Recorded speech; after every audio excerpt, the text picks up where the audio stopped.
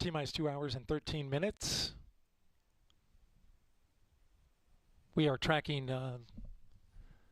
the red crew, 2 technicians and a safety representative that have made entry to the launch pad and are currently inside the compartment where the leaky replenish valve is.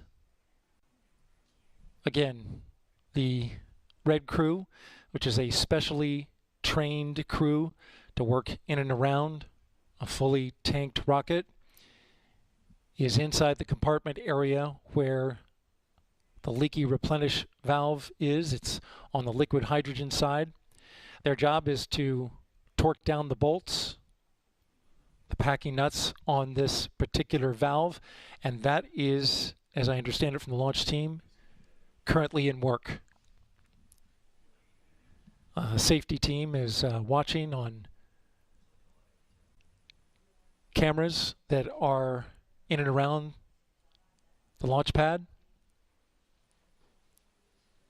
This is not a totally uncommon operation. The red crew, there's a number of individuals who stand by ready to do work on the red crew, who are specifically trained in their areas of expertise when they have to put hands on at the launch pad after or during tanking.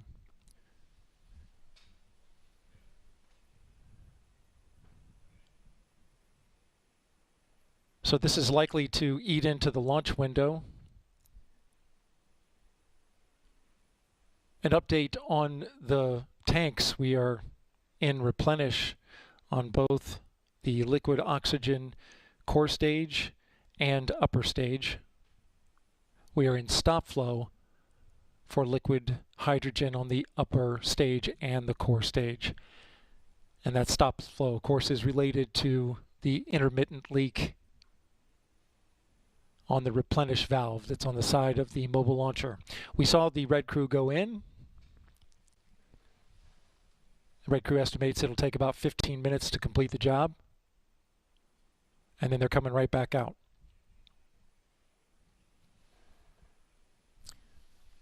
This is Artemis Launch Control.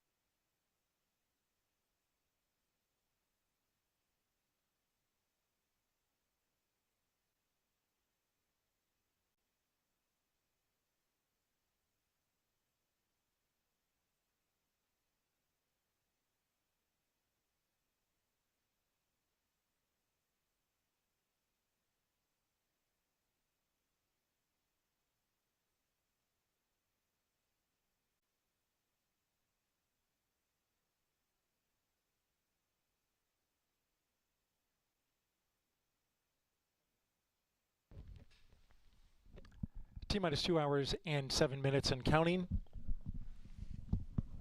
We are currently tracking work done by the red crew, currently out at the launch pad, a specially trained crew, torquing down some bolts on a hydrogen replenish valve. The safety team has eyes on it. They're currently doing that work. I want to make a programming note for you. Currently, if you're watching NASA TV's main channel, we are now going to begin the special launch broadcast that we have planned. Meanwhile, over on the NASA television media channel, we will continue with operational commentary. Again, we're getting ready to start a launch broadcast, a special launch broadcast on the NASA TV main channel, but we will maintain operational commentary on NASA TV's media channel. Please stand by for that. This is Artemis Launch Control.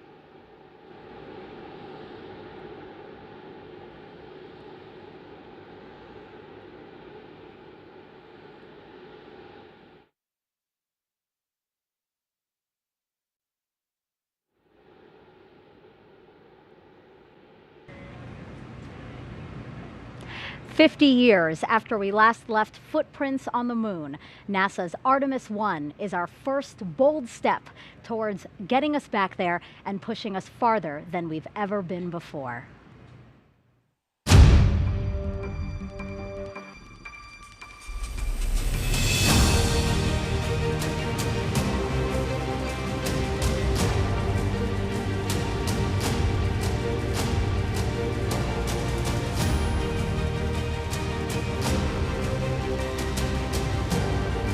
Landing a man on the moon and returning him to safety to the Earth.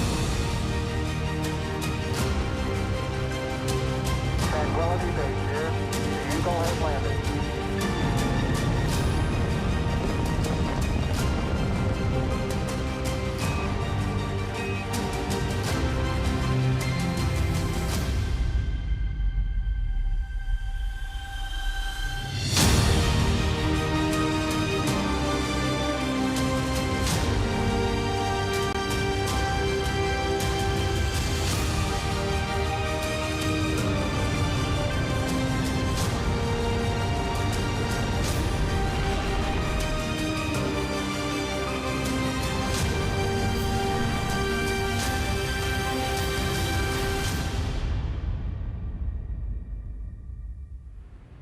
You are looking at the world's most powerful rocket and Orion spacecraft live on Launch Pad 39B.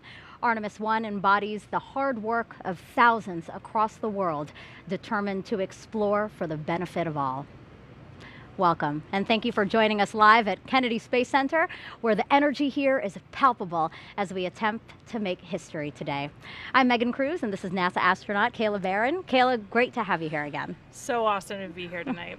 Well, some of you may know this, but Kayla served as a mission specialist for NASA's SpaceX Crew 3 mission.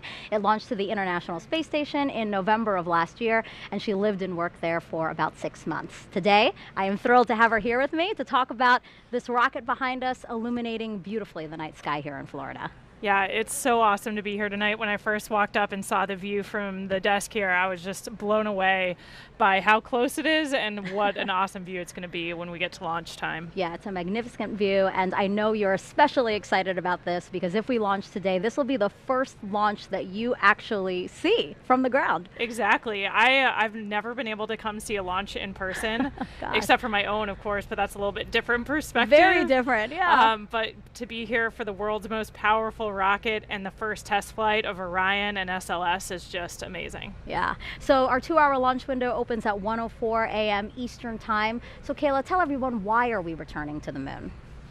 We are returning to the moon to learn more about it. The moon is a perfect place to learn more about our solar system, how the moon formed, but also how the Earth and the rest of our solar system formed. And we know so little about it. There's a lot to learn by returning there and doing some awesome geology work, but it's also the perfect proving ground for our continuation, exploring further into our solar system and eventually going to Mars. Right. We need to test all the operations concepts, all the equipment, habitats, rovers, suits, all of these things. And so it's the perfect place to test all of those things out and learn the things we need to do something that's almost hard to wrap your head around, going all the way to another planet. Absolutely. Really ambitious goals, and it all starts here with Artemis I. So Artemis I is the first flight test of NASA's brand new Space Launch System, or SLS rocket. It's the world's most powerful rocket and will send an uncrewed Orion spacecraft farther around the moon than any of the Apollo missions before it.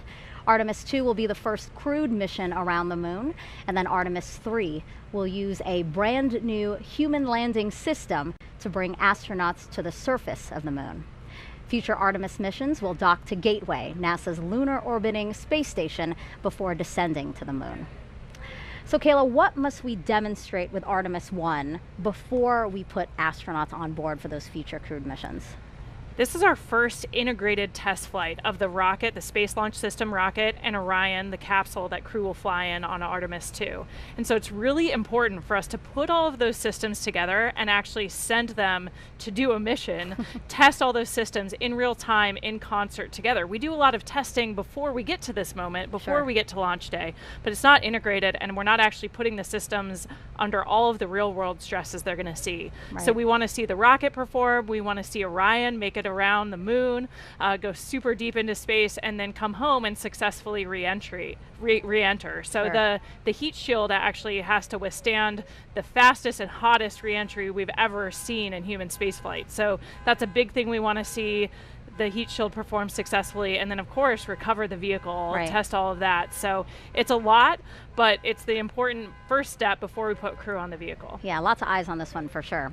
So tanking of the rocket began at 4:30 this afternoon. NASA's Daryl Nail is inside with the launch team and has some information about an issue they're currently working. Right, Megan, the launch director gave the go for tanking shortly after 3 p.m. this afternoon, but as of right now, there is a red crew, as they are named, a specially trained team of individuals out at the pad making an unplanned change to a replenish valve on the liquid hydrogen side. There are 2 technicians and a safety representative that are right now working inside the mobile launcher.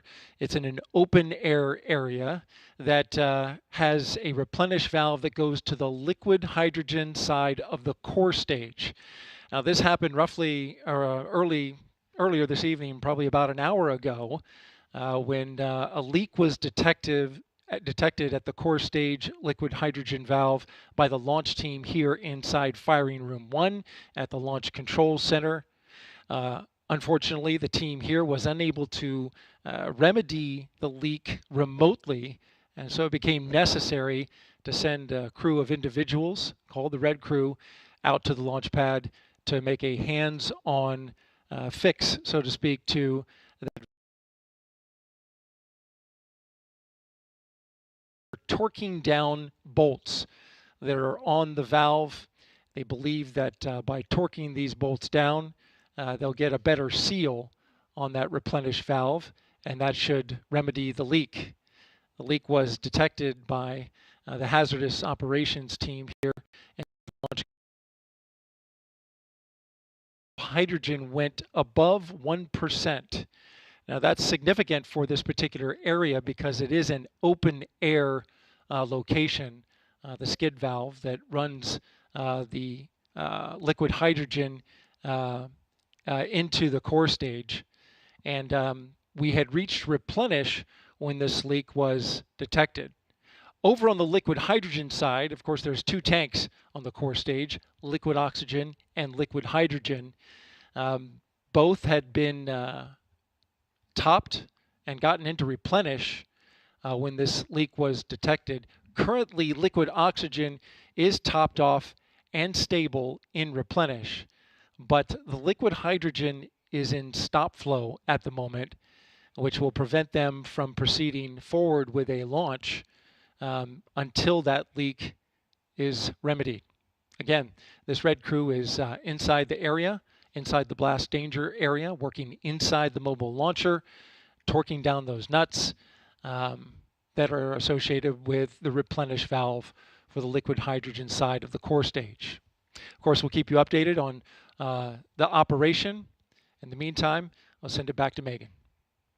Thank you for that update, Daryl. And yes, we are looking forward to your next update as to what happened with the red team out there on the pad. Now, today will be our third opportunity to launch Artemis I. The launch team called off the first 2 attempts due to issues while loading propellant into the rocket. The team addressed those issues and planned to try again in September, but then Hurricane Ian made landfall here in Florida as a strong Category 4 storm.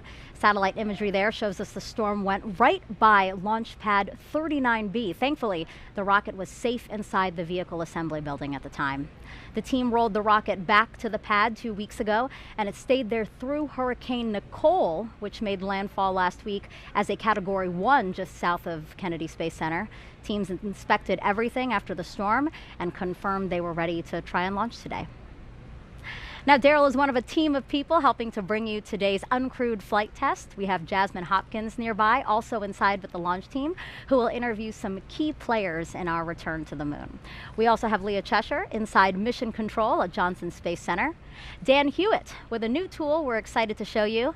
Leo Martin at the Kennedy Space Center Visitor Complex, and finally Brian Cizik with the U.S. Space Force monitoring weather. With 1 hour, 54 minutes until liftoff, how are we looking, Brian? And you showed we certainly had some interesting weather here in East Central Florida over the last several months, but I'm happy to report we're not looking at any type of satellite imagery like the ones you just showed. Overall, weather is looking quite favorable as we head to the launch window.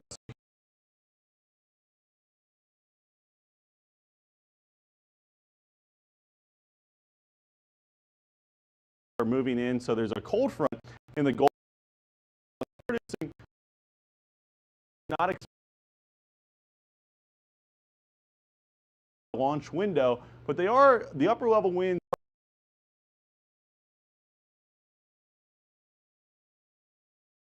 enough and thin enough where they're really not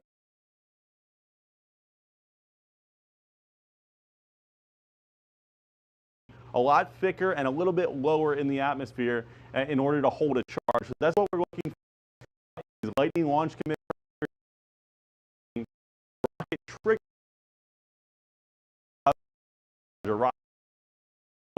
right in an atmosphere strong enough to produce a natural lightning strike. So that's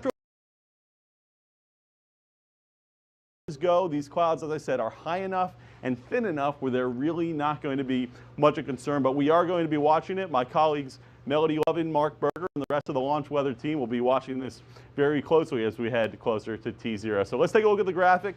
The latest briefing, 90% go. Really the only concern being the thick cloud layers rule and a very small concern for the cumulus cloud rule. But overall, the weather is looking favorable. As I said, right now weather is go. Those clouds are high enough and thin enough where we do not expect them to be a concern. So I'm happy to report a very favorable launch forecast as we head closer to T0. Megan, back to you. Don't you just love hearing 90%? You know, that's wonderful, Those are especially good here in odds. Florida. You know what I mean? Weather can really be tricky here in Florida. So 90% is perfect. Now, Florida's Space Coast has been the primary launch site for NASA's crewed missions for the last 6 decades. First Apollo, then Shuttle, the Commercial Crew Program, which Kayla flew up as a part of, and soon Artemis. Let's go now to NASA's Jasmine Hopkins. Thank you so much, Megan. We're here in the Launch Control Center amid all the excitement in Firing Room 2, and I'm so glad we're joined by our Kennedy Janet Petro and our Deputy Director as well, Kelvin May. Thank you both for being here. Thank you, Jasmine. Hi, Jasmine. So glad to have you. This team has overcome a lot to get to today. On the space, and then Nicole, Janet, how did we embrace the challenge? Jasmine, I couldn't be more proud of the team out here. Every this point, and then to have those two at the last minute, Nicole, all the evacuations. As you know, one time we remained at the pad, and the other time we had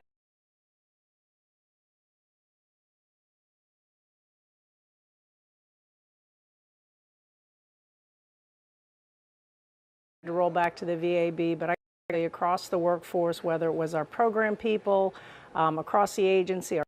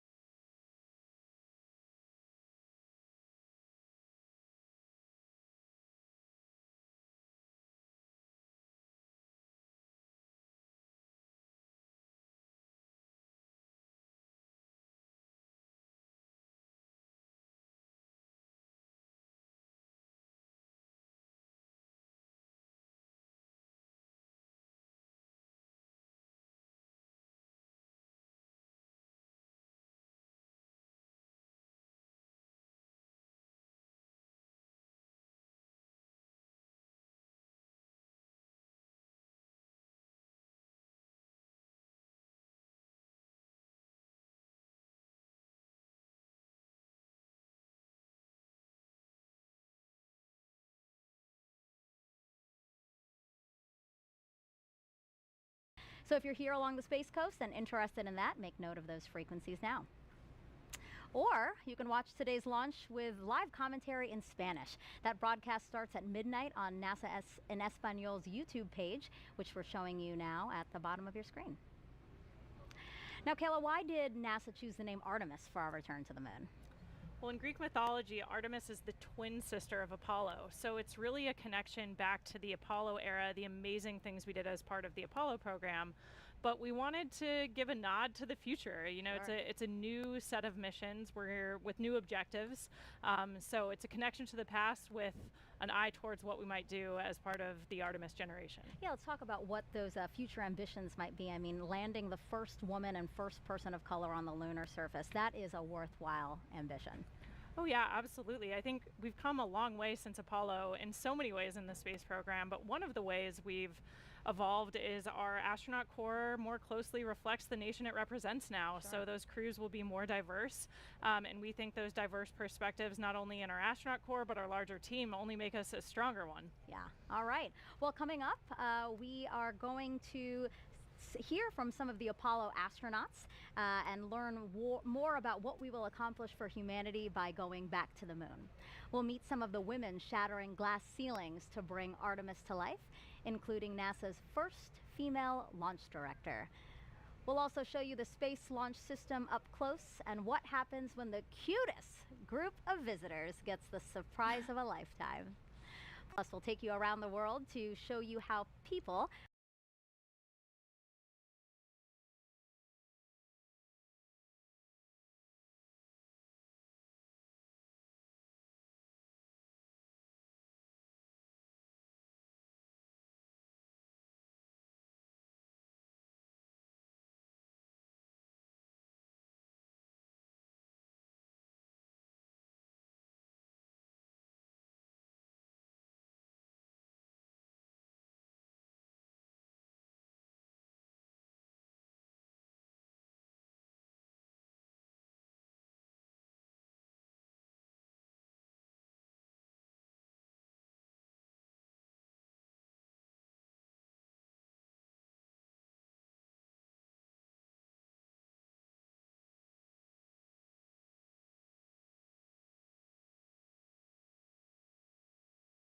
up to the camera as they are doing their work out at the launch pad.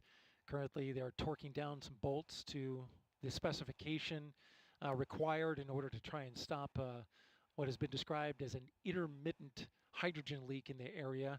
It went above the 1% threshold, and so that is a violation of the has-gas limit in that area. The team continuing to work as you look at the rocket on the pad. They were called out to the pad about a half hour ago, and they appeared to be making their way, at least have stepped back from the area of work. The way that the workflow has been going is they torque down the bolts, step back a little bit. The launch team then cycles the valves to check to see if the leak is still there, and then they come back in, and this has happened a couple of times, and start torquing the bolts again. The rocket was nearly fully tanked. The core stage was in replenish for both hydrogen and oxygen. The upper stage had nearly been finished when the leak was detected. And the countdown, though it is continuing, the rocket, the leak had to be addressed in order for the launch to proceed. The replenish puts the hydrogen back into the tank after it boils off, and so currently we're in a stop flow which no longer allows a replenishment of the hydrogen tank, and that would not allow us to have a launch without those tanks being in total replenish, and also in a vented configuration, which has also been put on hold. I'm sorry, not a vented configuration, but rather an engine bleed has been stopped. And so that would need to continue as well in order to get the engines conditioned for launch. That's the latest here from Firing Room 1 at the Launch Control Center. Megan will send it back to you. Thank you, Daryl. 1 hour, 41 minutes until, again, the planned start of the 2-hour launch window. Right now, let's head over to the Apollo Saturn V Center at Kennedy Space Center's Visitor Complex, where NASA's Dan Hewitt is just inside in front of a Saturn V rocket, which is the only vehicle to date to carry humans beyond low Earth orbit. He's going to show us what he has behind us there, the moon board. It's an interactive tool. Yeah, thanks, Megan, and welcome everybody. We're in the Saturn V Center, fitting that the rocket that carried astronauts to the moon of Apollo is just over our shoulder as we meet the rocket that's going to do it with the next generation under Artemis. So SLS, the Space Launch System, is out on the pad right now. It's on the mobile launcher. Before we jump into that, just to give you some perspective, so that valve that Daryl's been talking about is in the base section of this mobile launcher down here. That's different from the areas we were focused on in August and September in these 33-foot tall tail service mast umbilicals that are delivering the hydrogen and oxygen to the core stage of SLS. But let's jump right in. A couple of key components to SLS. We're going to start here on the sides with the solid rocket boosters. If they look familiar, they're derived from those that flew the space shuttle. In fact, some of the segments of these boosters today were flown on previous space shuttle missions. We call them solids because of the type of propellant inside. If you were able to look in, you would see a mix of ammonium perchlorate, aluminum powder, and a binding agent called polybutadiene acrylonitrile. That's your expert vocabulary word for the day. Now, as these are firing, they're providing more than 90% of the steering and 75% of the thrust as SLS makes its way uphill. And those are attached to the core stage, 212 feet tall, 5 major sections. We're going to start at the fun part down here on the bottom. 4 RS-25 engines, again, derived from those that flew the space shuttle. In addition, we have this core engine section here where we have all of their necessary plumbing, also the connection points where we're feeding the propellants into the core stage itself. And as these are firing, each one providing up to 500,000 pounds of thrust during operation, consuming 1,500 gallons of propellant every second as they go uphill. Now, these are liquid rocket engines, which means you need a fuel, about 500,000 gallons of liquid hydrogen, and an oxidizer, about 200,000 of liquid oxygen up here. That hydrogen gets fed through feed lines down at the bottom of the tank here. The oxygen coming from these 2 feed lines you see running down out of this, the intertank section. The inner tank also has the upper attachment points for the solid rocket boosters. The bottom attaches down here at the engine block. Now, all the way up top, we have the forward skirt. It's where you have your core avionics, your brains for flying SLS, as well as connections to the mobile launcher and some antennas. And if we zoom in, why does it look all bumpy? We have a spray-on insulation on the core stage. These propellants are stored at cryogenic temperatures, hundreds of degrees below 0 Fahrenheit. And so we have to try and keep them as cold as possible. Now, underneath this upper skirt, we have the second stage, the Interim Cryogenic Propulsion Stage, or ICPS. This is a modified upper stage from the Delta IV family of rockets from United Launch Alliance. Single RL-10B-2 engine, also propelled by liquid hydrogen, liquid oxygen. This is used for our in-space propulsion maneuvers, critically that translunar injection, which is going to give us the energy to go beyond low Earth orbit and head out to the moon. Altogether, that's the Space Launch System. It's going to be making its first flight, hopefully today. It's going to be a heck of a show. Let's get back to the countdown. I'll send it over to you, Megan. Thanks, Dan. 1 hour, 37 minutes and counting until our 2-hour launch window opens tonight. The Space Launch System rocket and Orion spacecraft together, standing just taller than the Statue of Liberty at Launch Pad 39B. It's the culmination of years of development and thousands of tests. Here's a look at its path to the pad. The Space Launch System is really the backbone of the Artemis missions. It's the truck. It's the big carry vehicle. It allows us to carry both crew as well as the equipment that we need to live and work on the moon. 60 years ago, NASA was in a race to get to the moon. This time is more than just a race. It's about establishing a long-term presence. Can you imagine rolling the Statue of Liberty out to put at the pad? That's what we're doing. It will lift up from Earth with more power than the Saturn V, which was the first vehicle to take us to the moon. Artemis is our next giant leap.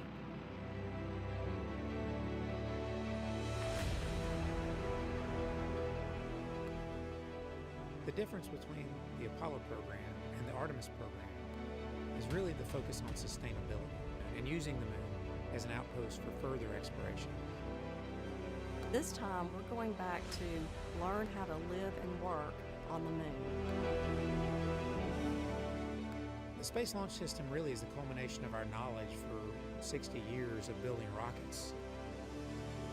We started by looking at over 1,700 different potential components that would go into the rocket, and by looking at the way we could reuse some of the most reliable equipment that was flown on the shuttle. We took those and we put them together into a system that had enough energy to make sense to do the mission that we've been asked to do. We're moving from low Earth orbit, like you see in the International Space Station today, to moving beyond that, to taking the next step in exploration. It's 322 feet tall. It's got 700,000 gallons of cryogenic propellant in the core stage alone.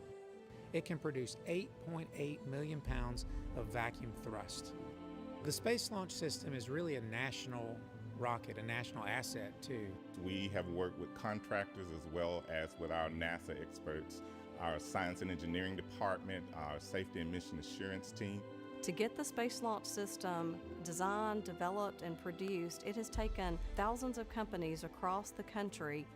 It comes together by train, it comes together by plane, it comes together by barges. So all of that culminates at the Kennedy Space Center for the launch of the first Artemis mission. Everybody has worked together to ensure that we have a safe and reliable rocket. At NASA, safety and testing is extremely important because ultimately this rocket isn't meant just to carry cargo, it's meant to carry people. It takes all types of education, all types of backgrounds, all types of diversity to do the things we do, and it'll be great to see a diverse crew land on the moon. Where the Space Launch System comes in is providing that reliable transportation so that we can start flying these rockets on a routine basis to take people and to take payload to that outpost, the moon, and also the gateway system. We have a generation who've never seen deep space exploration, and this will give them an opportunity to see that this is something that they can potentially do themselves. It's going to be a paradigm shift for NASA. We're going to be back to looking at things that nobody's ever done before.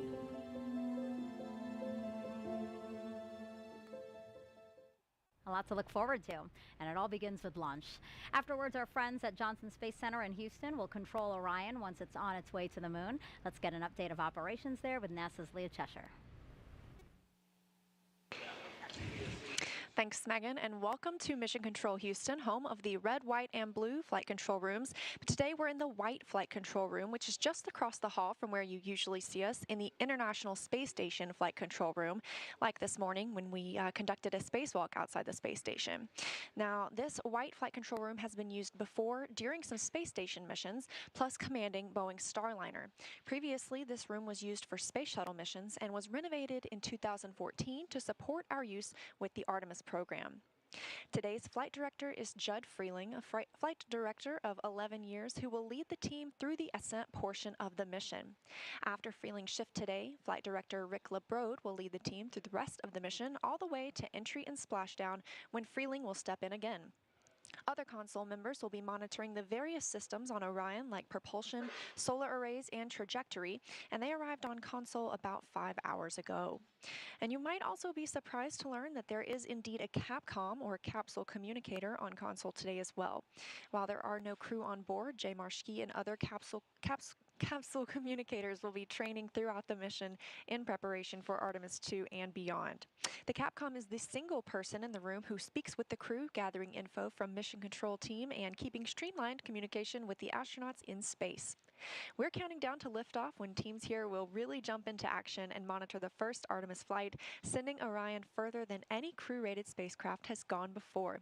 But for now, Megan and Kayla will send it back to you at Kennedy Space Center to keep walking us through the events of the day.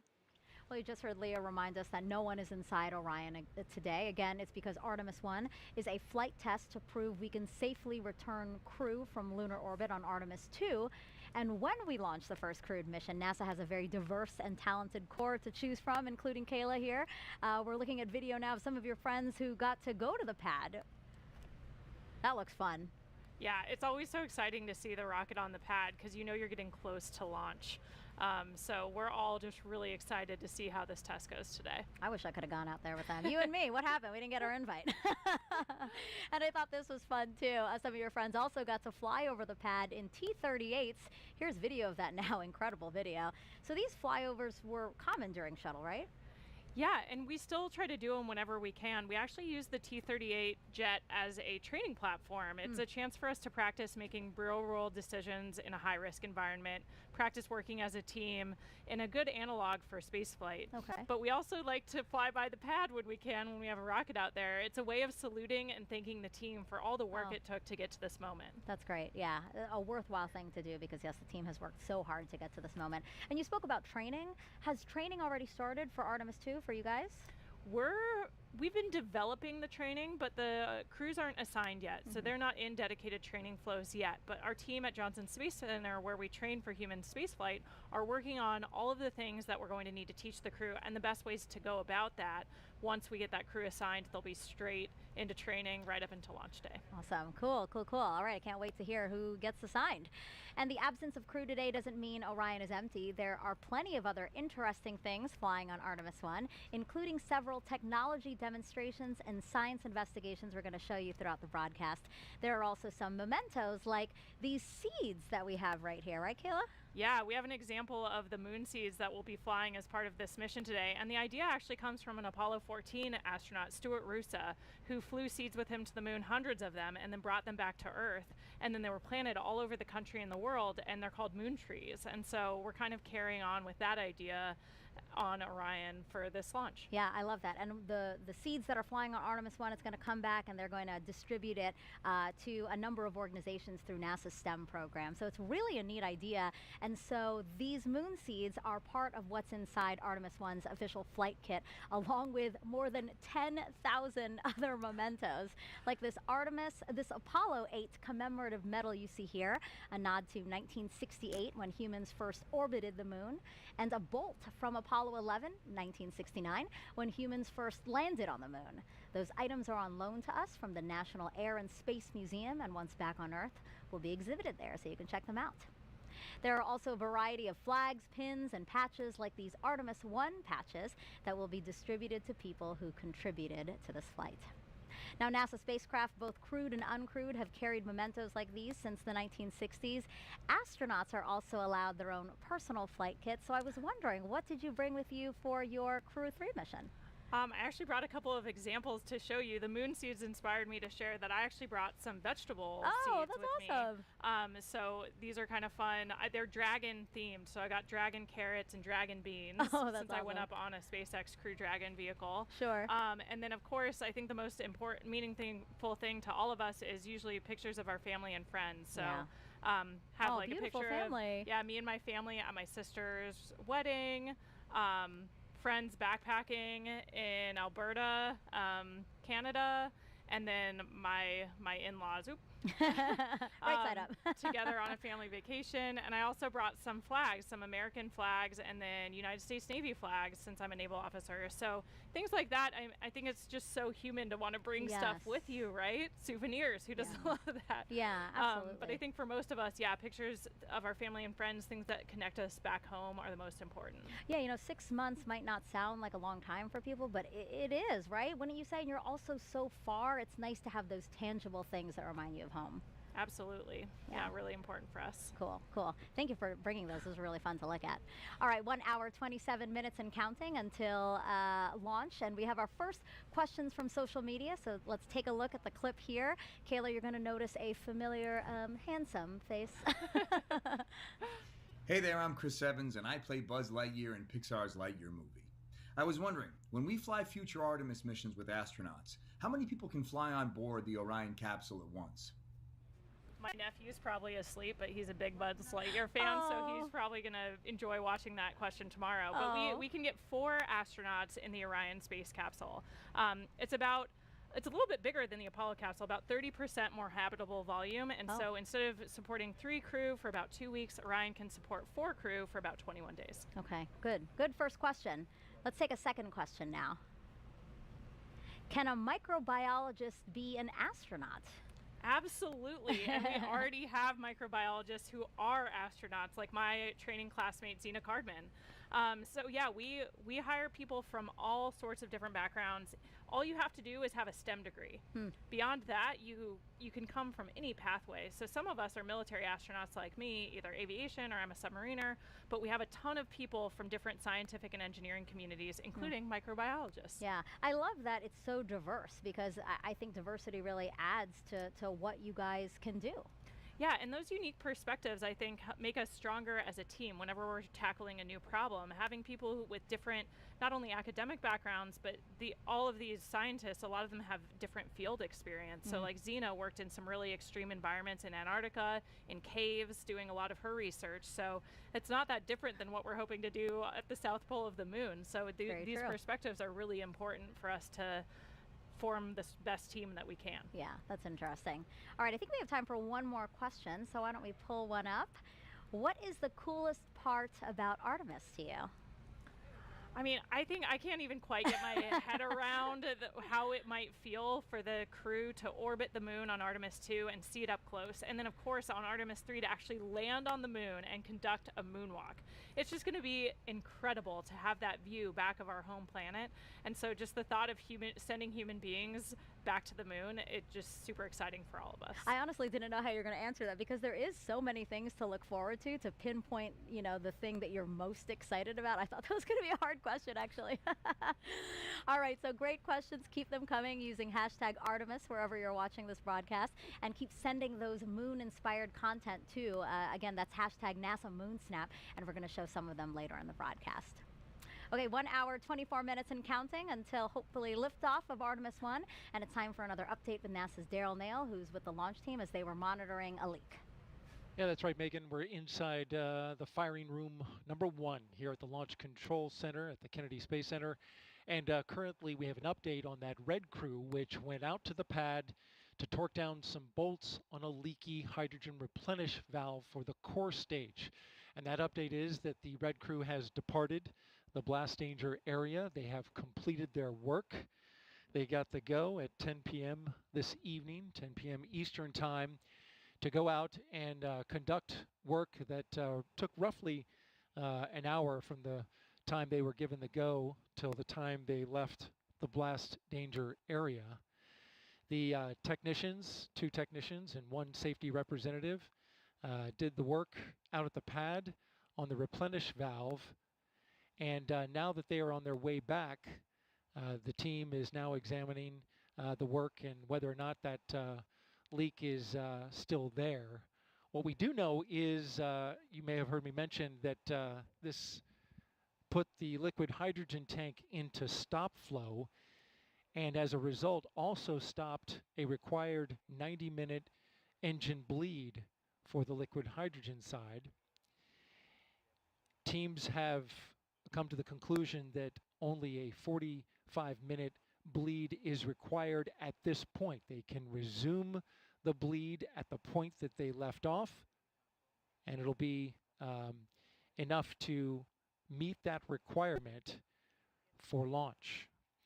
You're looking now at a graphic where we're tracking the core stage fill rate. We did this earlier this evening. Took about 4 hours and 20 minutes to fill the core stage. You can see on the left that the core stage liquid oxygen is at 100%. That's the same for the upper stage, and both are in stable replenish. As you can look to the right, though, you can see that we're at 97% for liquid hydrogen. The reason for that is because when we went into stop flow, that means that the replenish was no longer refilling the tank, and that liquid hydrogen was boiling off and draining some of the capacity out of that particular tank. So we've lost some liquid hydrogen. The plan is to resume, of course, the filling of liquid hydrogen, which goes into that into the liquid hydrogen tank on the core stage and then vents out on that flare stack that you see to the right, where excess hydrogen is burned off. That's the latest here from Firing Room 1. Megan, we'll send it back to you. Thank you, Daryl. All right, let's go back inside our Apollo Saturn V Center now with NASA's Dan Hewitt. We last sent humans to the moon using the rocket behind you. Can you show us how we're going back now with Artemis? Absolutely, thanks Megan. So Artemis I is going to take us from planet Earth around the moon and all the way back, and I'm going to show you every step of the way. Like every great space mission, it starts with a launch. In this case, 4 RS-25 engines, 2 solid rocket boosters ignite, sending SLS and Orion into the sky. On the way uphill, we'll have a number of jettison events, things coming off the rocket. One of the most visible, these 2 large solid rocket boosters a little over 2 minutes into flight will break away. We'll also have the launch abort system come off once we're high enough, and then 3 fairings which are protecting Orion's capsule and service module during the flight through the thicker parts of the atmosphere. Now, after the core stage has consumed its propellants, we'll hear MECO, main engine cutoff. Those 4 engines will cut off, the core stage will drop away, handing over propulsion duties to this, the interim cryogenic propulsion stage. Its first job is a Perigee raise maneuver. Perigee just means the lowest point of your orbit. This will give us a nice circular path for Orion around our planet. While it's there, we can really check the spacecraft out, make sure everything from electrical systems, guidance, navigation and control, communications are all functioning before we commit it to heading to the moon. And we do that with this, the trans-lunar injection. This will be about an 18-minute firing on today's timeline, and this is done to give us enough energy to get out of low Earth orbit and make our way to the moon. Shortly after that, the ICPS will separate. It'll do a disposal burn, sending it around the moon and into an orbit around the sun. But from there on out, propulsion duties get handed over to the European service module. It's going to make a couple of outbound trajectory correction burns on the way out, critically testing that orbital maneuvering system engine, that large one on the very bottom that's going to be needed when we start making our maneuvers around the moon to get into what's known as distant retrograde orbit, or DRO. To do that, we're going to do the outbound powered flyby, dipping in about 70 or 80 miles off the lunar surface, really pushing with that large engine. That's going to slingshot us around. We're going to do a final orbit insertion maneuver, and then we will be in DRO, distant retrograde orbit, this dotted line right here. Distant, we're about 40,000 miles off the lunar surface, and retrograde, because the moon orbits the Earth in a counterclockwise fashion, we're going to be going clockwise, opposite retrograde. It's a very stable orbit, doesn't require a lot of energy to maintain your space there, really lets us put Orion through the paces, learn about using this spacecraft in deep space. But eventually it'll be time to come home. We'll fire up the engines once more, do a departure burn. This is what commits us from departing the moon and heading back home.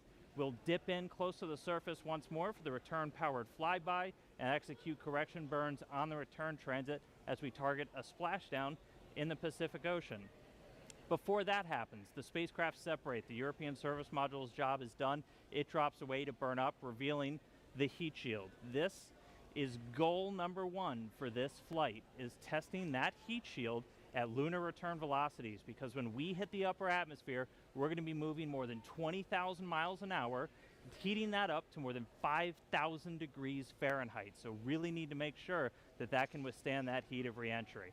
After it makes it through, parachutes deploy, Orion splashes down in the Pacific, a Navy ship and other recovery assets are standing by to pick it up out of the water and bring it in to the first mission in the Artemis program. So that's all still going to unfold. It all starts with launch today though, so let's get back to the countdown. Over to you, Megan. Our return to the moon would not be possible without our partners across the country and the world. So joining us now is Frank Davina, head of ESA's European Astronaut Center. Good evening to you. Good evening. Well, so I want to ask you, talk to me about Airbus and how that company and ESA contributed to the Orion spacecraft.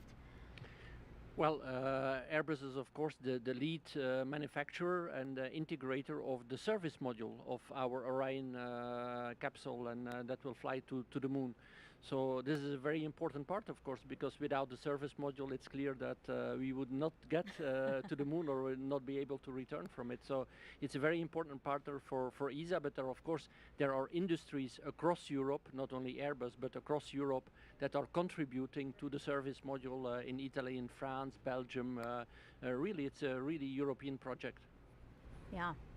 Frank, we've been close partners, NASA and the European Space Agency, for decades now, and partnering on things like the space station, scientific exploration, and of course commercial crew missions. Matthias Maurer, ESA astronaut extraordinaire, was on my crew, Crew 3.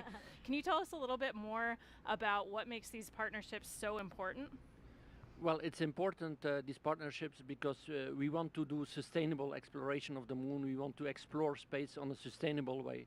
And I think partnerships in that sense are essential. One nation alone, could they do it? The US maybe, yes. Europe certainly could not participate to a lunar program by themselves, or could not do it by themselves. But I think if we do it as a partnership, we can go a lot further, we can do a lot more. We can leverage technologies, we can leverage talent in all these countries across the globe that can really push the partnership forward. So looking ahead to future Artemis missions, we're going to have ESA astronauts on board those. Have you guys begun preparing for that training, anything like that? We have actually started preparing already for lunar missions, surface missions. We have a program called Pangea in ESA, which is basically, there are NASA astronauts participating in those trainings. Stephanie was just over with us just 1 week ago, doing field trips, and we are actually starting to prepare to see also which technologies do we need to use that we can at the best possible way do science on the moon, because of course we just do not go there to walk around or do two things. We want to do real science, we want to do discoveries, we want to live there for a sustainable way. So which technologies do we need? And that we are actually starting already in the European Astronaut Center. We actually started already more than 5 years ago developing this training program. So yes, we are involved again together with our NASA colleagues and colleagues from the international partners to start preparing crew to really do sustainable surface exploration of the moon. Yeah. And you guys are doing more than just crew, right? You guys are contributing to the Artemis programs in other ways? We are contributing to the Artemis program in many ways. Of course, the service module that we will see launching here hopefully today is the biggest part today. But we are looking into a lot of other capabilities. First of all, there is the gateway. That will be a real element to enable the sustainable exploration of the moon. We have the communication system on the gateway, we have the IHAP, the habitation module, we have Esprit, which is a refueling module, which is essential if you want to sustain the gateway there for a longer period of time. Of course, you need to be able to refuel the system. So these are essential elements, again, that ESA is providing. We're also providing small technology experiments. Radiation, for example, will be very important. We are looking in crew exercise device for the gateway. We are looking into medical systems. So these are also small components, but for the crew that are very important, because we need to keep the crew healthy there, of course. You're a great partner. You have so much that you're contributing. We really appreciate it. We have a lot that we can contribute. And, Thank you. And of course in this ministerial, because we have now our ministerial conference coming up next week, where the big decisions are going to be made for the next decade. And there we will propose a European lander that will bring logistics to the moon. And this logistics capability that will be a big part of the integrated Artemis program will allow us to have European astronauts actually walking on the moon. So that is really interesting for us. Wow, Frank, thank you so much. And we continue to look forward to the contributions that we can make together with this partnership. Thank you so much. Thank you for having me. And good morning to the viewers in Europe. Thank you so much. All right, and speaking of viewers, we have a ton of people out here on along the space coast of Florida watching today's launch. So let's head on over to NASA's Leah Martin. She's over at the Visitor Center with a whole bunch of excited people. Oh my goodness, Megan. You know, this normally is a time of night that people are winding down and getting ready for bed, but there is not a single person here who has sleep on their mind. Everybody is so excited, on the edge of their seat, trading stories, talking about previous launches and being excited for this one. And I'm actually joined here by 3 women who are thrilled to come out and watch tonight's launch. What does it mean to be out here and see this historic launch tonight?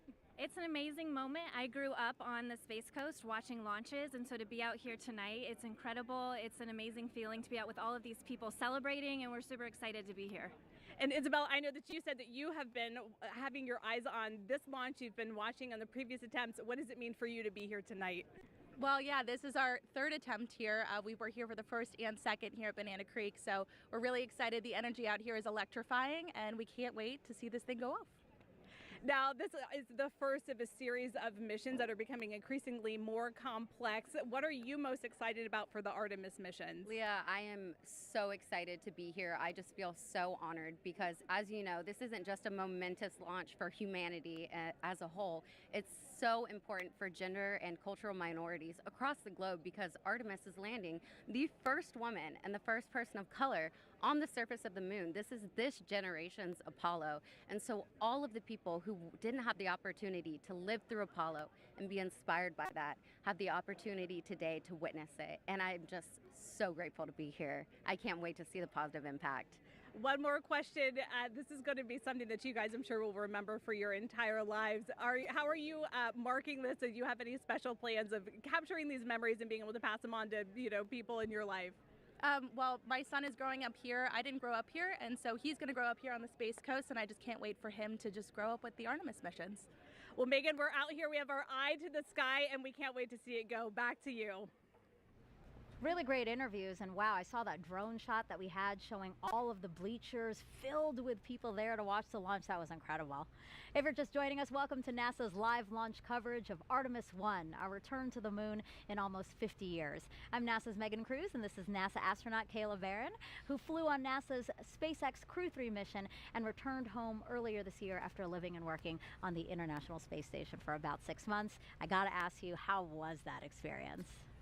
It was incredible. We had such an amazing time up there. The Expedition 66 crew was awesome. I've been saying since I got back that we're the happiest crew in the history of the space station, and nobody's been able to really challenge me on that yet. You guys look very happy in that photo. Oh man, we were just like a family up there executing an incredible mission. Some amazing science experiments. We got to do 3 spacewalks.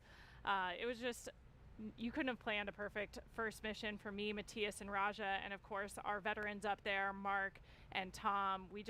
It was amazing. We had an incredible time. Yeah. Wow, look at that photo of you in the cupola. That is amazing.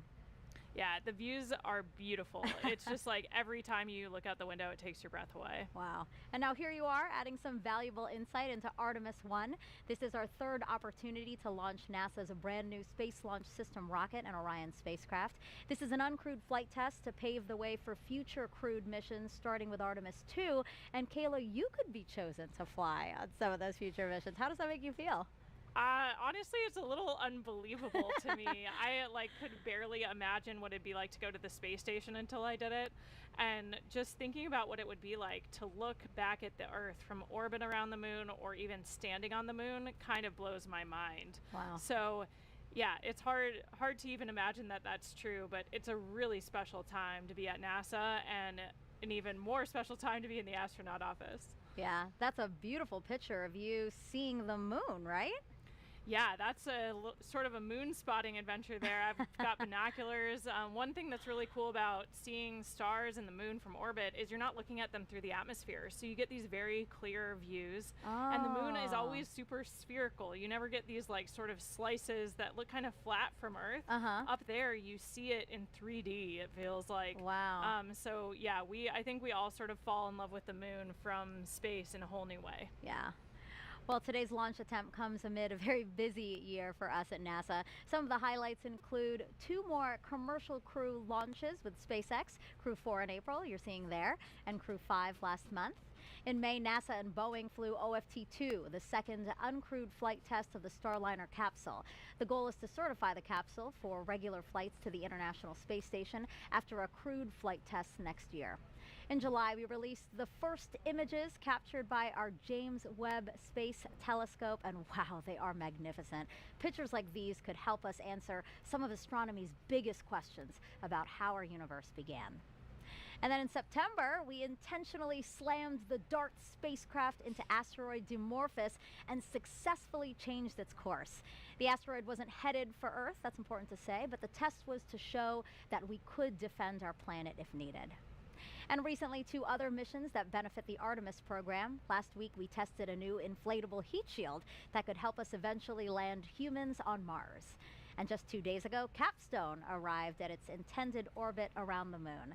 The small satellite launched from New Zealand in June and will now test the unique lunar orbit for a future space station there. You heard us talk about a gateway. Now, Kayla, what do you think about all that NASA is accomplishing? I mean, those are all just amazing examples of why it's such a cool time to be part of human spaceflight and the larger space program. We're learning so much, not only about our home planet, but our galaxy and the universe. Like those James Webb images just capture my imagination every time they release a new set. Yes. And so it's, we have a lot going on and a lot to be excited about right now. I hope people are following along for it because it is truly great, and we want people to share along with that. So, all right, 1 hour, 6 minutes and counting from liftoff of Artemis I. Let's head back to the Launch Control Center with Daryl Nail. Yeah, thanks, Megan. And so we get an update for you now. The Red Crew, of course, completed its work on torquing down the bolts for that replenish valve on the core stage hydrogen side. And now we are back in replenish for core stage hydrogen, which is good news. The team now looking to work on that upper stage, and we understand for the update to the NASA test director, they just informed the NTD that they can start getting back the flow on the upper stage as well. It went into a stop flow roughly around 10 p.m. Eastern time after a leak was detected. You can see the core stage status there. Liquid oxygen side is in stable replenish, both for the core stage and the upper stage of the rocket. Over on the right side, you can see we've lost some hydrogen since going into a stop flow that allowed some liquid hydrogen to boil off during about an hour or so while a Red Crew was sent out to the launch pad to make repairs. Now, the hydrogen bleed for the engines was reestablished, and it looks like the team is back on track to recover that after a stop flow halted the bleed. They are required to bleed that liquid hydrogen through the RS-25 engines for 90 minutes, but they're picking up where they left off, and that appears to be on track. In the meantime, we've had an update from the range, and the range has informed the NASA test director that currently at the moment, if we were to launch now, they are no-go due to the loss of signal on a radar site. That's currently being worked right now. Again, the range advising the NASA test director that they are no-go. The range is not clear for launch until they remedy that issue on their radar site. And so we're also tracking that. In the meantime, we started this at 3:23 p.m. Eastern Time. Got the core stage tanked in about 4 hours and 23 minutes, and now looking to get everything back on track to try to make that launch window at 1:04 a.m. Eastern Time, which has a 2-hour window associated with it, all the way to 3 a.m. Eastern Time. That's the latest from the firing room. Megan, back to you. Thank you, Daryl. Now, there may not be astronauts aboard the Orion spacecraft for this flight test, but there are some passengers there with very important missions. Inside the Orion spacecraft, as we fly around the moon, we have some cool experiments going on to help us understand what the environment is like. Although there's no humans aboard Artemis I, we do have a few special passengers aboard that will help us pave the way for future Artemis missions. So there's basically 3 occupants riding. You can kind of think about it like 3 astronauts. We have a moonikin. We will also have 2 torsos that are learning about the moon and learning about the environment for our astronauts before they go. We have a mannequin on Artemis I. We call him our moonikin for short. That moonikin is called Commander Moonikin Campos. The name is actually in homage to Arturo Campos, who was an important person who helped bring the Apollo 13 capsule home. The moonikin will sit in the commander's seat, and it will wear a suit just like our astronauts will wear. Moonikin Campos is actually weighted to simulate an actual human aboard the Orion spacecraft. So it will help us understand what our astronauts will experience as they go to the moon and home. The Orion Crew Survival System suit and the Orion seat were designed simultaneously to fit together as a seamless package. The actual design of the suit was built into the Orion seat, such that when they're in the suit, in the seat, it is a true cocoon of protection for them. During this test flight, The seat will actually be instrumented with accelerometers. Sensors that tell us how much the chair is shaking during launch and re-entry, and how many G-forces or gravitational forces it experiences. We expect Commander Moonikin Campos to have a very exciting ride on his way to orbit. The thrill of launch, the experience of weightlessness, the excitement of landing.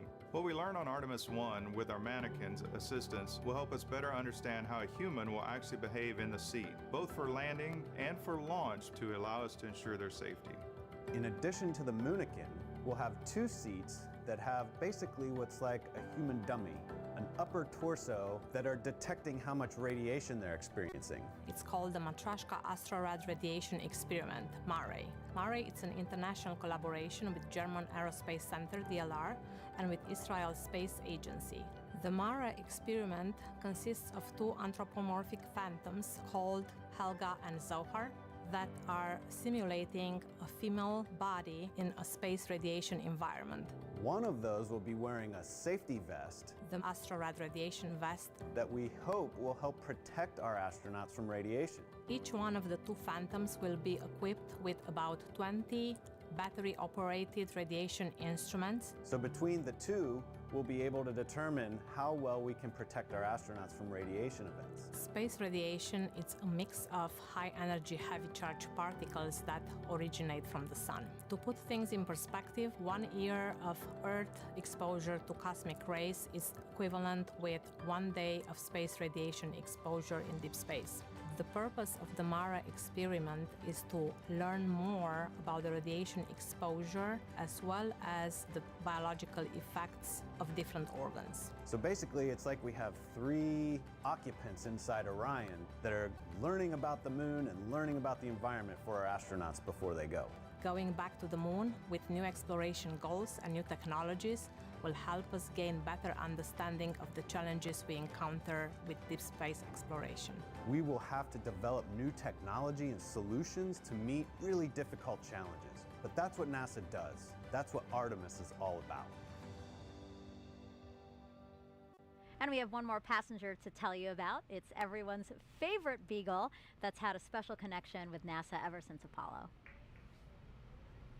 Artemis is NASA's plan to go back to the moon, and Snoopy is to be the zero gravity indicator. A zero-G or zero gravity indicator demonstrates the moment that the crew in the spacecraft reach weightlessness. Snoopy is about to take his first trip around the moon. The relationship with NASA and Snoopy goes back about 50 years since the Apollo days. He was the face of the safety campaign, the icon for NASA's culture of safety and mission success. So NASA and Peanuts have a Space Act agreement. And we collaborate together on STEM content. And we really were excited when it was decided that Snoopy would be the zero gravity indicator on Artemis I. We wanted to go all out, so we created a custom Snoopy. And the spacesuit is actually made out of material worn by the NASA astronauts. Everything was done with extreme detail. They cut patterns for his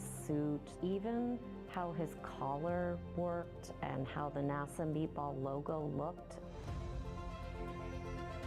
We're very excited. I'm personally very excited. I can't contain the excitement I am feeling about this day. Snoopy is going farther in space than he's ever been before. This is a day that we've all been waiting for. It's fantastic. And we snapped this picture of Snoopy and Orion. He's comfortable and ready for his journey to the moon. Lucky for us that Snoopy has this twin that's staying here on Earth. That way we can take a closer look at how cute he is. And this orange suit, I mean, it is amazing. It's actually the same material that would be worn by Artemis astronauts, right? Yeah, you know, the suits we'll be wearing in Artemis ultimately are an update of the suits that the shuttle crews wore. They're this iconic orange color. And we've updated them, though, with new technologies and also new crew capabilities so that they can best protect the crew in our return to the moon. I actually got to work with that suit team before my assignment. That's cool. And so the suit's kind of near and dear to my heart. Yeah, I think we have a picture of you wearing the suit as part of when you were helping to design it, right? Yeah, so I was our representation from the crew office, from the astronaut office, to the engineering team that's working on putting this suit together. So I got the chance to wear it for some of the early testing, and it is an amazing suit, and it'll protect us while we're in the vehicle. Cool. So what was your zero-G indicator? Yeah, like the video mentioned, we always choose stuffed animals. So we actually had a turtle. We named her Fowl, which is German for peacock.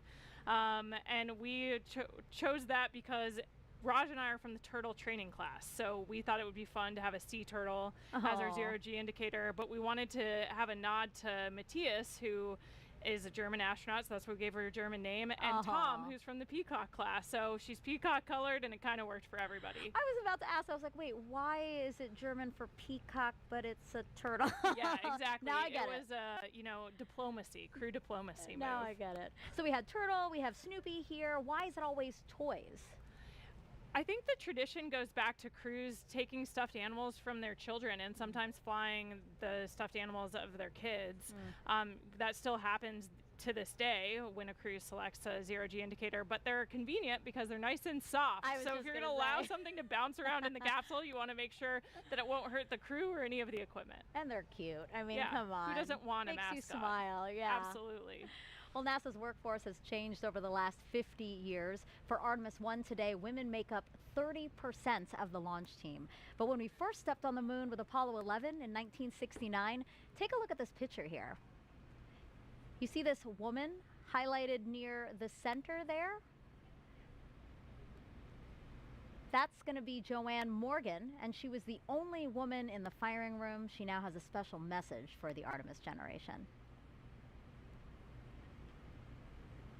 Hello, I'm Joanne Morgan, and I am so excited for Artemis I. This flight test will bring new knowledge to people on Earth, and I'm thrilled to see such a diverse team at the LCC making it happen. Firing Room 1 is a different sight today than when I was on console for Apollo 11. I was totally focused on doing my job and never thought about being the only woman in the room. Today, women at NASA are center directors and launch and flight directors and have substantial roles in engineering, science, and technical areas. This is so important for a new generation, the Artemis generation, to see how individuals are leaders and contributors to the mission, and for youth across America and the planet to see this as well. After 50 years, it is gratifying to see this change, and I can't wait to see what you all accomplish together. New century, new generation, new mission to the moon and beyond. Godspeed, Artemis team and Artemis I.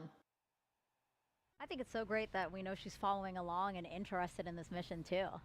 Yeah, it's so awesome to see the women who have come before us at NASA and paved the way for a much more diverse team to contribute to these amazing missions. Yeah, and speaking of women breaking the mold, before serving as a NASA astronaut, I know you were a naval officer and a member of the first class of women commissioned to the submarine community. How amazing is that? I mean, what would you say as you look at these pictures? What would you say to women, young girls who might be thinking, hey, I might want to join a predominantly male field?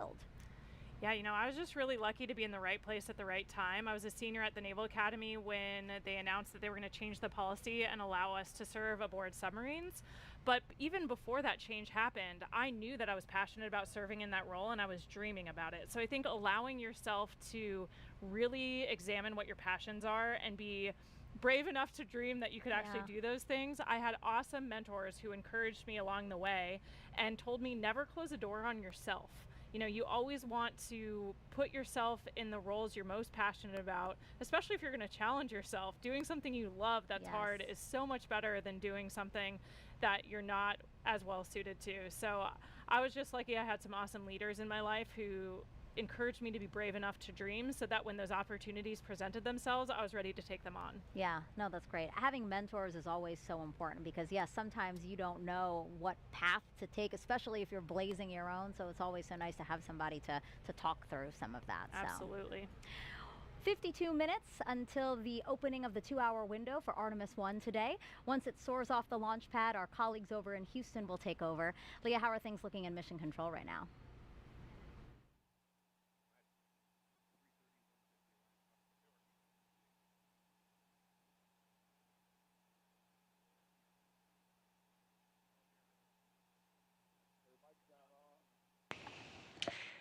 Hey Megan, I'm here now, and thanks for joining us again here in the White Flight Control Room here at NASA's Johnson Space Center. So you might be wondering why Johnson Space Center will control the flight of Orion after liftoff, even though it's launching at Kennedy Space Center, and that's all about how our flight control centers are designed.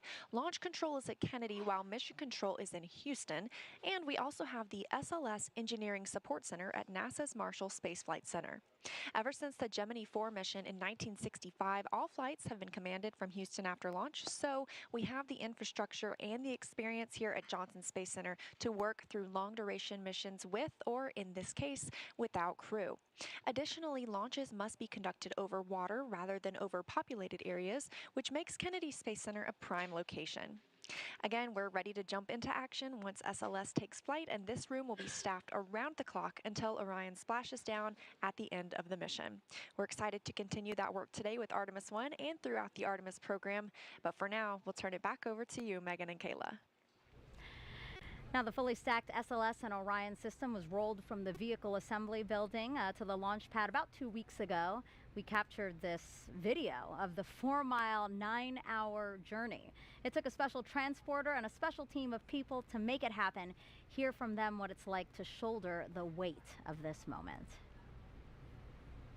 The crawler transporter is it's a machine that goes and picks up the mobile launcher, the SLS rocket with Orion. It's basically the cornerstone of the mobile launch concept. Without the crawler, you couldn't transport the mobile launcher and the vehicle from the VAB to the pad or the pad back to the VAB. And it was designed and built for the Apollo program to move Saturn V's to the launch pad. Since then, we've modified it and used it to move the entire shuttle program. And after the shuttle program, we did extensive modifications, and now it's to be used to move Artemis to the launch pad. The crawler is 136 feet long from end to end. It's 114 feet wide from the edge of the truck to the other edge of the truck. It weighs 6.6 million pounds. It has the power to do 2 miles an hour, but you never want to go that fast. Generally, we're around 0.83 for SLS. Artemis will be one of the heaviest loads we've ever carried and one of the tallest loads we've carried. I am exceptionally proud of our team. They're very talented, they're very committed, and they're just all around good team. I think any problem that crops up or anything that comes up, we'll fix it and we'll get moving again. And again, it starts right here with the crawler. So if we do our job and everybody else does theirs, man, we're gonna have a successful launch. We're going back to the moon. This is gonna be just fantastic. Such an impressive team, and the crawler, Kayla. I mean, this is a certificate from the Guinness Book of World Records. Yeah, it's pretty cool getting recognized for the heaviest self-powered vehicle in the world at 3,106 tons. That's amazing. That's amazing. I know. We were just talking about how awesome the crawler is. I mean, it was retrofitted. It was created in the Apollo for the Apollo missions, and it was updated, modified for shuttle, and now it's been modified for Artemis. It's just really an amazing machine, and the people who keep it maintained and operate it, like, I'm so glad that we could feature them today. Absolutely. All right, so we are 48 minutes and counting, again, from that opening of the 2-hour window we have today. Kayla, if you thought you were excited, you have got to check out this video here.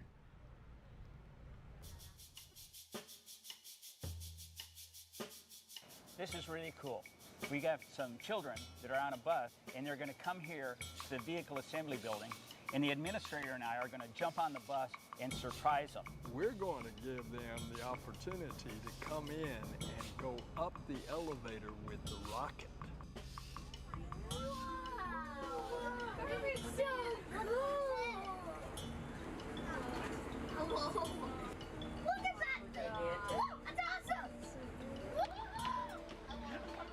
Hey guys, would you like to see a moon rocket? Yeah! Because it is the future of our country, indeed the future of the world. And we saw what our space program does for science and technology and engineering and mathematics. We saw that in the Apollo generation. All right, guys, what do you think?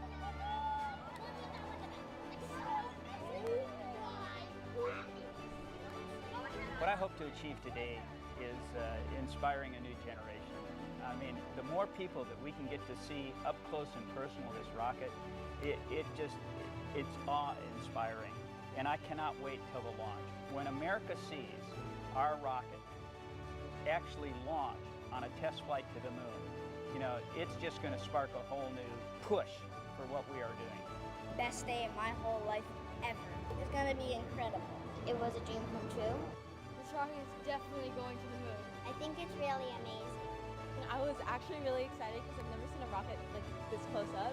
Now we have the Artemis generation. This is a new generation of us going back to the moon to learn and live, and then we're going to Mars. I told you they were so excited. They're so cute. Their faces, it was amazing. I think my face looked pretty similar the first time I walked into the VAB and looked up at that rocket. I mean, the building is huge, and standing at the base of the rocket just takes your breath away. The scale of it, you know, 322 feet, especially stacked on its end like that, is just amazing. So Yeah. I almost relived my first time in the VAB through their eyes. And it was really cool. There was this opportunity where they got to just ask any questions they wanted. I was there, so they were asking me questions. They were asking the administrator, Bob Cabana as well. And they just, hands shot up. They just had questions. And then sometimes I didn't really know the answer. And they're like, well, it's this. And I was like, oh my God, they know so much and they're so interested in it. I mean, again, this is why we're doing this. This is part of the inspiring the next generation. Absolutely. Whenever I get a chance to interact with kids, kind of any age, all the way from elementary school up through college, the human spaceflight program, and Artemis in particular, I think really captures people's imagination and gets them interested in everything it takes to do something so daring and so complicated. Yeah. And actually, before we move on, an interesting note about the opening music in that video. It's an original composition called The Artemis Generation, performed by the Cooper Middle School Band percussion section of McLean, Virginia. And to continue to inspire the Artemis generation, NASA invited students to take part in a national essay contest, challenging them to imagine what it'd be like to lead a week-long mission to the moon's South Pole. Here's the first winner now. I gazed out of our moon pod window just before it was time to exit. My crew of 3 and I had been working for years to get here. Our crew consisted of a botanist, an engineer, a doctor, and me, an astrobiologist. We'd been picked because of how well we got along together, with our complementary STEM backgrounds and our naturally upbeat personalities. Houston, this is Artemis Crew 1, initiating airlock sequence, I said over my microphone. I looked at my crewmates, and as I stepped out of the pod, I felt so gratified, becoming the first woman on the moon.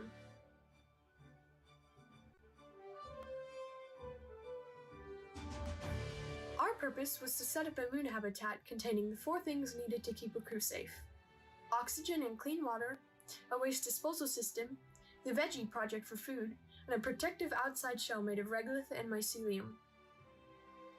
We will build it over the next week, and it will be used by other astronauts for years to come. Embarking on this incredible adventure, I couldn't help but be grateful to be given this opportunity to lead the most remarkable crew, and to know that I was a part of the Artemis generation. So that was beautifully written by Taya Sauer of Laguna, California, and she was one of 3 essay winners. The 2 others were Austin Pritz of Walcott, Indiana, and Amanda Gutierrez of Lincoln, Nebraska. If you want to check out their essays, you can scan the QR code you see on the screen. The 3 of them beat out nearly 14,000 students who submitted essays, so you definitely want to check out the other 2, again, by scanning this QR code. So right now you're looking live at right outside of Kennedy Space Center's visitor complex. We have plenty of bleachers set out to accommodate, as you can see, a lot of guests that are hoping to see the launch today. So why don't we go in there and check back in with NASA's Leo Martin. Hi, Megan. Yeah, this place is filling up. You can feel the excitement, people chattering, people sharing stories, people talking. And, you know, we just heard about those Artemis Moonpod essay winners who are part of the Artemis generation. Also joining me tonight from the Artemis generation, we have two students who were actually able to come down and visit at Kennedy Space Center to watch this launch live tonight. I'm joined here by Denham and Allison. How does it feel to be here tonight? Really, when I first found out, I was really nervous. I didn't really know what to expect. Like, we really just looked at each other and we kind of screamed. Yeah. Just out of excitement? Yeah. How did you feel? Honestly, it was like amazing. It was surreal. Like that we have this opportunity out of so many people who applied for this. It was like outstanding. And you guys actually got to take a tour of Kennedy Space Center a little bit earlier this week. What was something that you got to see that was just really outstanding? I think it was the shuttle experience, like how it is when the rocket ship goes on up with people in it. It was honestly really fun doing it and learning like how they feel at the moment. And Denham, what do you think it will be like to watch the world's most powerful rocket launch tonight from just across the river? Well, really, I don't really know what to expect because I've never really done this before, but I feel like it would really be outstanding. I might shed a little tear, but I don't really know. Like, I'm really excited to be here, and it's amazing. Like, it is amazing, and I don't think you're going to be the only one shedding tears tonight. Megan, we're super excited, eyes on Artemis, and we're ready to see the launch. Thanks so much, guys. Now, Kayla, are you ready for more questions from social media? We're getting them in. Always. All right, let's take a look at the screen now. We have another celebrity question. Hey, I'm Kiki Palmer, and I play Izzy Hawthorne in Pixar's Lightyear, and I can't wait to see Artemis I launch today. How will going back to the moon pave the way to Mars? Thank you, Kiki. Yeah, what an awesome question for tonight. I mean, the return to the moon is going to give us a chance to test all of the capabilities we need to operate on Mars. Mars is really far from home.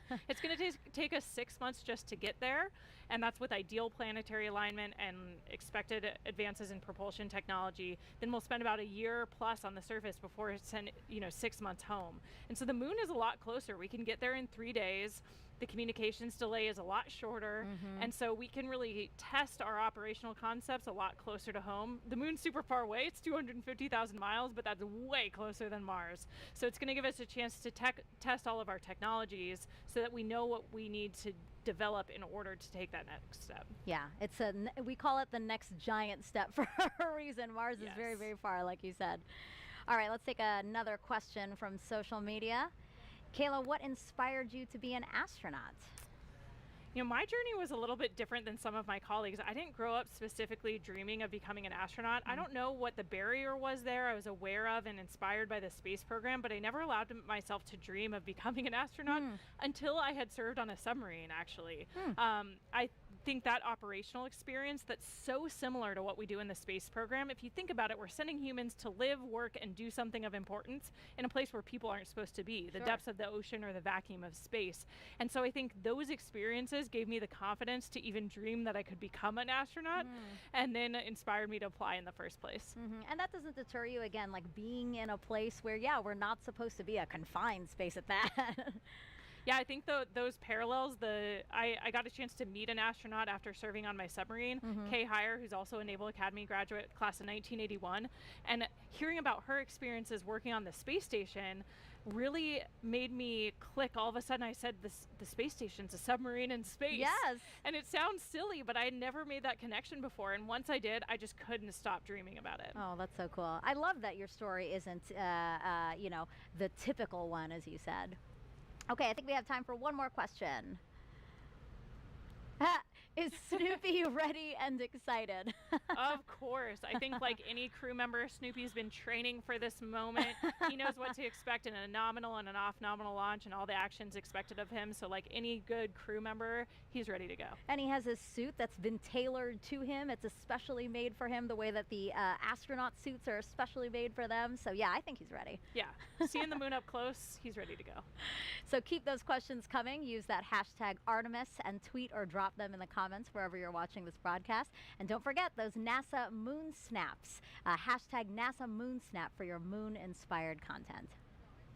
Okay, we are now 37 minutes from the opening of our 2-hour launch window today. Let's check back in with Daryl with the launch team. Yeah, we've had a couple of issues that the launch team has been working, and we have an update on both of those. First of all, is the leak, the liquid hydrogen leak in the replenish valve out at the mobile launcher. We understand from the launch team that that leak has not recurred. The work that happened out at the pad is that the red crew and the work that they did out there remedied the leak. That's good news. And now the liquid hydrogen tank on the core stage is back in replenish at this moment. And the upper stage of the rocket, liquid hydrogen side, is in fast fill. You can see from the graphic there that we are back up to 100% over on the liquid hydrogen side on the right hand of the screen. On the left hand of the screen, you can see we have been in stable replenish for liquid oxygen. Now, with regards to the range, they reported that they had an issue to the NASA test director with their radar sight.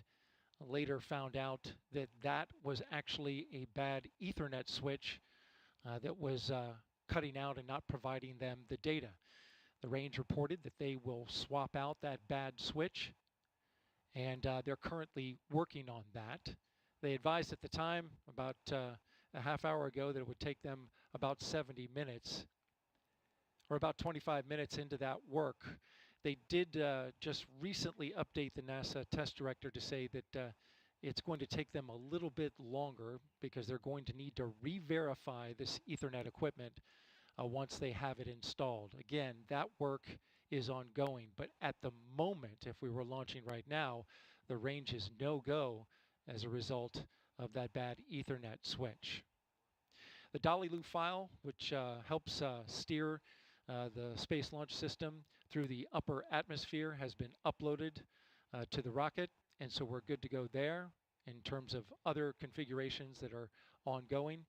But we are continuing to monitor communications of the launch team about holding to the top of the window, currently slated for 1:04 a.m. Eastern Time.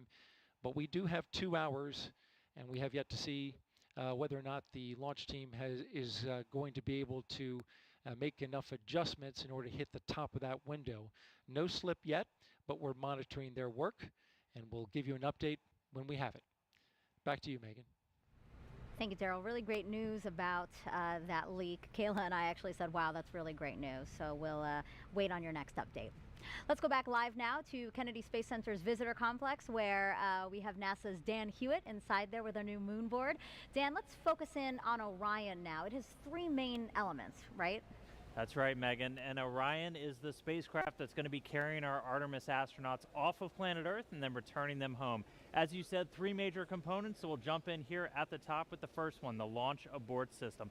This is a critical safety feature on Orion, designed to pull the capsule away from the SLS stack in the event of an emergency on the pad or the way uphill. And it does that using 3 solid rocket motors. The first one, the abort motor, can fire within milliseconds of automatically detecting an issue, pulling the capsule away to a safe distance.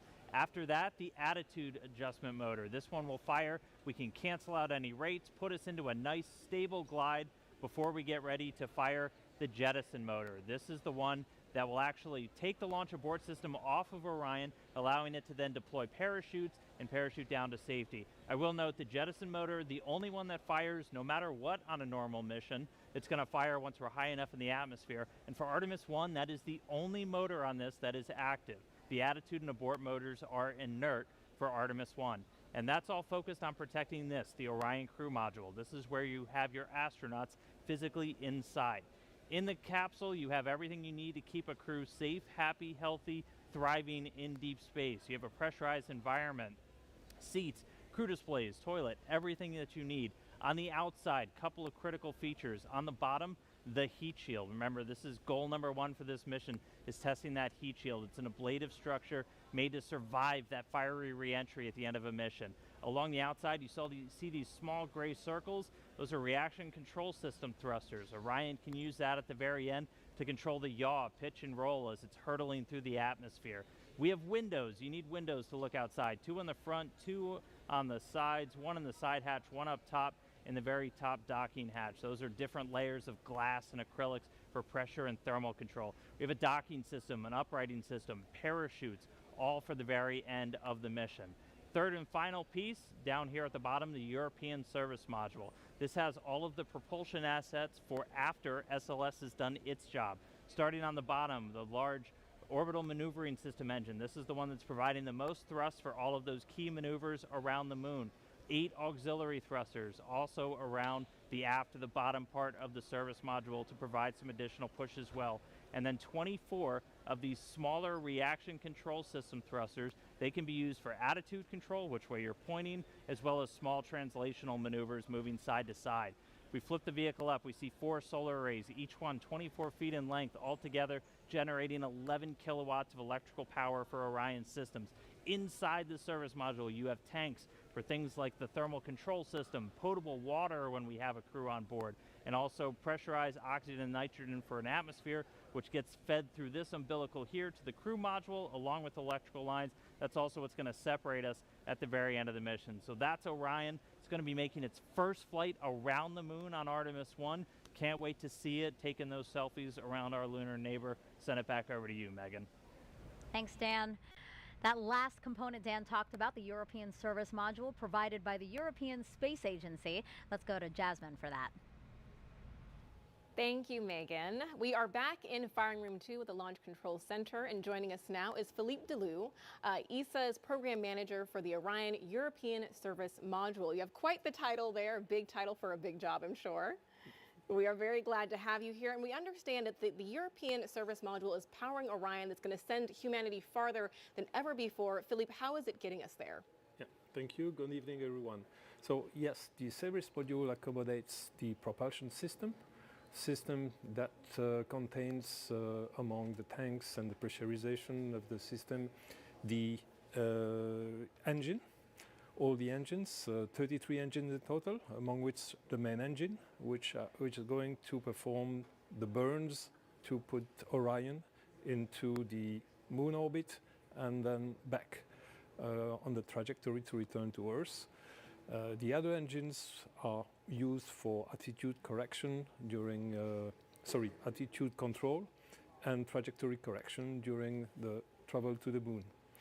In addition to the propulsion system, the service module generates the power and distributes the electricity to the crew module and the service module equipment so that they can operate. And the third function is the thermal control of the system. The service module accommodates radiators to reject the heat that is produced by all the equipment and the crew that will eventually be in the Orion. Finally, not on Artemis I, but on future Artemis mission, it will have tanks to store the crew consumable, the water, the oxygen, and the nitrogen. Right, so we understand too that you are monitoring launch here in Firing Room 2 with us, and you also have a team. We're going to bring up a picture of that team right now, or a live look inside ESA's control room in the Netherlands. So can you tell us, what is your team working on today?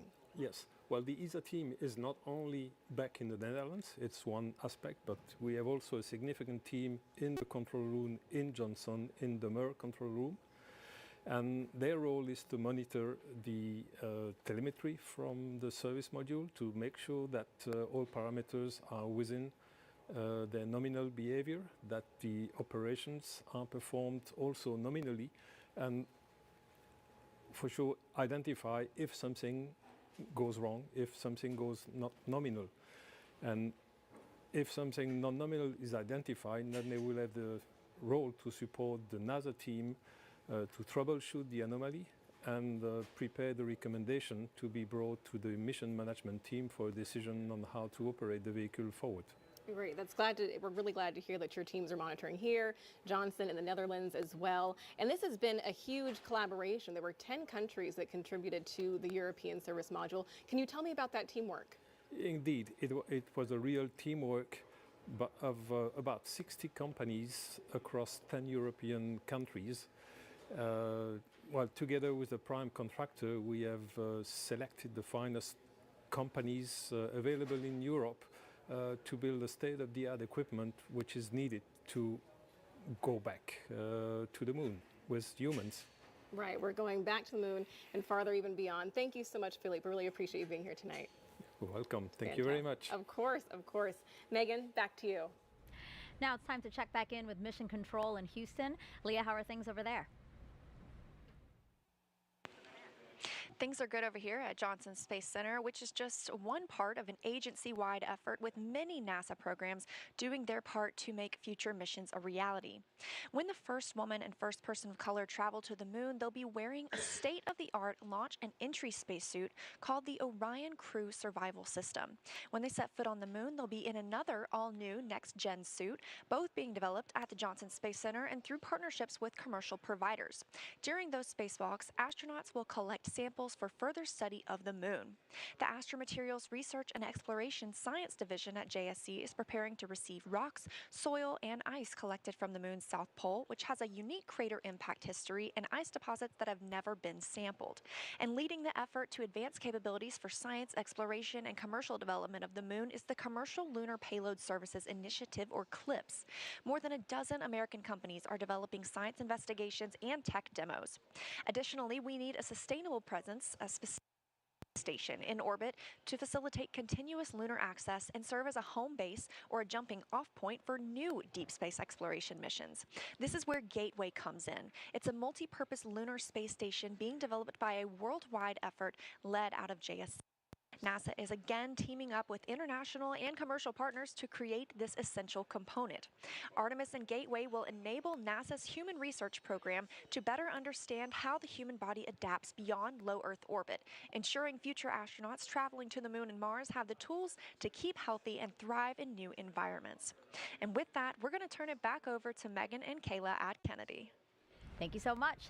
So Artemis will also facilitate new discoveries about the moon. So to tell us what we're hoping to learn, we have Sarah Noble here. She's the Artemis Lunar Science Lead. Great to have you here. Thanks. So tell us about what we know about the moon. Yeah, so we learned a ton about the moon during Apollo, right, from the samples and the data that we collected. In fact, we're still learning from those samples and data even today, 50 years later. But then since Apollo, you know, we've actually been studying the moon mostly from above, learning about getting more of a global perspective on the moon that we really didn't have during Apollo. And so that's allowed us to ask a lot better questions and to understand where to go to find the answers to them. Now that we're headed back to the moon, sending human beings as part of the Artemis program, what are we hoping to learn that's new? Yeah, so we're going to an entirely different part of the moon for Artemis, right? During Apollo, we kind of landed almost in the same place, like 6 times, right? In the sort of central near side of the moon. But for Artemis, we're going to go explore a new part of the moon. We're going to go to the South Pole, which is some of the oldest rocks on the moon. It's the part of the original crust of the moon. And there's places there that are permanently shadowed, where we think that water and other molecules sort of get trapped, and we really want to understand what those are, and so that we can use them for both science and for as a resource. Sarah, we're also planning to land a rover at the South Pole of the moon in late 2024. Can you tell us about that? Yeah, absolutely. The Viper rover, the Volatiles Investigating Polar Exploration Rover, is going to go land near the South Pole, and it's actually going to explore some of these permanently shadowed areas. It's going to dip into them, drill down, try to find out what that water is, what else is there, what form that water is, how much is there, so that we can really understand it both from a science perspective, and if we want to use it as a resource, we will understand how to extract it. So some people might say, you know, we have all these rovers, we have access to machines that can do a lot of the work on the surface of the moon for us, so why is it important to return humans to the moon? Yeah, it's not an either-or proposition, right? There are some things that robots are better at and some things that humans are better at. And it turns out that humans are much better field geologists. We're really much more efficient and better at that. Plus, we can do better. We can deploy more complicated instruments, and we can use tools in ways that it's very difficult for robots to do. So we can collect better samples. And one of the great things is that we can bring back a lot of samples, right? When we do robotic sample return, it's usually a very small amount. But if you look at what we brought back from Apollo, it's a large amount of samples that literally hundreds, probably maybe thousands of scientists have been able to study over the years and over generations. And that's a lot of brain power to put behind those samples. So again, that's how Artemis and Apollo are different. Now we're utilizing machines and people. That's right. To Work hopefully together. advance. Yeah. That's right. Perfect. Sarah, thank you so much for your time. Thanks for having me. So in honor of our destination, the moon, we asked you all to create moon-inspired content and share them with us using the hashtag NASA MoonSnap. We got so many wonderful submissions, so why don't we check them out now?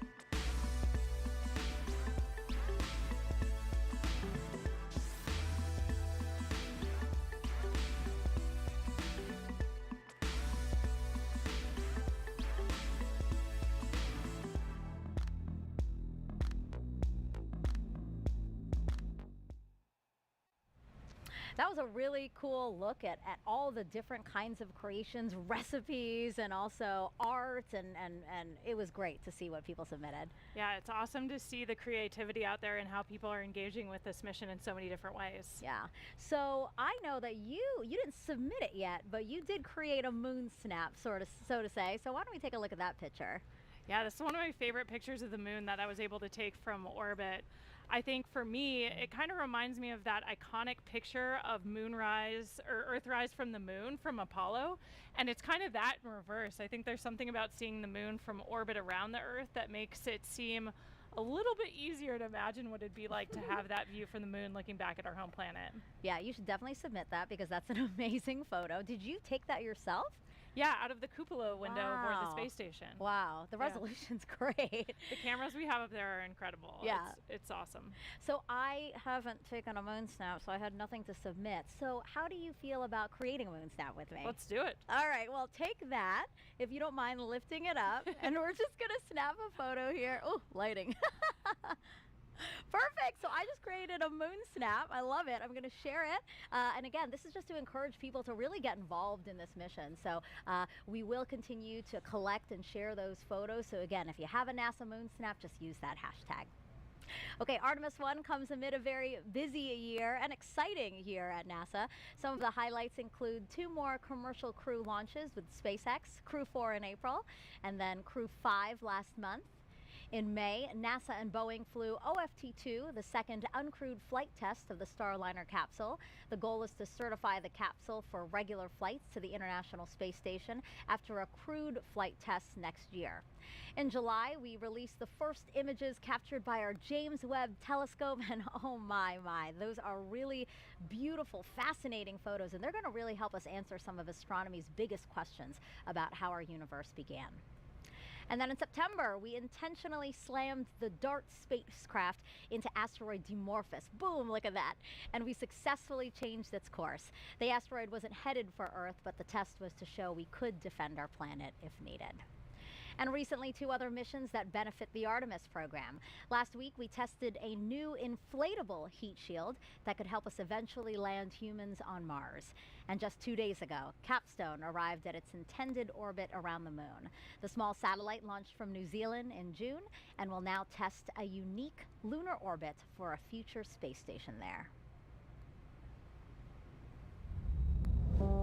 Artemis I heralds a new era in the history of human spaceflight. It marks a pivotal next step in humanity's return to the moon, ushering in a new generation of astronauts, technology, and research. This critical flight test sets the course for a bright future at the moon. It represents our ability to safely send Artemis astronauts and critical hardware to lunar orbit. Humanity will experience Artemis in different ways than we did Apollo. We will explore new areas of the moon with 21st century materials, technologies, systems, and operations. Gateway will be humanity's first space station to orbit the moon, built with next-generation technology. Gateway will not only provide a deep space outpost for future lunar expeditions, it will also serve as a station for landers, experiments, and supplies. Starting with the core power and habitation elements, Gateway will grow with increasing capability as international partners contribute new habitat and refueling modules, observation windows, external robotics, and more. Gateway will enable longer stays and more science to be conducted on and around the moon than ever before. And one day, it will help set the stage for missions to Mars. A highly skilled, diverse core of astronauts will be selected for Artemis missions, including the first woman and first person of color to step foot on the moon.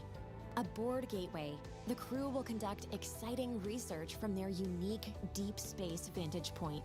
Gateway will also be a transfer station for astronauts to board innovative human landing systems that will ferry them to and from the lunar surface for exciting scientific expeditions near the South Pole. Once on the moon, Artemis astronauts will use expertise in fields like biology and geology to conduct groundbreaking research in modern spacesuits using advanced tools. They will drive new rovers to investigate the lunar terrain and unlock some of the greatest mysteries of our solar system. Artemis I cements our capability to send astronauts and cargo to the moon for years to come. We're going back to the moon. We are Artemis. As we approach the opening of our 2-hour launch window, we have a special musical performance for you. America the Beautiful, played in honor of the flight test by the Philadelphia Orchestra and Yo-Yo Ma.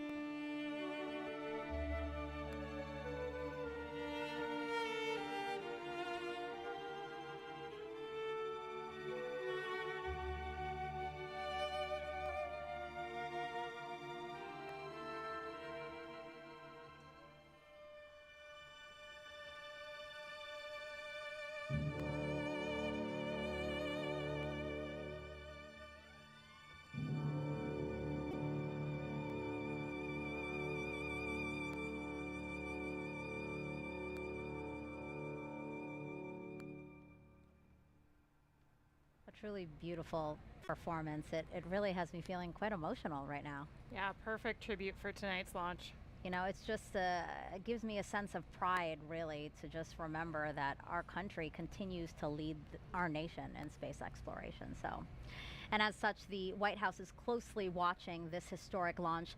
Earlier this year, Vice President Kamala Harris came down to Kennedy Space Center and met with NASA leadership as well as astronauts. She also toured our facilities where teams are working on hardware for future Artemis missions.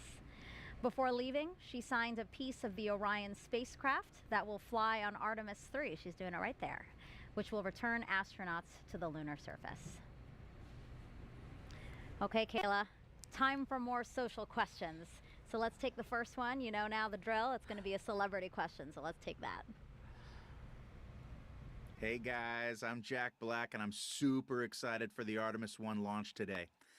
I was part of a little movie called Apollo 10.5, A Space-Age Childhood, and I have a few burning queries. Question the first. How is Artemis different than Apollo? Artemis is different than Apollo because we're returning to the moon, but this time we're going to stay. So rather than a short visit where we can do some amazing science, but it was pretty limited by these short visits, kind of a small area of the moon, we're going to the South Pole and we're going to learn how to live there long term. So we're going to be building habitats, we're going to have rovers, we're going to have all of this infrastructure on the moon supporting scientific discovery, but also that next big step to Mars. I love seeing celebrities also take part and ask questions because it really shows that this is something that's captivating a lot of people. So that was really fun to see Jack Black. Also, query the first. That was funny. All right, let's go to the second question. How does it feel in space? Being in space is amazing. I mean, for us launching to orbit around the Earth and then go to the space station where I just was for 6 months, we're in an apparent microgravity environment. So for us, it feels like we're weightless, like we're floating. So you have to relearn how to live and work in that space. But once you get used to it, it's a lot of fun. Yeah, we were just talking, Jessica Watkins, another NASA astronaut, was just here, and she was saying that actually when you came back on Earth, that was an adjustment as well because you got so used to living on the space station. Yeah, the transition home was actually a lot harder for me than the transition up there because our vestibular systems kind of remap. We start ignoring all the sensors in our inner ear that tell us how our bodies are moving because the space environment is so strange, but we really need that on Earth to balance and control our bodies. Sure. So when we get back, it takes a couple of days before we feel comfortable again. Really interesting. Thanks so much for those. Okay, so we are 10 minutes until the opening of our 2-hour launch window today. So why don't we head back over to Daryl. Daryl, tell us what's happening now. Yeah, Megan, we actually have about 10 minutes before we go into a half-hour hold. That half-hour hold is part of the L clock, and what you see on your monitor right now, I believe, is the T clock. So in about 10 minutes, we'll hold for a half hour, and currently the launch team is trying to evaluate how much of a delay may result from some issues that we've been facing over the past hour. Just to recap those, we had a leak in a replenish valve on the mobile launcher that feeds into liquid hydrogen core stage tank. That's been resolved. The leak has been fixed, and we're moving forward. Currently, the upper stage of the rocket for liquid hydrogen is roughly 78% at the moment. So that is tracking. Progress continues there. The core stage has been topped off, and now both liquid oxygen and liquid hydrogen are 100%, along with the upper stage of the liquid hydrogen side of the equation. So we're just waiting on the complete tanking of the upper stage liquid hydrogen. Now, with regards to the range issue that we had, we just got an update from the range, the 45th Space Wing officer reporting in to the NASA test director that the Ethernet switch has been replaced. This problematic switch took down their ability to see radar from one of their assets, which is key in getting acquisition and signal for the flight termination system if it were to be needed. Of course, this is a critical system that has to be tested before we can launch. So at the moment, we're looking still at a 1:04 a.m. Eastern Time launch, but it is pretty clear from the work that is ahead that it looks like we're going to slip into that window. How much exactly, we don't have an accurate calculation from the launch team as of right now. But of course, we're anticipating that. So for the moment, you see on your clock now, we are in the T-minus 10-minute hold. We just entered that, and now roughly we're looking at 28 minutes to resume terminal count. The launch team will assess what work needs to be done, how that syncs up with the range getting back online with their equipment, and then we should have a new T0 for you soon. That's the latest from Firing Room 1 here at the Kennedy Space Center. Megan, back to you. So things are obviously still very dynamic. We're going to come back to Daryl as much as possible. Now, to understand where we are going, we have to know where we have been. To do that, we spoke to some of the special few who walked on the moon and those who sent them. We choose to go to the moon in this decade and do the other things, not because they are easy, but because they are hard. Because that goal will serve to organize and measure the best of our energies and skills. It's been 50 years since we've been to the moon, and we've got a great program called Artemis. We're going back. The Apollo program was a test for the American people that you can do what you set out to do. All it took was turning to it and making it happen. We are go for a mission to the moon at this time. Engines on 5, 4, 3, 2, all engines running. Launch commit, liftoff. We have liftoff 49 minutes past the hour. I think the characteristic that I remember most of at Saturn V was the noise. The noise was enormous and it was almost impossible to communicate. We're go, swing tight, we're go. Tranquility Base here. The Eagle has landed. The landing to me was a great celebration. The nation was almost euphoric. That's one small step for man, one giant leap for mankind. There are so many things that we could eventually learn about our universe and the spacecraft that we use exploring.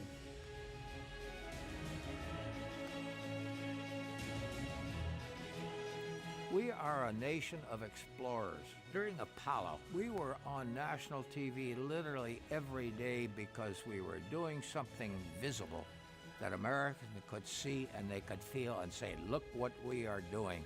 And I believe Artemis is going to come up and say, look what we are capable of and what we are doing now.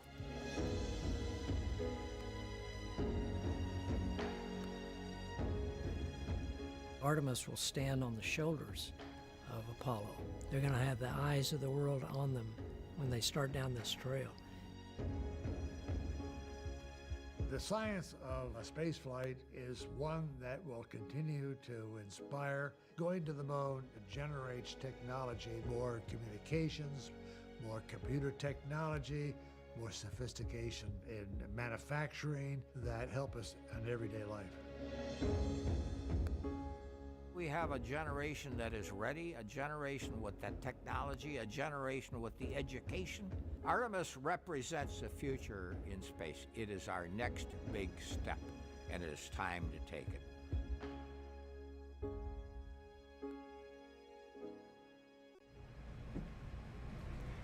If you're just joining us, welcome to NASA's Kennedy Space Center, where we are showing you a live look of another visitor center. This is the U.S. Space and Rocket Center. Wow, take a look at all of those people who are there hoping to watch the launch today. You know, this is the visitor center for the Marshall Space Flight Center in Huntsville, Alabama. That center played a crucial role in contributing to the Artemis program, so I'm not surprised that there are a bunch of people there watching. All right, so now we're going to take go back to Leah Martin over at Banana Creek. Again, that's right outside of our visitor center, and she's with some other folks who came out to watch today's launch. Yeah, you know, Megan, we talked about this being America's rocket, right? Every state in the United States has contributed to this rocket, so it should be no surprise that we have people from all over the country joining us here tonight. I'm actually joined by some friends of ours who are joining us from Georgia and Utah. What does it mean to be here tonight to see tonight's launch? I think it's amazing. I know that tons of people from all over the United States have helped build the rockets and are here tonight, so it's awesome to know that we all have a little bit of personal ties to the rocket. And go ahead. No, I'm just excited to be here because I've been a fan of space travel and going to the moon and back, and I'm glad to see it's happening again later in life. And you were actually telling me a little bit earlier that you grew up in the Apollo era in those years following those first launches, and now here, how does it feel to be watching the sister program launch and seeing at the beginning? Look at the goosebumps. That tells it all right here. I'm totally thrilled to be here. Now, and you were actually telling me that you have a personal connection to this rocket as well. You know some people who have worked on it. What do you think it feels like being here? How does it feel for you to see something that's the culmination of so many years of hard work? Yeah, I think it's crazy when you think about how long it takes to build it and stuff. Like, I wasn't even born last time people tried to get to the moon. So it's awesome. I think it's so exciting, and I cannot wait. And we have a ton of people who are working tonight still on console. We just want to tell them words of encouragement. What more do you have to say? Oh, I hope it goes tonight. Megan, back to you. Go Artemis. Woo! Go Artemis. Yes, I love that. And again, I just love these drone shots that we're showing of all the people who are here ready, hoping, anticipating launch today. So now let's head back over to Dan. So Dan is in the Apollo Saturn V Center, which is right next to this crowd that you're seeing here. He's inside there, and he's going to tell us more about SLS using an interactive state-of-the-art tool we're calling the Moonboard. That's right, Megan and everybody. Welcome back to the Moonboard. So just to recap, SLS out on the pad, on the mobile launcher. Daryl's been walking you through all of the tanking, all of the preparation. We had that hydrogen leak that was in the base of the mobile service structure here. That's been remedied. We haven't had any issue with those tail umbilicals that we were tracking so closely back in August and September. So everything looking really good with SLS. Just to recap, most powerful rocket we have ever built. It's propelled by 2 solid rocket boosters and 4 engines on this core stage. Now these solid rocket boosters are going to be firing for the first roughly 2 minutes of the flight, a little more than 2 minutes. And we call them solids because of the type of propellant in there. If you forgot it already, it's aluminum powder, ammonium perchlorate, and polybutadiene acrylonitrile. It's a binding agent that's inside. Solid propellants are extremely stable. They're very reliable. But once you ignite them, they're going to keep burning. You can't really throttle them up and down like you can with liquid-fueled engines. You can throttle just based off of the distribution. So you basically put more propellant in some areas and less in others as you're trying to really throttle the rocket down, which we do as we go through things like max Q, maximum dynamic pressure. And just a reminder, as these things are firing, they can steer, they can gimbal. The bottom part here, gimbal just means you can really direct, and they're providing 90% of the steering as SLS is making the flight uphill, and more than 75% of the thrust with those 2 firing at the same time.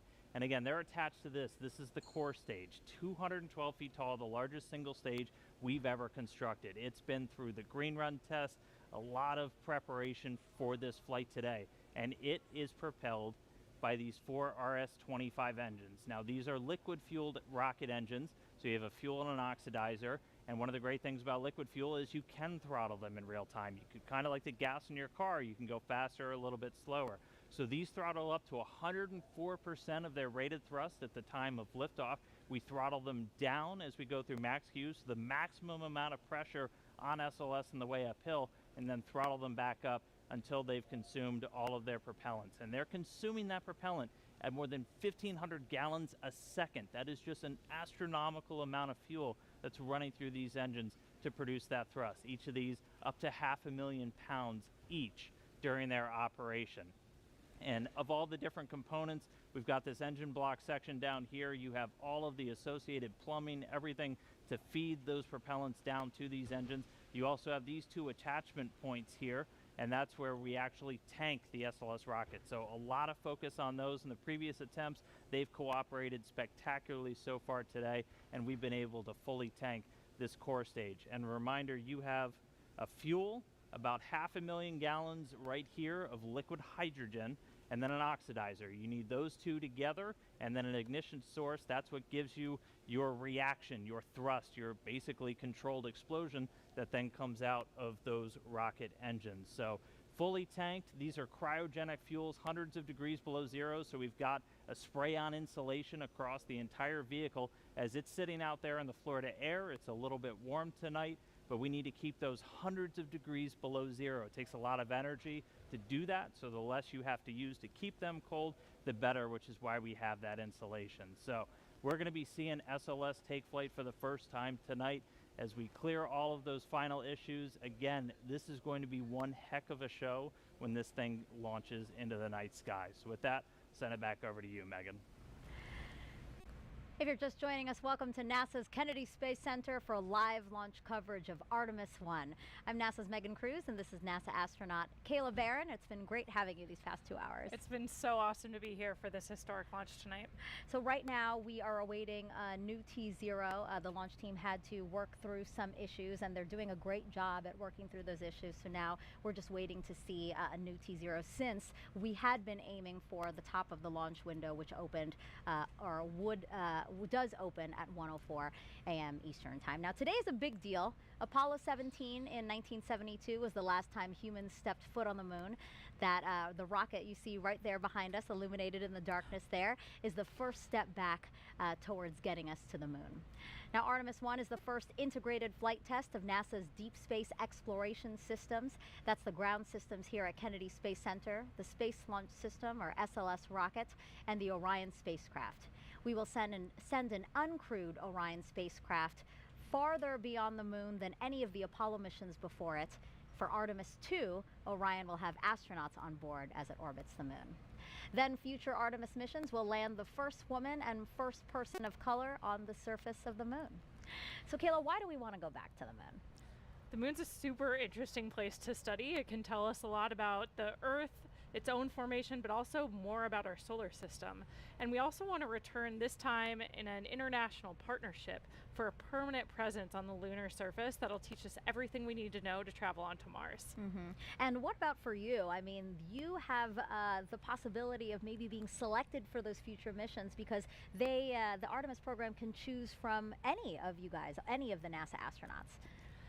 It's a crazy time to be a NASA astronaut and even imagine that that could be real. I think we're all just honored to be a part of the team that's doing this. We're just a small representation of all of the amazing human beings around the world that it takes to do something as audacious as returning to the moon, learning what we need to go onto Mars. So we're just all excited to support the program in any way we can. But of course, a ride to the moon would be incredible. So yeah. I think we're all just dreaming about those moonwalks. Now, since Artemis I is setting the stage for those future crewed missions, is there anything in particular about this 26-day mission that you will be watching? Is it re-entry? Yeah, you know, we've mentioned that a few times throughout the broadcast tonight. The re-entry is a really important part of the flight, of course, and the heat shield, we're interested in seeing how it performs in real life. We tested it on the ground, but Orion's going to be coming in faster and hotter than any human-rated spacecraft in history. And so we really want to see how the heat shield performs and make sure all the systems can keep the crew safe for that dynamic event. Yeah, we'll all be watching for that too. It's not just about the launch, a 26-day mission, as we said, so we'll be keeping watch over the entire mission. Our workforce now is very different from what it was during the Apollo era. When Apollo 11 launched, there was only one female engineer in the firing room. Today's launch of Artemis I is led by NASA's first ever female launch director. Take a look at how she and other women across NASA are shattering glass ceilings. When I was a little girl, I wanted to be an astronaut, a scientist, a doctor, a fighter pilot. When I was a little girl, I wanted to grow up to be strong and independent. When we were asked to draw a picture of what we wanted to be when we grew up, I drew an astronaut standing on the surface of the moon. All I thought about was when I was going to get to NASA. It's a huge honor to be NASA's first female launch director. To be the launch director for Artemis, NASA has so many wonderful women pioneers, so many heroes to me. Some of the most amazing women in my eyes are people like Katherine Johnson and the other women that you've seen in Hidden Figures. Sometimes it's difficult to believe that I'm on this side now wearing this blue flight suit with all of the other astronauts, representing this iconic image that had so inspired and excited me my entire life. Being of South Asian heritage, Kalpana Chawla was just such a big thing for me growing up. I've always looked up to Sally Ride and Mae Jemison, who really laid the foundation to allow people like me to be in the position that I am now. All of these women were pushing those boundaries and breaking those glass ceilings. Now, of course, there are some fantastic women in leadership positions that inspire me every day. So much has changed since the Apollo program. During the Apollo 11 launch, we had one woman, one out of 400 engineers in the room. And I look at our team today, it's much more a reflection of the world that we live in. A big piece of why it's so important to have women and diverse backgrounds, because it allows us to bring everybody along with us on this journey. It doesn't really matter what you look like. If you've got the brains and you have the knowledge, we need you at the table. We are at such an exciting time in human spaceflight right now, and Artemis is such a huge part of that. We haven't been to the moon in many, many years. We have a lot of younger generation folks that have never seen that happen. We will understand so much more about the moon, about the Earth, about our solar system. We're going to stay. And to me, that's an amazing idea. The moon is going to be the blueprint for how we go to Mars and out into the solar system and maybe beyond. It is incredibly exciting to be part of this Artemis team. It still feels pretty surreal to think that I might one day walk on the moon. To see a woman and a person of color on the surface of the moon, to be able to say that space is for everyone and that we go to space to make life better here on Earth for everyone. I know that tears will be in my eyes.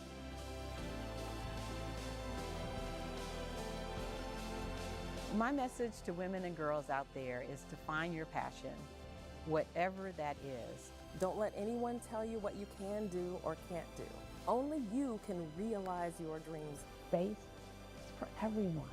And if me being in this role helps to send that message, I think that's a great thing. And I just actually love that I don't feel like a woman at NASA. I just feel like a person at NASA. The women of NASA are Artemis, and we make a difference every day.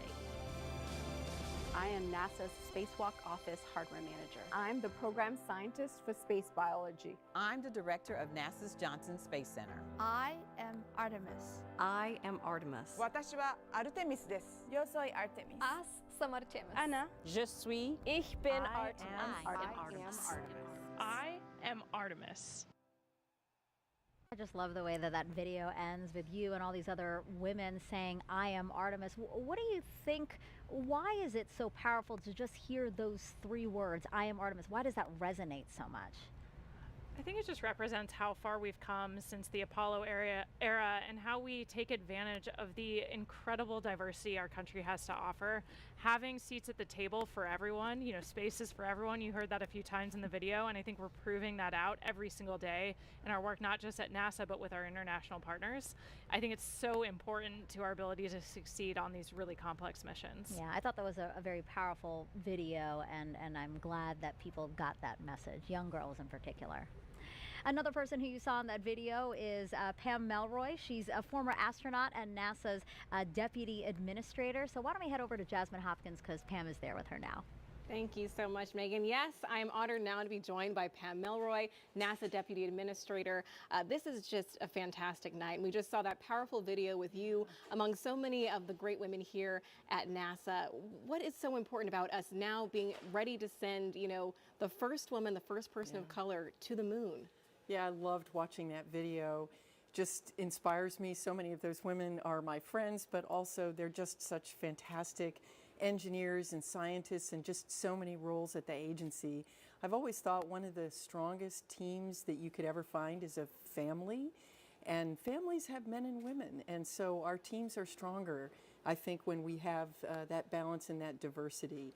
So that was exciting. But for me, I was a part of the Apollo generation, and I was very inspired by, you know, Neil Armstrong and Buzz Aldrin and Mike Collins on Apollo 11 and all the Apollo astronauts.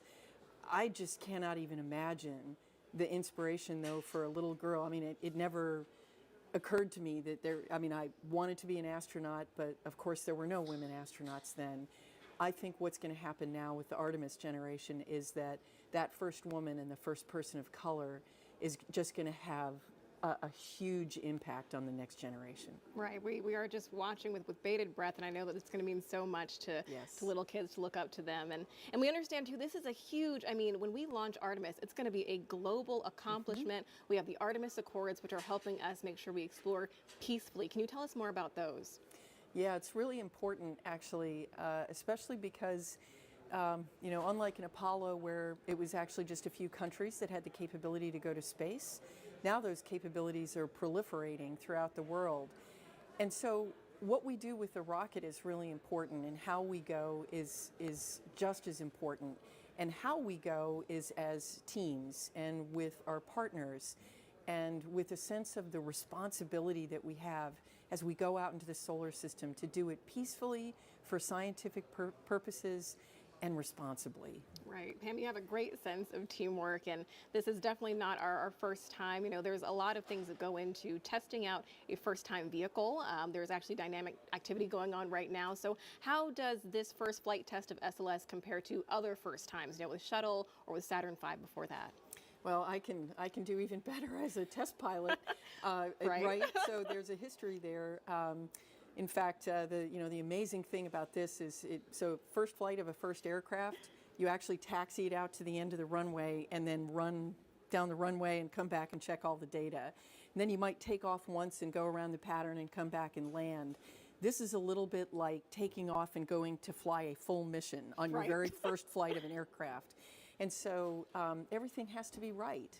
So this compares very, you know, it's very similar to the experiences that all new rocket developments have, where, you know, it's not just about learning the hardware, that's a big piece of it, but it's also about gelling that team together and your procedures and how you're going to deal with issues that come up, because they will come up. They always come up. Exactly. And you have that experience as a test pilot, but also as a former astronaut. In that video, we saw you getting your induction into the Astronaut Hall of Fame, which is pretty cool. So what is your perspective, or what advice do you have for the Artemis astronauts, those ones that are going to maybe set foot on the moon? Oh, well, they don't need my advice. I'd love to elbow them out of the way and go to the moon too. But they are fantastic. I mean, I'm so proud of all of our astronauts. I was just talking to Jessica Watkins, who just came back on Crew 4. This generation is prepared, ready, and excited. And I think they're really excited that we're putting science front and center in the Artemis program too. We're going to learn so much about the solar system from the moon and even about the Earth. And so I think the astronauts are really excited about doing that hands-on science, and they are ready to go. Right, I know they're ready to go, and maybe you are as well. But Artemis 1 is just the beginning. Then we have Artemis 2 and on. We're learning so much. What do you think about this just forward movement that we're making right now? Well, it's really important. This is the Artemis campaign is actually part of a multi-decade effort that we're doing right now, which is really with the goal of creating a blueprint for how we're going to explore with humans and do science throughout the solar system. So we're going to learn through the Artemis campaign on the moon, and then we're going to go demonstrate it on Mars, and then the next destination, who knows where. Right. I mean, we're going so much further than we ever have before. Pam Melroy, thank you so much for joining us. Thank you. Go Artemis. Of course, go Artemis. Megan, back to you. Thank you both for that interview. Now, teams over at NASA's Johnson Space Center are also monitoring today's launch attempt. So why don't we go back over there with Leah to tell us what's going on over there. Thanks, Megan. And you're right, teams here in Mission Control Houston continue to monitor today's events. Again, they will really kick into action once we have liftoff, and they'll remain on console all the way through splashdown. But quickly, I have to show you something, a little show and tell. It makes me feel like the coolest kid in school. I've got a moon rock here.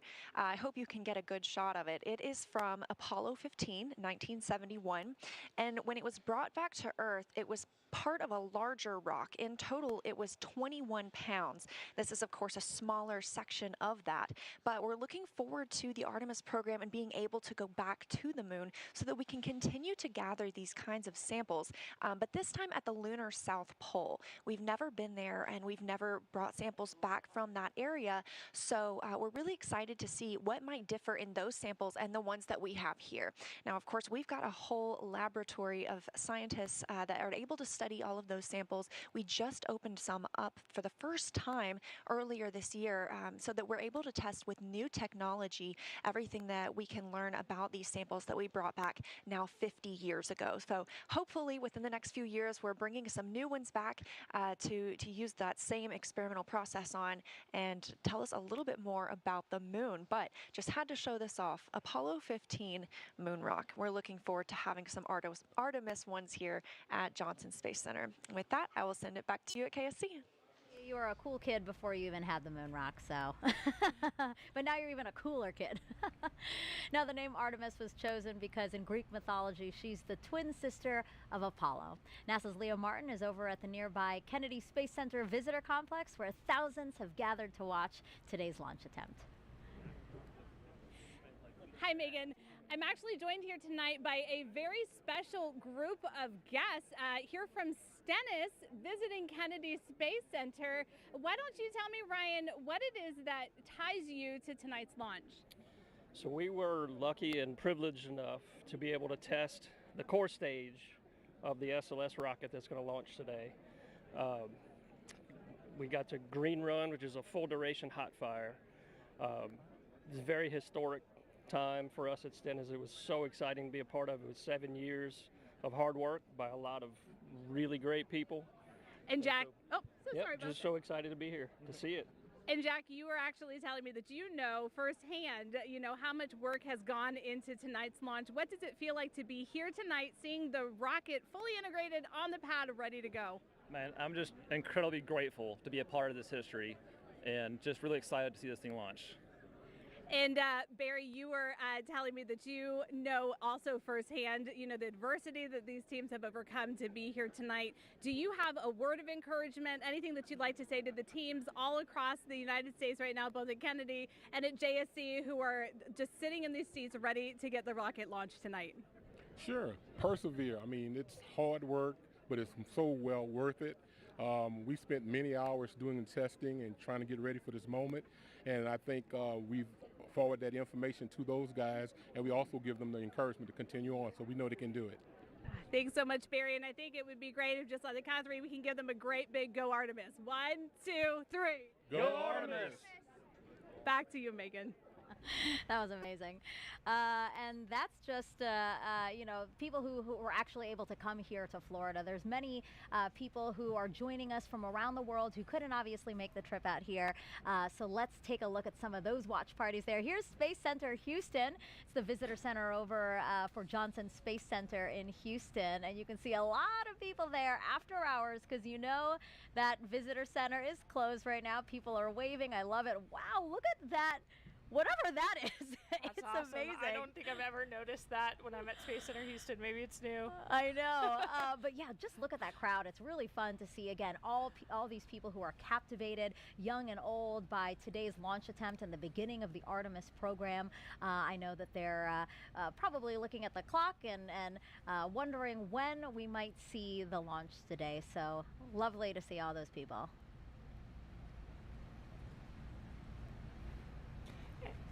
And there's the Space and Rocket Center, where we have a ton of people waving their flags, cheering us on tonight for this incredible launch this evening. I love that. They totally look like cheerleaders, and they're embracing it. I love it.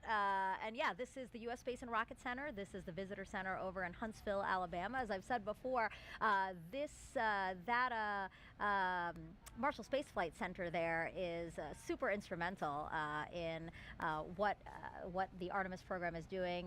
They contributed a lot to the mission, so it's nice to see everyone there. And then here is Airbus in Bremen, Germany. So Airbus is the main contractor for the European Space Agency, and together the company and ESA, they provided the European Service Module, which is an important part of the Orion spacecraft. So we have quite a bit of people there. A more reasonable time over there in Germany. It is 7 a.m. So I'm going to say Guten Morgen to them. Did I say it right? Guten Morgen to them over there in Bremen, Germany. Again, the Airbus company. All right, so let's get another check on the launch team with our Daryl Nail, who's inside there and has an update for us. Yeah, that's right, Megan. So we are clearly in a delay now. The NASA test director, who's basically flying the ship for the launch countdown tonight, has said that we are extending the hold that we were currently in at T-minus 10 minutes and counting. And so that puts us off the 1:04 a.m. Eastern Time launch. We're now slipping indefinitely into the hold. And NASA test director Carlos Monge saying that we are currently estimating how much work needs to be done before resuming the polling that is supposed to take place 15 minutes before launch. It then goes to terminal count at T-minus 10 minutes. Now we've got an update on the tanking of the upper stage liquid hydrogen tank. Currently 95% filled. We're in topping on that tank. It is the last of 4 tanks in the Space Launch System that needed to be completely fueled up before we launch. Of course, cryogenic tanking, a complex operation that has seen some delays tonight. We had a roughly hour delay after a replenish valve on the core stage liquid hydrogen side required hands-on work by a Red Crew team that went out to the launch pad and tightened down some bolts on the valve and got it fixed before leaving the launch pad, and then launch team verifying that that work was complete. Now currently we're awaiting some work with the range.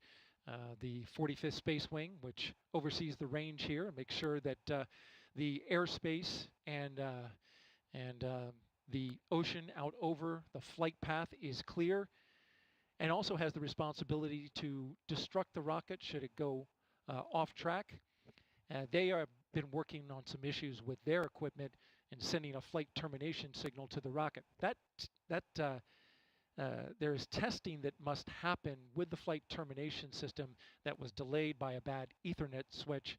Switch has been changed out, and now the range is looking to start testing their connectivity to the rocket in order to preserve that safety function that they are responsible for. So again, we are slipping now indefinitely into the launch window. We're awaiting the launch team to evaluate just how much time is required to complete the work to get this rocket ready to launch. And of course, when we have a new T0 for you, we'll report that out right away. Megan, back to you. Daryl, thank you so much. As NASA prepares to explore the moon, here's a look at the spacesuits and tools that will help us to do that.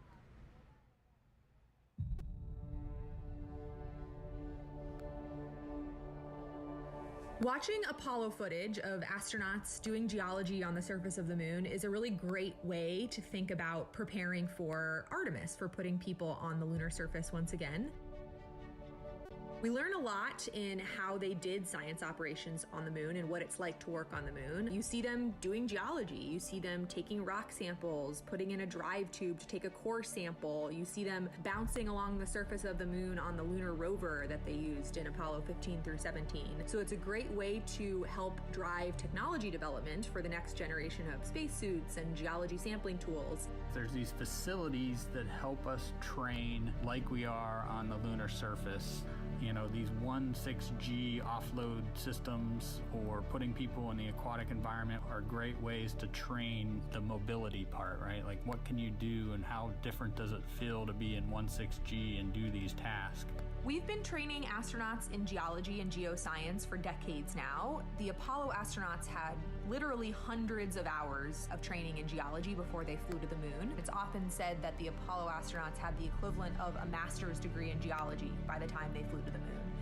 In the intervening decades since Apollo, we've been training astronauts who fly to the International Space Station because when they're on the ISS, they spend time observing the Earth, looking out the window, taking pictures of what they see on the Earth's surface. Now that we're looking at putting astronauts on the surface of the moon, we also take them into the field. We take them to field sites here on Earth that resemble field sites that we expect them to see on the moon. That's the reason why we take them out into places that are unique like volcanic landscapes or places that are analogous to the lunar surface to train them on the scale and fidelity of science that you just can't recreate in these facilities. And so by combining this classroom and field training, we're able to prep them for fundamentals of geology, the major driving lunar science questions that we have that we hope to address with the Artemis program, and teaching them how to do field work in relevant analog environments. For just science aspects of developing new spacesuits, can it get you to where you need to go? And then once you get there, can you do the cool science that you need to do? And so that's, can you move effectively and efficiently in the suit to be able to collect the samples or use the tools or the instruments? For the visibility, it's like, can you make the necessary observations that you need to? Or does the suit have the lights on it that it needs to illuminate the surface and make the observations you need to? The lunar South Pole holds tremendous resources that are going to allow us to continue to explore. This is a place that we've never been before. There's so much to be learned from getting boots on the ground and exploring a unique place that challenges us as humans and also helps us develop technologies that make our everyday life that much better. We think there might be volatiles present at the South Pole. By using these volatiles, we'll be able to do things like create drinking water, create rocket fuel to launch astronauts back to Earth. And so by harnessing the power of the land, we'll be able to help astronauts establish that long-term sustainable presence.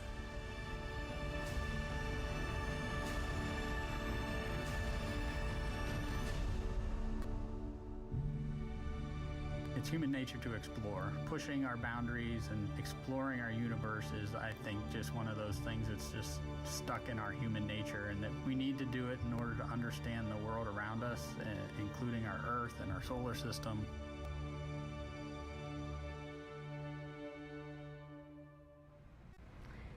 We just heard there how curiosity is just a part of us. So, with that in mind, why don't we do some social questions? Because some people are very curious to hear what you have to say about their questions. So why don't we pull up the first question here? What are your thoughts on the responsibilities that come with going to space? Obviously a question for you. I am not going to space.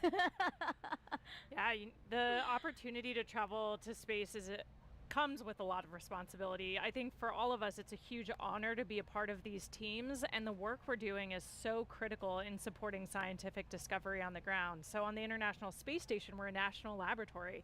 Our crew executed over 350 different scientific experiments during our 6-month mission. And so when you think about that, it's years of work to get one of these payloads or an experiment on the space station. Yes. And sometimes that's someone's life's work you're holding in your hands and executing. And so being prepared for those moments is really important, and understanding how to bring the team from the ground into solving complex problems. We take that really, really seriously.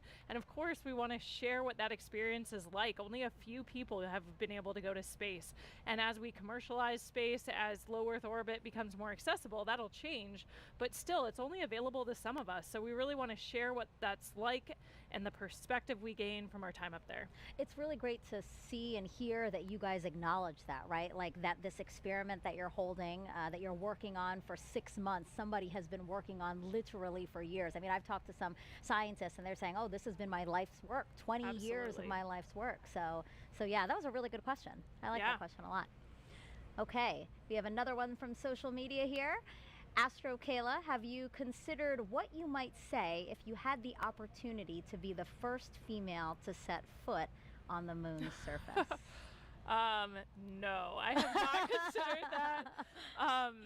If I was in that role, it's something I would take really seriously. I think the iconic words of Neil Armstrong, one small step for man, one giant leap for mankind, are something that we all know, whether you witnessed that moment or not, or it happened before you were born. For me, I think we all have that embedded in our psyche, those important words. So I think it's something I would have to think a lot about ahead of that mission. Yeah, that would be in the history books. That'll be something you're remembered for. Oh my gosh, I'd be so anxious delivering it, even after I've thought of what I want to say, like to actually open my mouth and say it from the surface of the moon. Wow. Yeah. That we'll have to think about that one for sure.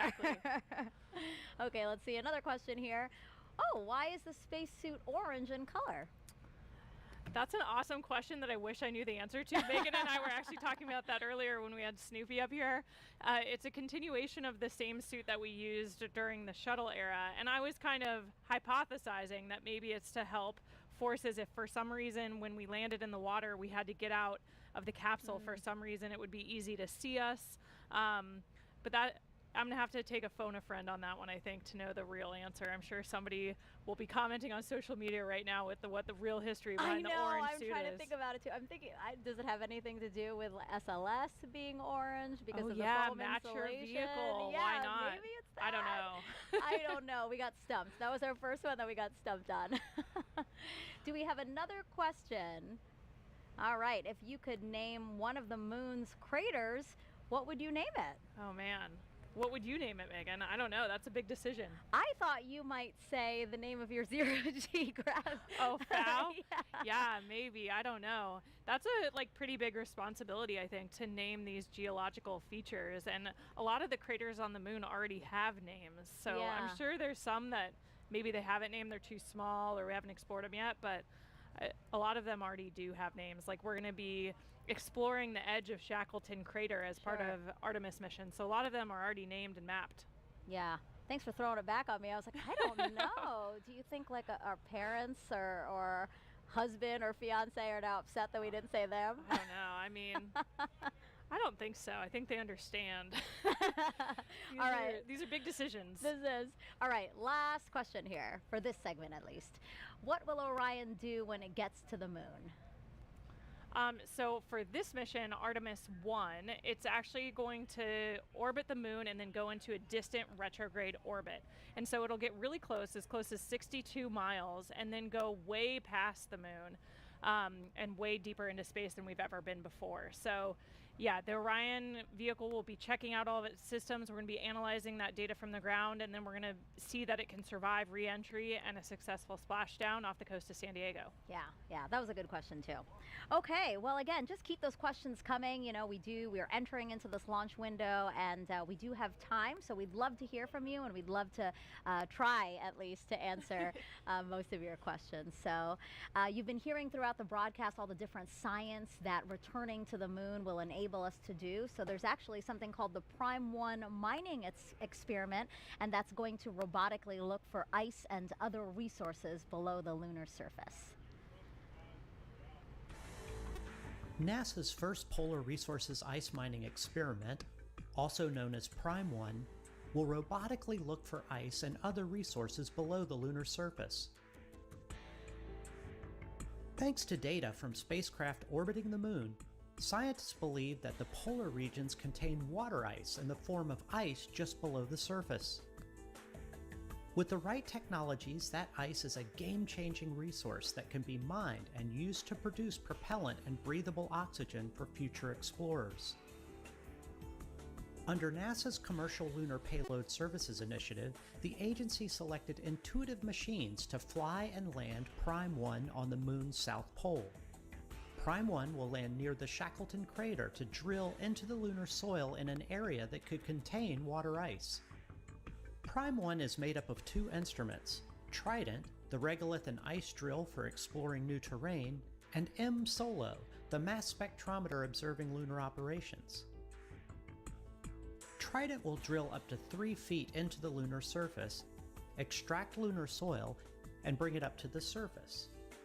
Trident drills to its maximum depth in multiple phases, stopping at different increments.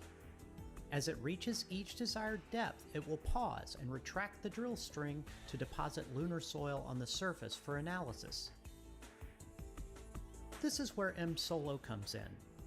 M-SOLO is a commercial off-the-shelf mass spectrometer modified for spaceflight. It will evaluate the chemical elements and compounds released from the lunar soil for water and other chemical compounds. Trident will then proceed to the next specified depth and repeat the process until samples at all desired depths have been analyzed for water. If no ice is found where Prime 1 lands, NASA will still collect valuable information about drilling into the lunar soil for a future mission. NASA's Viper, the volatiles investigating polar exploration rover, will use Prime 1 technology on a mobile robot that will navigate the moon's south pole searching for additional resources. Prime 1 data will help NASA assess lunar resources to inform future Artemis missions and a robust human presence on the moon.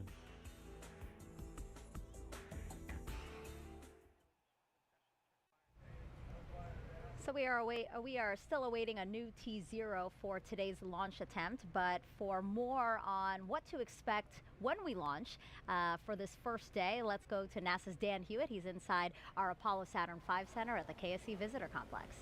Hey, thanks, Megan. Everybody, welcome back to the moon board. There's a lot of people here in the complex. I just heard a woo-hoo. People are getting in and out because we have a great view of launch when it's going to happen, and it's going to happen today. But that launch is just the first step in the Artemis I mission. So let's look at what's ahead for this historic first flight. As we just said, launch is step number one. Those 4 RS-25 engines throttle up, followed shortly after by the 2 solid rocket boosters igniting, sending SLS and Orion skyward.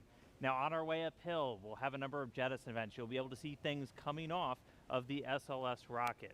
One of the most visual ones will be these 2 solid rocket boosters.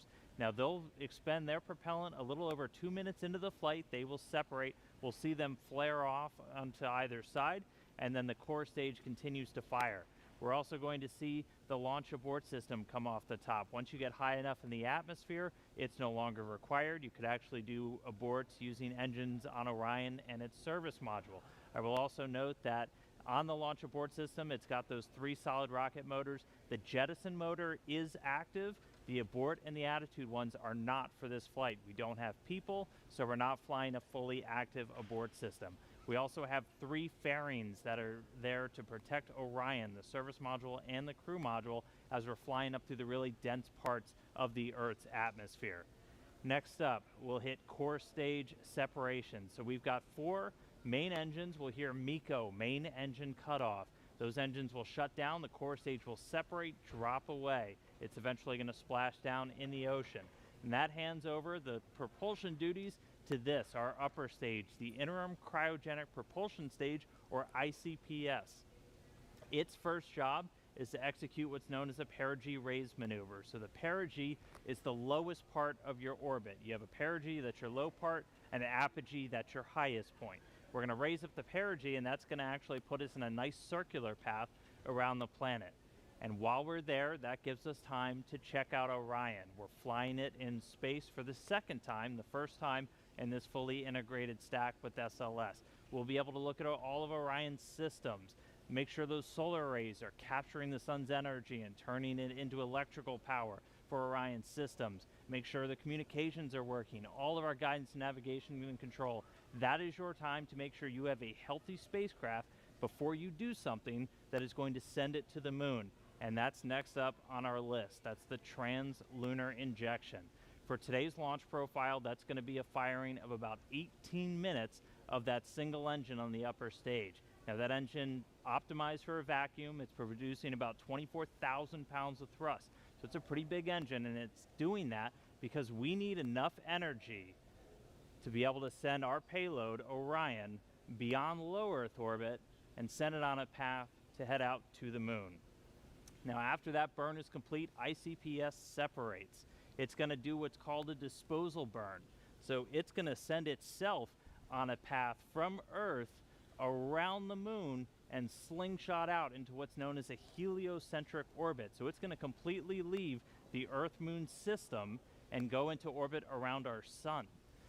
But after it separates, propulsion duties get handed over to this, the European Service Module, and it's got a couple of different engines that it's going to be using, and we're going to be testing those out just on day 1. We're going to do what's called the Outbound Trajectory Correction Burn 1, and we'll do a couple of these trajectory corrections as we're flying out to the moon, but that first one is that first critical test of this large engine, the Orbital Maneuvering System engine. That's the one that has the most thrust, generating about 6,000 pounds of force in a vacuum, and that's what's going to be doing a lot of our maneuvers, or giving us that pushing power as we do these maneuvers around the moon to enter into what's known as distant retrograde orbit, or DRO, and that's this dotted line that you see around here. Now we call it distant Basically, because of the distance we're away from the moon, we're about 40,000 miles, a little bit less, off the lunar surface. And then we call it retrograde because the moon orbiting planet Earth in this direction, going in a counterclockwise fashion, we're going to be entering into a clockwise orbit around the moon, opposite retrograde. Now, to do that, we're going to get in close, we're going to dip in off the lunar surface. We're going to be about 80 miles, 80 statute miles off the lunar surface as we do this outbound powered flyby. Again, the major thrust coming from that orbital maneuvering system engine. After we do that, we'll do a final maneuver to actually go into that distant retrograde orbit, that DRO. Now, why DRO? Why are we not just going around the moon and coming back on like a free return trajectory, which we did on some of the Apollo missions? Well, in DRO, it's a very stable orbit. It doesn't require a lot of fuel to maintain that area around the moon. So it gives you a lot of time to really test the spacecraft. If you followed with any launch of a new spacecraft, you know there's only so much testing you can do on the ground. Once you actually put all of that hardware in space, in the environment that it's going to be operating, hundreds of thousands of miles away from Earth, you're going to learn things you didn't even realize about everything from communications, the life support systems, the thermal control. Everything on a spacecraft needs to get put through its paces in this environment before we put people on board, and that's why we're heading out to DRO. Eventually, though, it's going to be time to come home, and we will do a DRO departure maneuver. This, again, firing up that orbital maneuvering system engine and others on the service module, and this is what's going to commit us from leaving the moon and heading on back towards Earth. We'll dip in once more, close off the lunar surface, slingshot and use the lunar gravity to do this return-powered flyby, and then similar to the way out, we can make correction burns as we kind of fine-tune our path back towards the Earth. And then it's time for re-entry. A couple of things happen before that. One of the really critical ones, spacecraft separation. We're going to detach the European service module shortly before re-entry. Its job largely done. That burns up in the Earth's atmosphere and reveals on the crew module the heat shield. I circled it earlier. This is goal number 1 of the Artemis mission. Artemis I mission is testing this heat shield at lunar return velocities, because when we make that trip around the moon and we come back, we are going in speeds of excess of 20,000 miles an hour. So when we slam into the Earth's atmosphere, it's going to heat that thing up to more than 5,000 degrees Fahrenheit. For the Artemis I profile, we're going to do what's known as a skip re-entry. So basically, you can come in too shallow and skip off the atmosphere, too narrow, and you're going to do what's known as a ballistic entry, which really heats things up. We're going to do kind of a mix where we're going to skip once off the atmosphere, and that we're still going to get the heat, but that helps to reduce some of the G loads on the crew. Once you're through that, you get to parachute deploy. There's 11 parachutes in total that are going to slow Orion down before it splashes down. We're going to be going from 20,000 miles an hour to about 300 miles an hour before those parachutes deploy, and then they do a final job of getting it in the water in the South Pacific. We've got these big orange balloons. That's an uprighting system, so even if Orion landed in the water upside down, those can inflate, and they put us back upright into what's known as stable 1. That's where you want your spacecraft to be, nice and upright in the water, especially if you're an astronaut in there floating.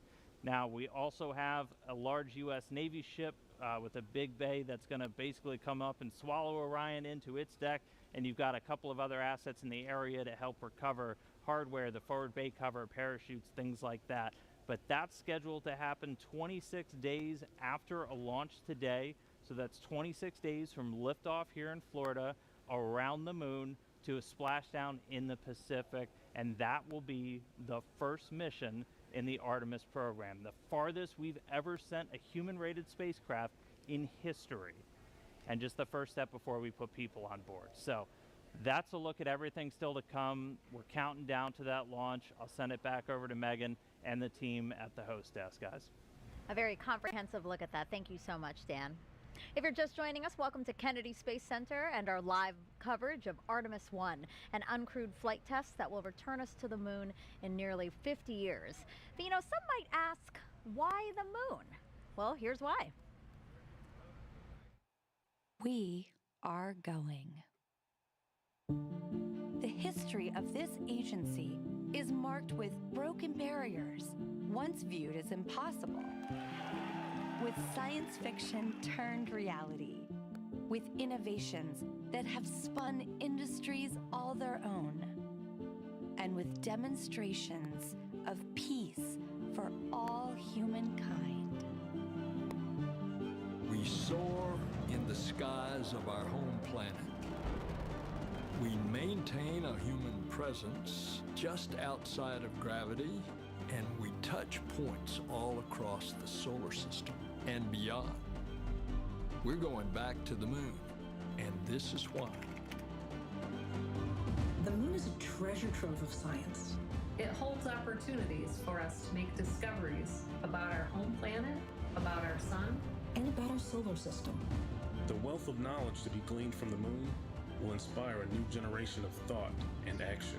Without fail, every major program and mission NASA has invested in has led to technologies and capabilities that have shaped our culture. The breakthroughs of the Artemis era will define our generation and the generations to follow. The tens of thousands of jobs associated with propelling us to the moon today are just the beginning of a lunar economy that will see hundreds of thousands of new jobs develop around the world. This is not an ambition of one entity or one country.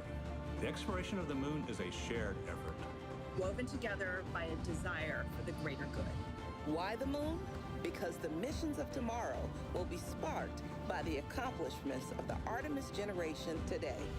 Because the ambition to go has already begun. And because Mars is calling. We need to learn what it takes to establish a community on another cosmic shore. So let's camp close before pushing out. And so, we go to the moon now, not as a series of isolated missions, but to build a community on and around the moon capable of proving how to live on other worlds.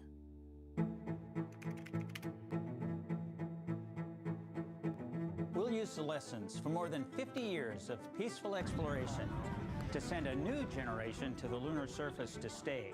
We will anchor our efforts on the lunar South Pole to establish the Artemis Base Camp, positioning us for long-term science and exploration of the lunar surface. We will prove what it takes to assemble a complex ship in deep space. We will perfect descending down to and returning from a distant surface. We will learn how humans can survive and thrive in a partial gravity environment. With improved spacesuit designs, mobile habitats, and with reconnaissance robots pre-positioning and relocating supplies. We will learn how to utilize the resources we find on these other worlds, starting with finding water ice and purifying it into drinkable water. And refining that into hydrogen for fuel and oxygen to breathe. We will establish fission power plants on the surface of the moon capable of supporting a growing community of efforts. And we will expand the logistics supply chain to enable commercial and international partners to resupply and refuel deep space outposts. None of this is simple or easy, but nothing in our history ever has been. The Eagle has landed. You got a bunch of guys about to turn blue. We're breathing again. Thanks a lot. This kind of continuous lunar presence is a natural extension of all that we've learned in low Earth orbit. And what we will accomplish there will ensure the monumental missions to Mars are within reach. As we ready the launch of the first Artemis mission, and as commercial companies ready their lunar landers for the first private payload deliveries, we have already begun to take the next step.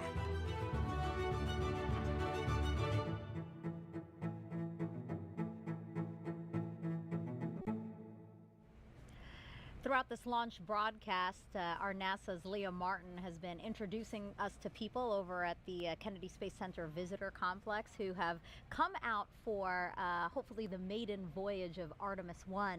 People from near and far, young and old, just really excited to hopefully see this historic flight. So now she's joined by somebody else who has a really interesting story. Leah, tell us about it. Megan, I think one of the most exciting things about being here tonight is being with people who are like-minded, who have such a strong tie to the history of our nation's space program and their love of spaceflight. And I actually struck up an amazing conversation with Scott here, and you were telling me about the special tie that you have to tonight's launch as well. Oh yeah, I literally grew up with NASA.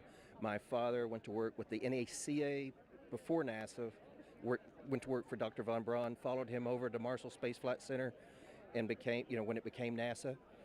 He worked on the Jupiter C, Redstone, Saturn I, Saturn V, and then because of that, he brought me here to see Apollo 11 launch. So that was my first launch. I was 5 years old. I loved it. Still remember the sound. That's about all. And then years later, through my flying career, I was able to bring my sons back with my friends that flew the shuttle, and they saw 5 launches and 4 landings. But basically, I wanted to be here. I was here for the first moon launch, the last moon launch back when Uncle Gene Cernan, our family friend, went to Apollo 17. So I wanted to be here for this because it's kind of in our family, in our blood, and hopefully I'll be around for the next one when we go and land again. So that's incredible. So you have NASA actually in your DNA, grew up with the program. Yeah. I knew most of the German scientists. The kids sat in our lap, Dr. Ernst Stirlinger, and my father flew with von Braun because he was a general aviation pilot as well. So they'd get off work and fly, and they were in Life magazine together, National Geographic. So it was fun. I literally got to knew Al Shepard, all the Mercury, Gemini, Apollo guys, and it was an honor. I would have loved to have been an astronaut, but I went a different route, but I can still come here and see them. We can, and we're so grateful, so thrilled to see you here tonight, and so excited that you will be able to actually compare the last launch and the sound of the last one with the one tonight. It's absolutely going to rock the sky. I want it to be even louder. I want to feel it. Yeah. Thanks so much for joining us tonight. It's been an honor to meet you, and Megan, we're going back to you. Leah, thank you so much for sharing that. That was such a fun story.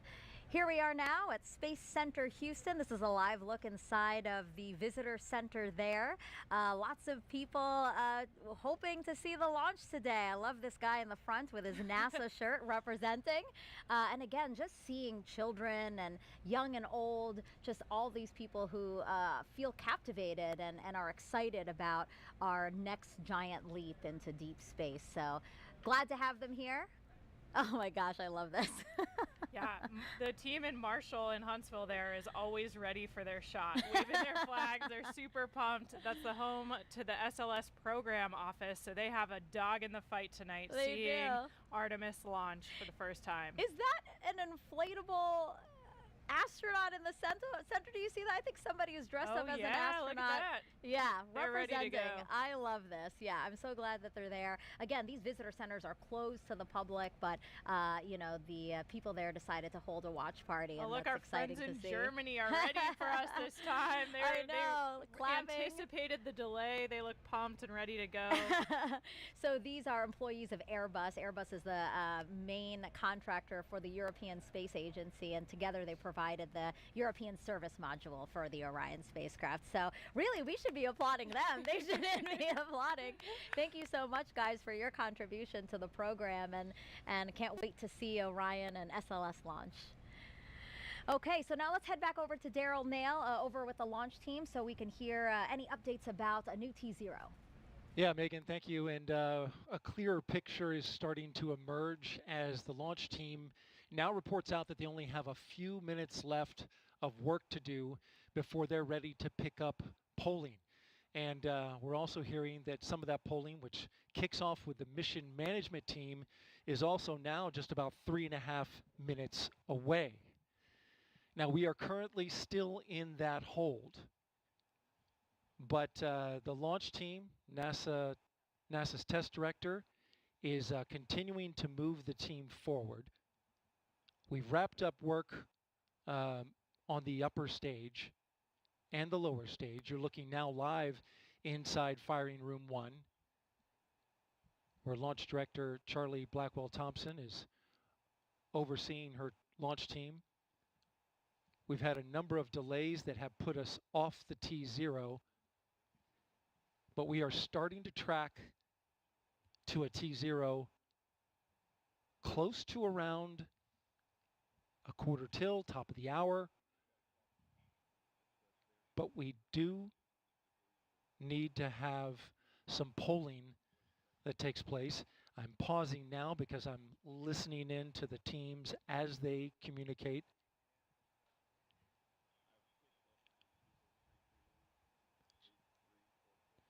In this launch window, which we're currently 26 minutes into, and it's 2 hours long, it runs until 3:04 a.m. Eastern Time, we have what's called 40 cutouts. And in those cutouts, they range from about a second to about a minute. These are times where they can't launch. These cutouts must be accounted for when determining a new T0.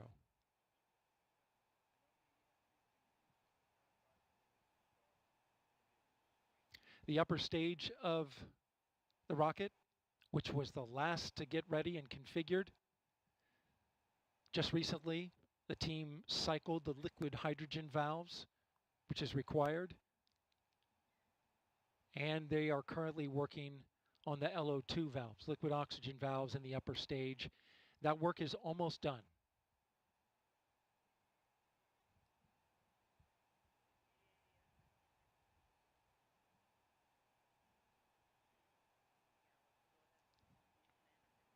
We are now a minute and a half away from the poll of the mission management team, which is several minutes before T-minus 15 minutes.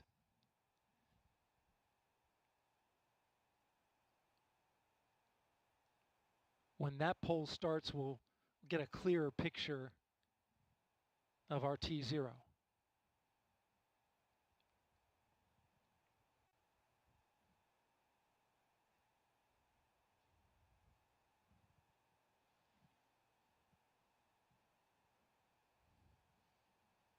NASA's test director has informed the launch team to all switch to a common communication channel. It's called 232. And what this means is that the entire launch team is now on one channel, and all future communication will happen there, whereas there are many channels. Now they reduce it down to one.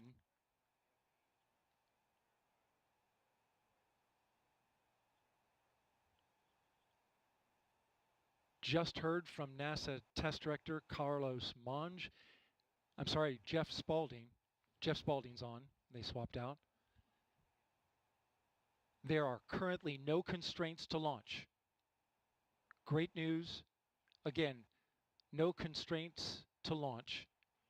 And they're getting ready to pick up with a poll to determine readiness for launch.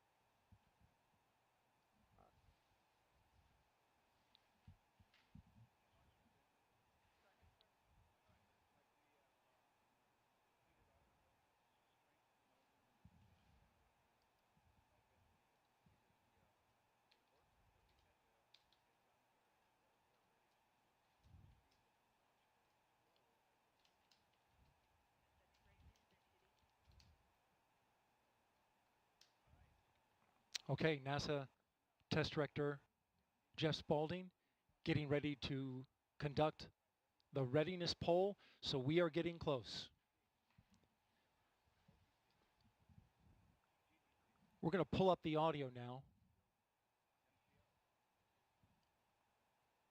so that you can listen in. LPs go. And rock.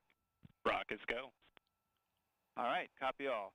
And Launch Director NTD, our launch team is ready to proceed at this time. I copy all NTD. At this time, I will proceed with my poll. And attention on 232, this is the Launch Director performing the final poll for launch. Verify no constraints and go for launch. EGS Program Chief Engineer. EGS Program Chief Engineer verifies that the EGS, SLS, and Orion Program Chief Engineers have no constraints and are go for launch. Copy, Greg. Thank you. EGS Chief Safety Officer. The EGS CSO verifies the SLS, Orion, and EGS CSOs have no constraints and are go for launch. Copy, John. Thank you. Range weather.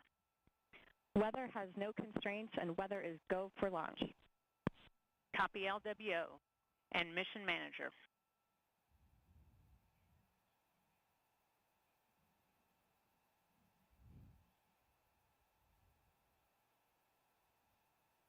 And Mission Manager, Launch Director. Launch Director, Mission Manager on 232. The mission management team has been polled. You have a go to proceed with terminal count and launch of Artemis I. I copy all. Thank you. And NTD, Launch Director. Go ahead, Launch Director. Yes, sir.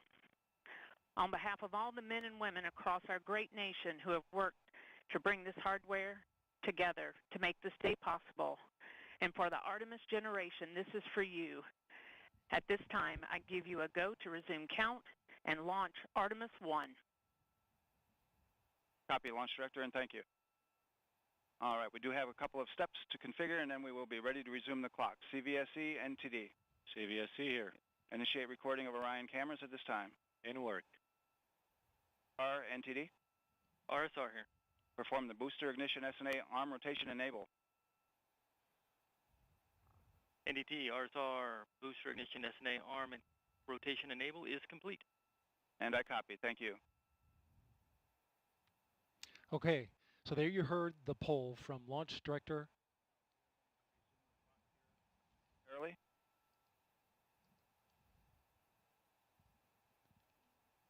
Getting ready to get that new T0 time.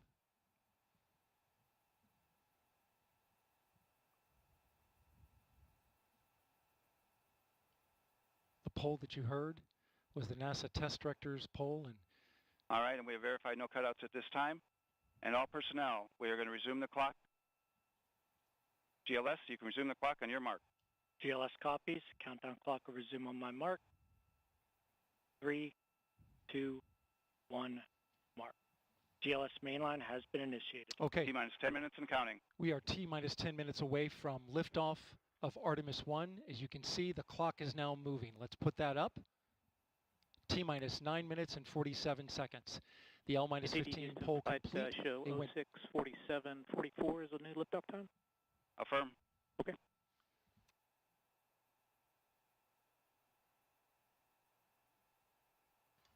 Oh, 1:47:44. 1:47 a.m. Eastern Time and 44 seconds.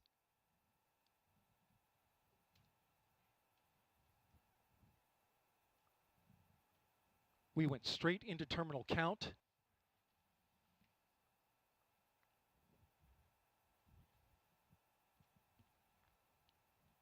Liftoff now 9 minutes away. So terminal count.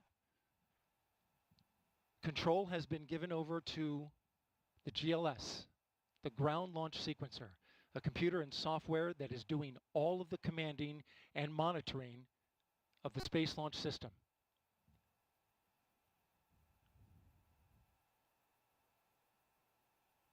We'll hear call-outs from the GLS operator, Alex Pandalos.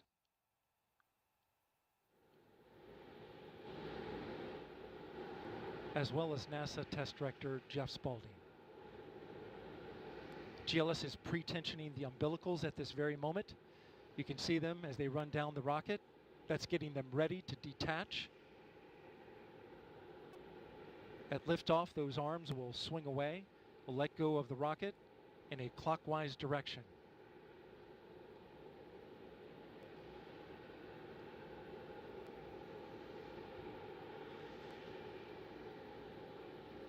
T-minus 8 minutes and counting.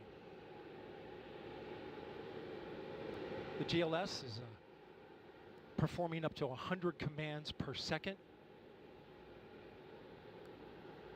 including configuring ground systems for power transfer to the rocket. GLS is turning on cameras, recording video inside and outside the crew module to collect data for engineers. Purging the aft skirt booster with high flow nitrogen. Clear out any hydrogen gas that may be there.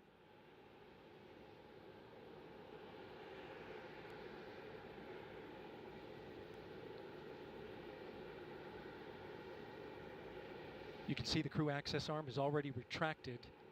When there is crew during Artemis II, it would happen at T-minus 6 minutes. But out of abundance of caution, they went ahead and retracted the arm well ahead of liftoff. Want to point your attention to the base of the mobile launcher. If something wasn't done to reduce the power from the pressure caused by the rocket's ignition and thunderous sound, it could damage the rocket. So the ignition overpressure and sound suppression system will flood the mobile launcher with water.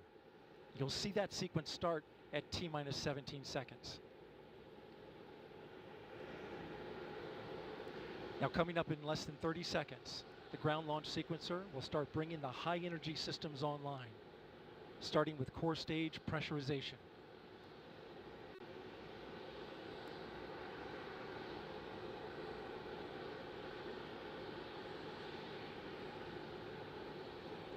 Firing room 1 is completely silent as they listen for the next call.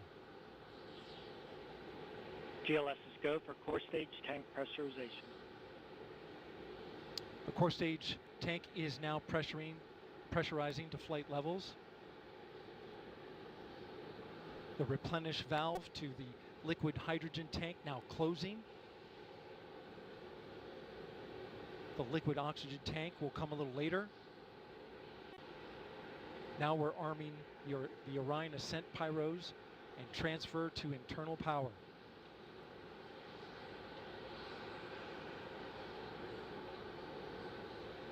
The launch abort system, or LAS jettison motor, is now armed. On this flight, the abort motor is inactive because there is no crew on board. Up next is the flight termination system, or FTS, which gives the Space Force the ability to destruct the rocket if it goes in the wrong direction. Let's listen in for that.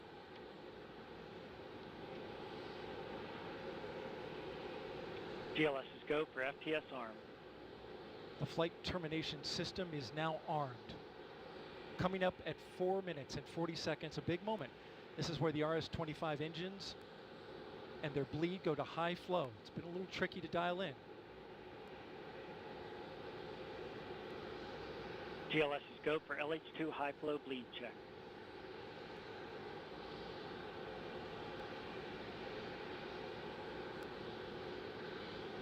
Good word, we've passed that. The cryo team got the LH2 engine bleed pressure loop dialed in. They are now at the right temperature for launch. Countdown continues. T-minus 4 minutes, 15 seconds. Up next, GLS fires up the KPUs. Those are high-speed turbines which provide pressure to hydraulic pumps that steer the RS-25s. Stands for Core Stage Auxiliary Power Unit Start. GLS is go for core stage APU start. That now leads to the thrust vector control test at T-minus 2 minutes and 30 seconds. That can proceed now, and we will see the engines gimbal at the bottom of the core stage.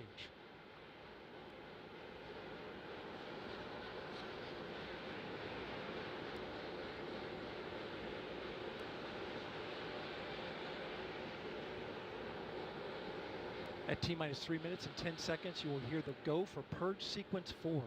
That's a helium purge of the 4 core stage engines downstream of the propellant valve, getting the air and moisture out.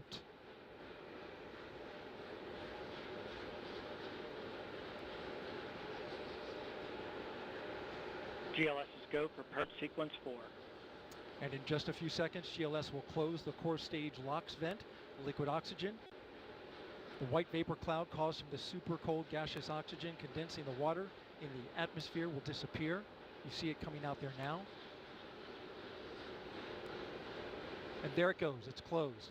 LOX vent closed, pressure rising in the core stage LOX tank to flight levels. Coming up in 15 seconds, look for that thrust vector control actuator test. Engines will gimbal.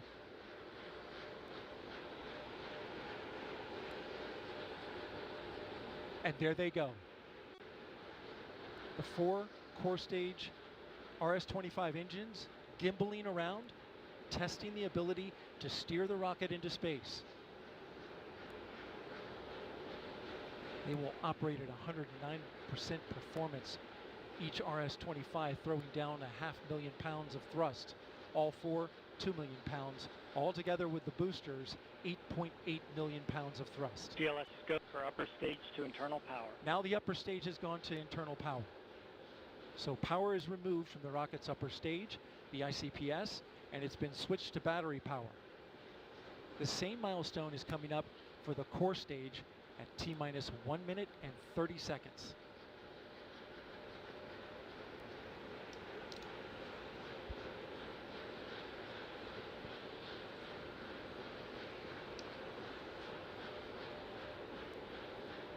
GLS go for core stage to internal power. The rocket's core stage, which houses the 3 flight computers, is now on battery power. So there is no more hold time available because there's no more margin on the batteries. So if we have a hold, we'd have to recycle back to T-minus 10 minutes and recharge those batteries. The count continues. A note now, shortly after liftoff. 1 minute. Shortly after liftoff, Mission Control Houston will take control of the rocket, and my colleague, Leah Cheshire, will take over commentary. T-minus 50 seconds and counting. Coming up at T-minus 33 seconds, the GLS will hand off control to the ALS. This is the autonomous launch sequencer. On board the rocket, it will take over command and control of the rocket. But the ALS will check, make sure there's no holds coming from the ground up until T-minus 2 seconds. GLS is go for ALS. And we are go for ALS. The Space Launch System is now counting down to liftoff of Orion on its maiden voyage to the moon. Launch team can no longer recycle the count. Sound suppressor water now 15. Flowing under the ML. And here we go. 10. Hydrogen burn-off igniters initiated. 7, 6, 5. Core stage engine start. 3, 2, 1. Boosters in ignition. And liftoff of Artemis I. We rise together back to the moon and beyond.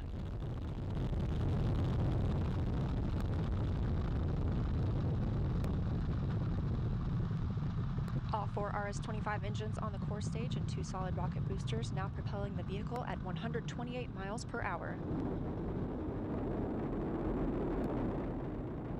Hearing good control on the roll from teams in Mission Control Houston. All good calls so far. Now 30 seconds into the flight of Artemis I. First milestone will be for the vehicle to pass through max Q at about 1 minute and 9 seconds into launch. This is the greatest period of atmospheric force on the rocket.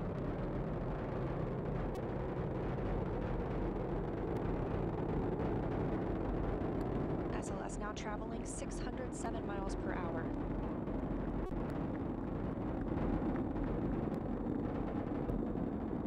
You're looking at 8.8 million pounds of maximum thrust. Quiet here in the loops in Mission Control. The 4 core stage engines are throttling down ahead of passing through max Q.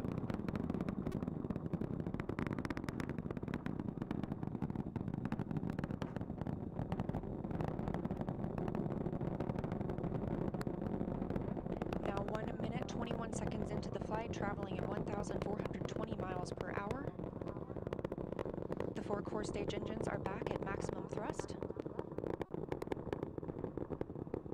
The next major milestone will be for the solid rocket boosters to cut off and jettison at about 2 minutes and 11 seconds into the flight, so about 30 seconds from now.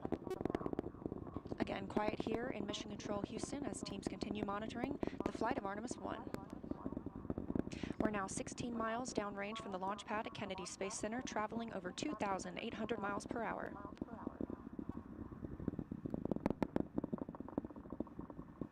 standing by for solid rocket booster jettison and shortly thereafter.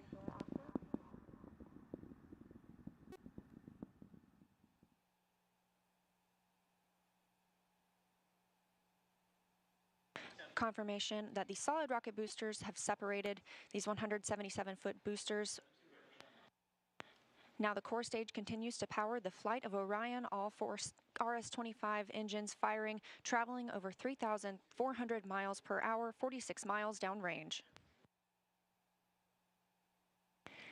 2 minutes and 36 seconds into the flight. Hearing nominal calls here in Mission Control Houston. We've still got 4 good engines on the core stage. Next up, we'll be looking for the service module fairing to separate. This is 3 15 by 15-foot fairing panels, providing structural support, protecting the service module. Those will separate at about 3 minutes and 11 seconds into flight, and very shortly thereafter will be followed by the launch abort system separation. Just over 3 minutes into the flight of Artemis I, now traveling over 4,060 miles per hour, 83 miles downrange. We just had confirmation that the service module fairing has separated.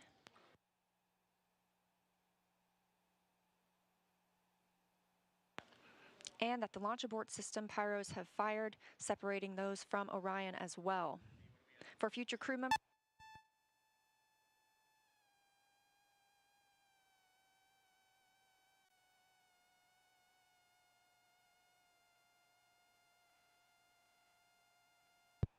we just heard the call for 3-engine press, meaning if SLS were to lose an engine at this point in the mission, we could still achieve a nominal mission. We would just have an extended main engine cutoff time. However, we still have 4 good engines, all at maximum thrust right now, powering the first flight of Artemis at 5,200 miles per hour, 148 miles downrange.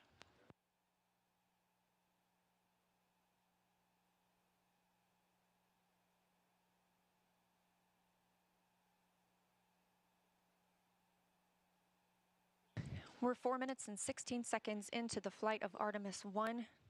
So far, we've had a clean ascent. We saw those solid rocket boosters jettison about 2 minutes and 11 seconds after liftoff. Shortly after, we had the service module panels fairings separate, as well as the launch abort system. The launch abort system was inert for this flight, except to perform this separation. Those 4 core stage engines will continue to fire and power the flight of Artemis I, now traveling over 6,800 miles per hour, 229 miles downrange. Booster flight controller reports that the engines are looking good.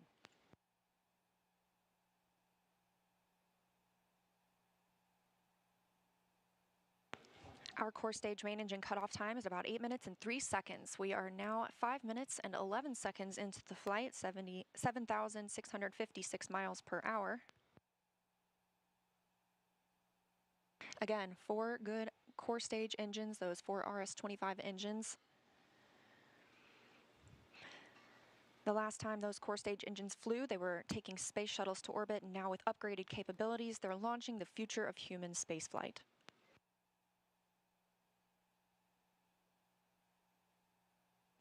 Five minutes, 42 seconds into the mission, we are now traveling 8,800 miles per hour, 345 miles downrange from the launch pad at Kennedy Space Center.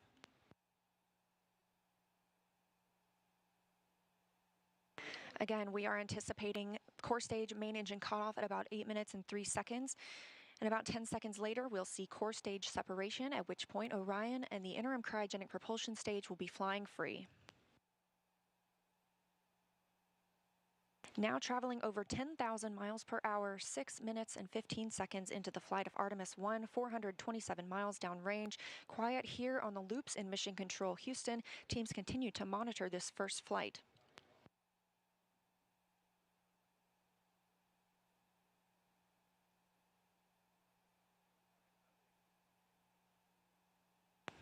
About a minute and a half now until that core stage main engine cutoff time. Our 4 core stage engines continue to fire at maximum thrust.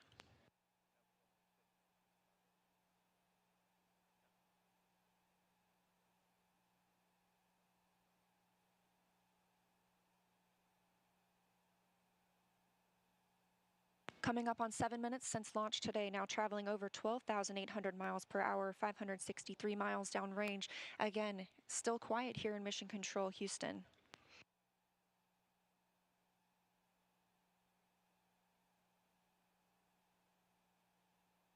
As we prepare for main engine cutoff, the 4 RS-25 engines are beginning to throttle down.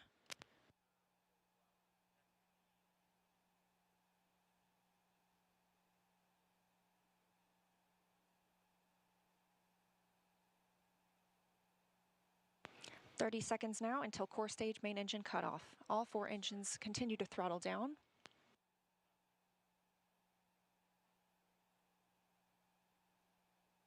Now 7 minutes 45 seconds into the flight, traveling over 16,000 miles per hour. Continuing to hear good calls here in Mission Control, Houston. We're standing by for core stage main engine cutoff.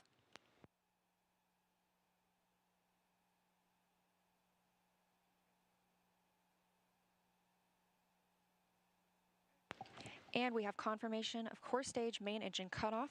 Orion is now in Earth's orbit. The flight dynamics officer reports that we have a nominal main engine cutoff. And we just heard the call for core stage separation. That means Orion and the interim cryogenic propulsion stage are now flying free from the core stage of the Space Launch System. The next milestone will be solar array deploy approximately 18 minutes after liftoff. But before Orion stretches its wings, let's check back in with our friends at Kennedy Space Center and hear all about what it was like to hear the rocket roar off the launch pad. Megan and Kayla, I've got to hear all about it. Well, if you're just joining us, welcome to NASA's Kennedy Space Center, where we just watched Artemis I launch, our first step towards our next adventure into deep space. As Leah said, I'm NASA's Megan Cruz, and this is NASA astronaut Kayla Barron. And I'm kind of still giddy and speechless. I don't even know how to explain how I'm feeling right now. I feel the same way. This is the first launch that I've been able to watch in person. And I've got to say, it was incredible. It took my breath away and I was tearing up. Just what an amazing accomplishment for this team, this international team, people who have been dedicating their careers to getting this rocket off the ground and taking the first step to getting a crew on that vehicle back to the moon. It was just incredible. Yeah, this is a moment I think that we're all going to remember where we were when we saw this sort of thing, you know what I mean? And it was great to see, again, when we entered into terminal count, everybody here just started cheering, you know, coming out to get a really good view. And boy, I mean, it lit up the night sky and it just shook everything around us. Did you feel that? Like in my bones, I felt that. Oh yeah, the cool thing is just kind of the delay between what you see and what you hear, because of course the sound travels a little bit slower, and it was just amazing.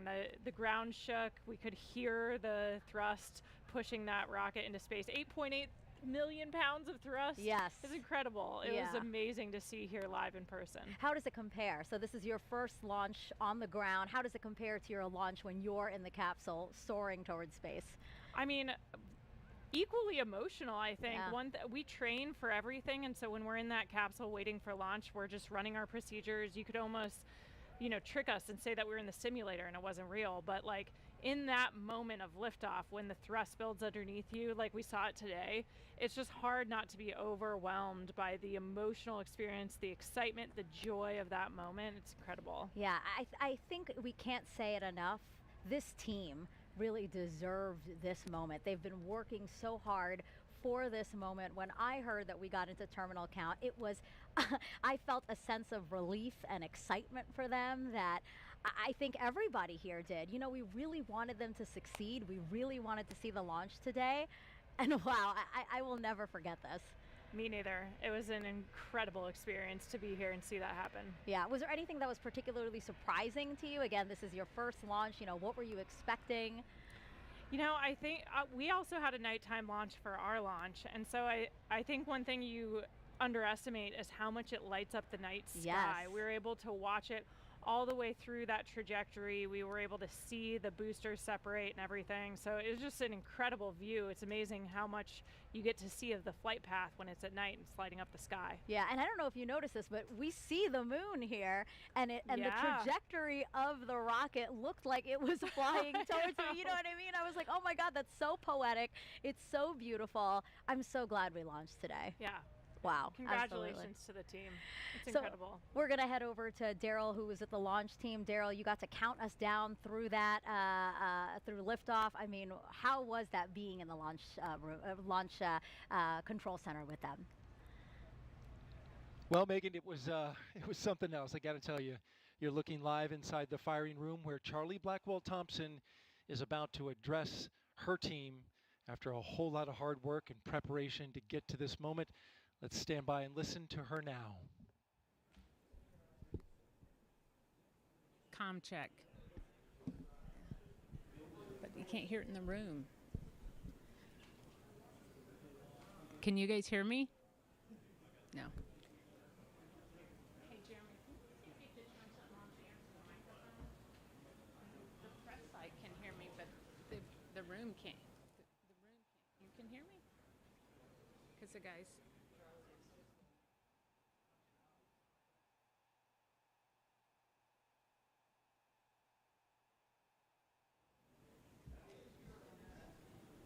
I don't know what he's telling me to do.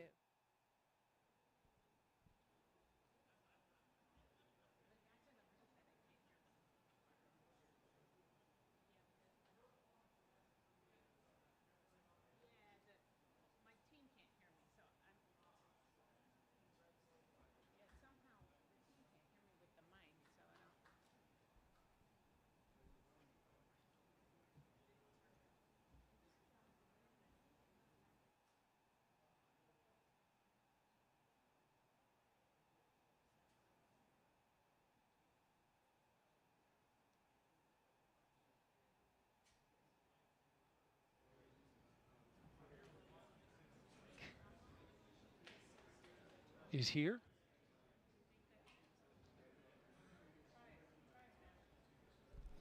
Can you guys hear me? Oh, there we go. Is he ready for me?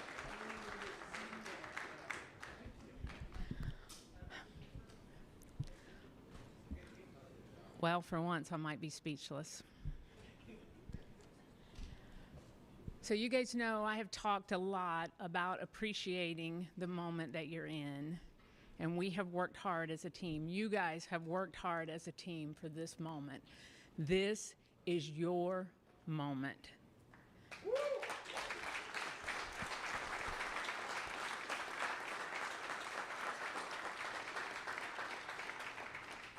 It is not by chance that you are here today. So I want you to look around at this team and know that you have earned it. You have earned your place in the room. You have earned this moment. You have earned your place in history. You were part of a first. Doesn't come along very often. Once in a career, maybe. But we are all part of something incredibly special, the first launch of Artemis.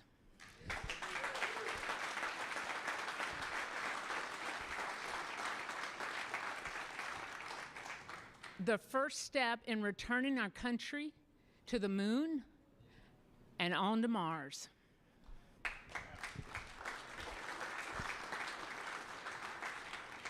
What you have done today will inspire generations to come.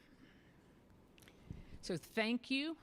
Thank you for your resilience. You know, I said at the pre-test briefing, the harder the climb, the better the view. We showed the Space Coast tonight. What a beautiful view it is. So congratulations.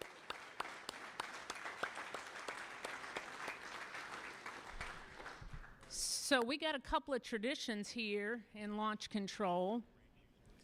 And the first one is when you're in the position for the first time, you get a tie cutting.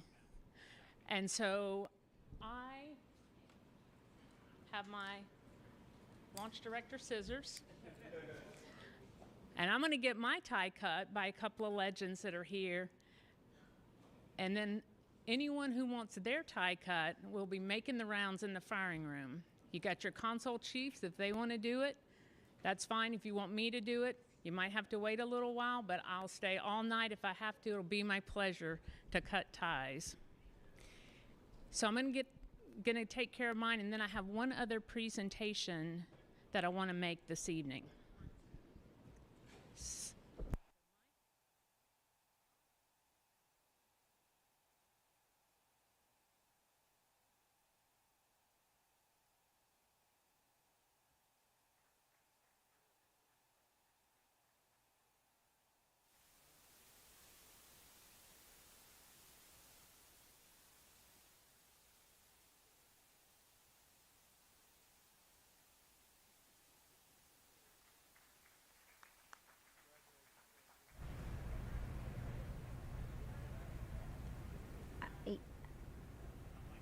This is Charlie Blackwell-Thompson, Artemis I launch director. She just got her tie cut. That is a tradition here at NASA. We just got to hear her talk to the team, and one thing that really stuck out to me that she said is that they've really earned their place in history. We're coming up on solar array deploy. Let's go on to Leah. Thanks, Megan. And yes, we're here in Mission Control Houston, still monitoring the Artemis I mission and the first flight of Orion atop the Space Launch System. So far, we saw successful liftoff at 1:47 a.m. Eastern Time, all the way through separation from the core stage. We now have Orion and the interim cryogenic propulsion stage flying free. And we've just heard that we have initiated solar array deploy. So we are turning our focus to that. The spacecraft was running on battery power, but stretching these wings will allow it to stop relying on those batteries and significantly extend the time it can stay in space. So solar array deploy takes about 12 minutes. We have 4 solar arrays that we need to deploy and latch. These will provide power to the spacecraft on its journey to distant retrograde orbit and all the way back to Earth. Once these are properly configured, again, Orion will no longer need to rely solely on battery power. And we expect this to be done about 30 minutes after liftoff. Right now, we're 19 minutes since liftoff today.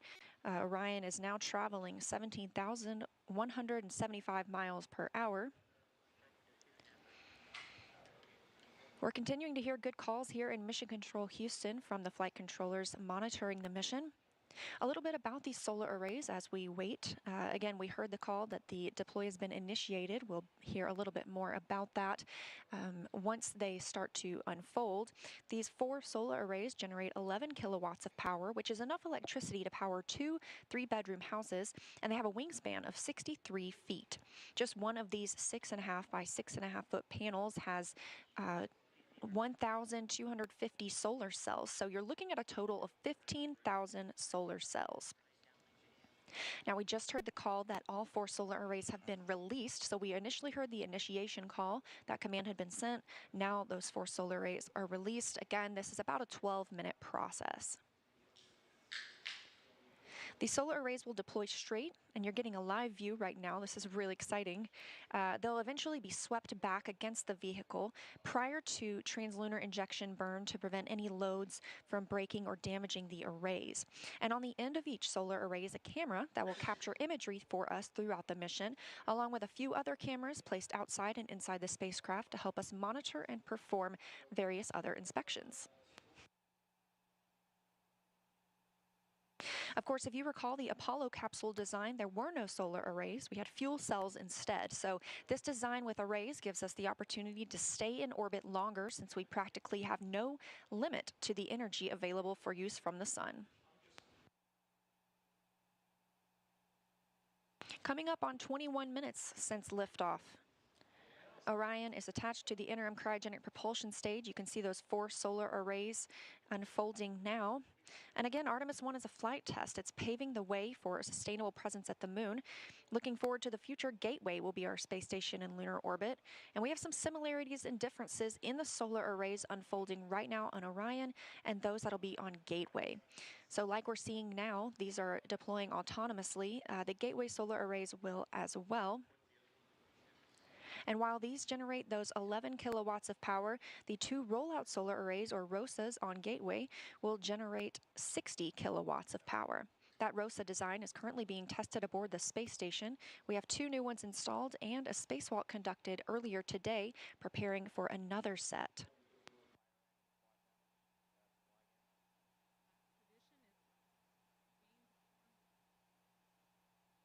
Coming up on 22 minutes since liftoff today, Orion and the interim cryogenic propulsion stage traveling over 16,800 miles per hour. The solar arrays deploying now are part of the European service module. It's comprised of 20,000 parts and components. The service module was developed as part of an agreement between NASA and the European Space Agency, or ESA. This is the first time NASA is using a European-built system as a critical element to power an American spacecraft.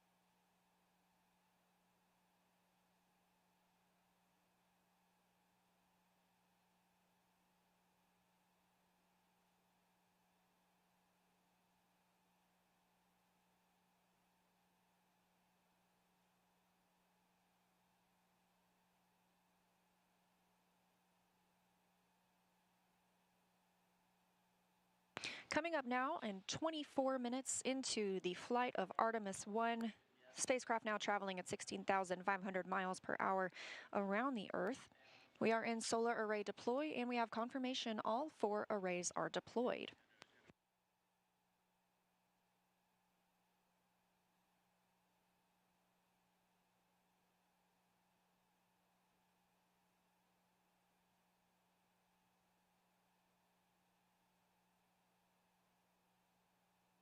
Coming up in a little less than 30 minutes is the Perigee raise maneuver.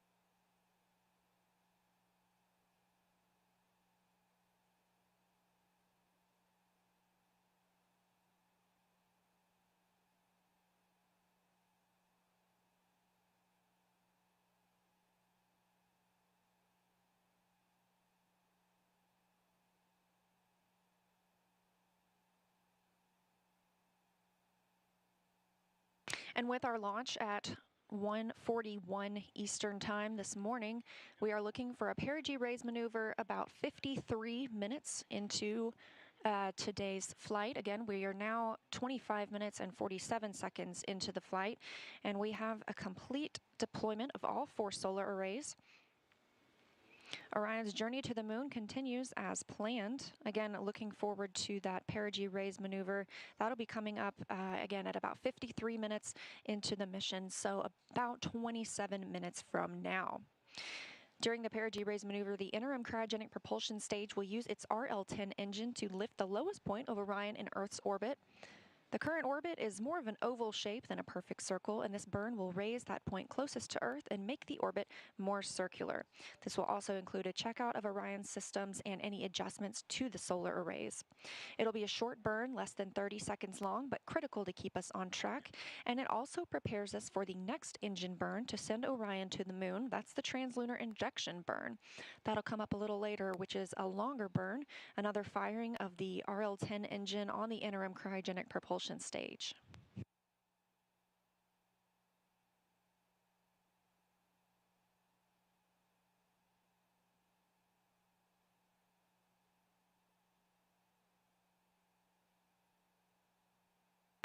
We caught a glimpse there of those solar arrays, and with all 4 solar arrays properly deployed, Orion's journey to the moon continues, and we've got more operational updates coming up shortly, but for now, I'm going to toss it back to Megan and Kayla at Kennedy.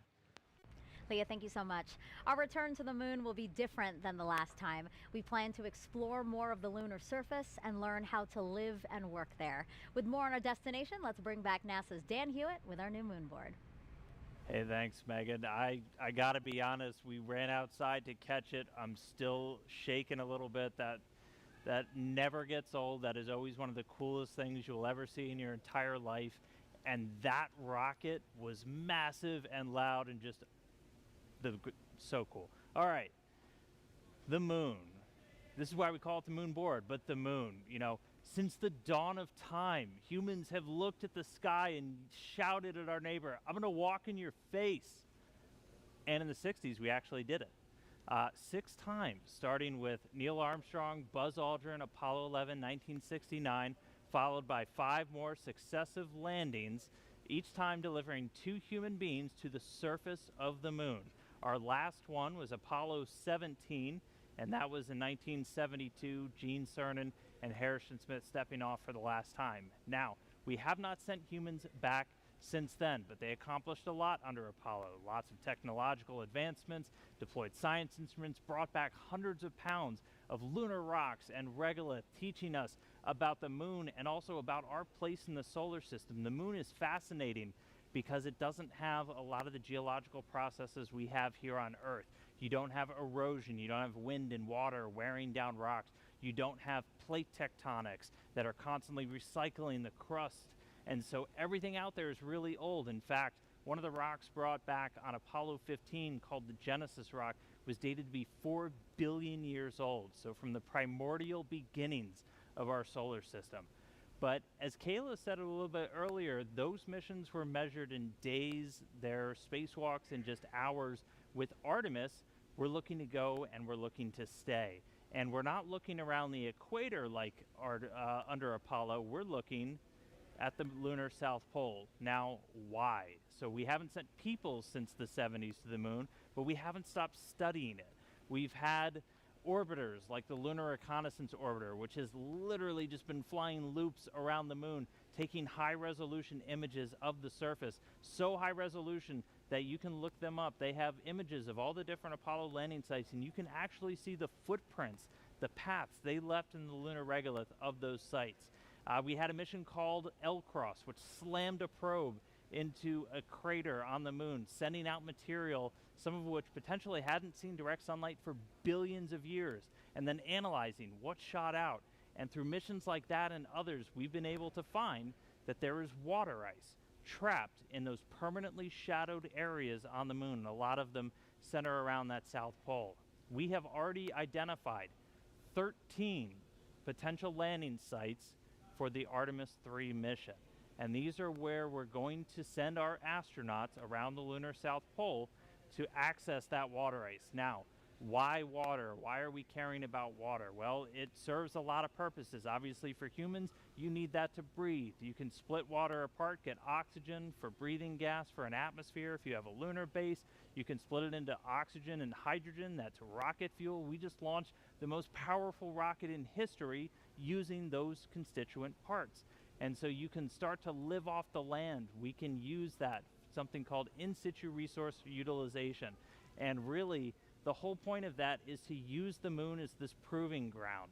We're trying to get to Mars. We're trying to learn to live on other planets where there is gravity, where we're going to have to use resources there on the ground because we won't be able to bring everything with us. And by going to the lunar South Pole, by going to stay under Artemis, we're going to be able to start practicing that. We're going to perfect those systems, perfect those techniques and operations we need to do that so we can use the moon as that jumping off point to Mars and beyond. So that's why the moon. We're going to see Orion fly around it for the very first time in just a couple of days. That launch was spectacular. I'm still way too excited, but can't wait to see some shots of the moon from up close from Orion. So I'll send it back over to you, Megan. Thanks so much, Dan.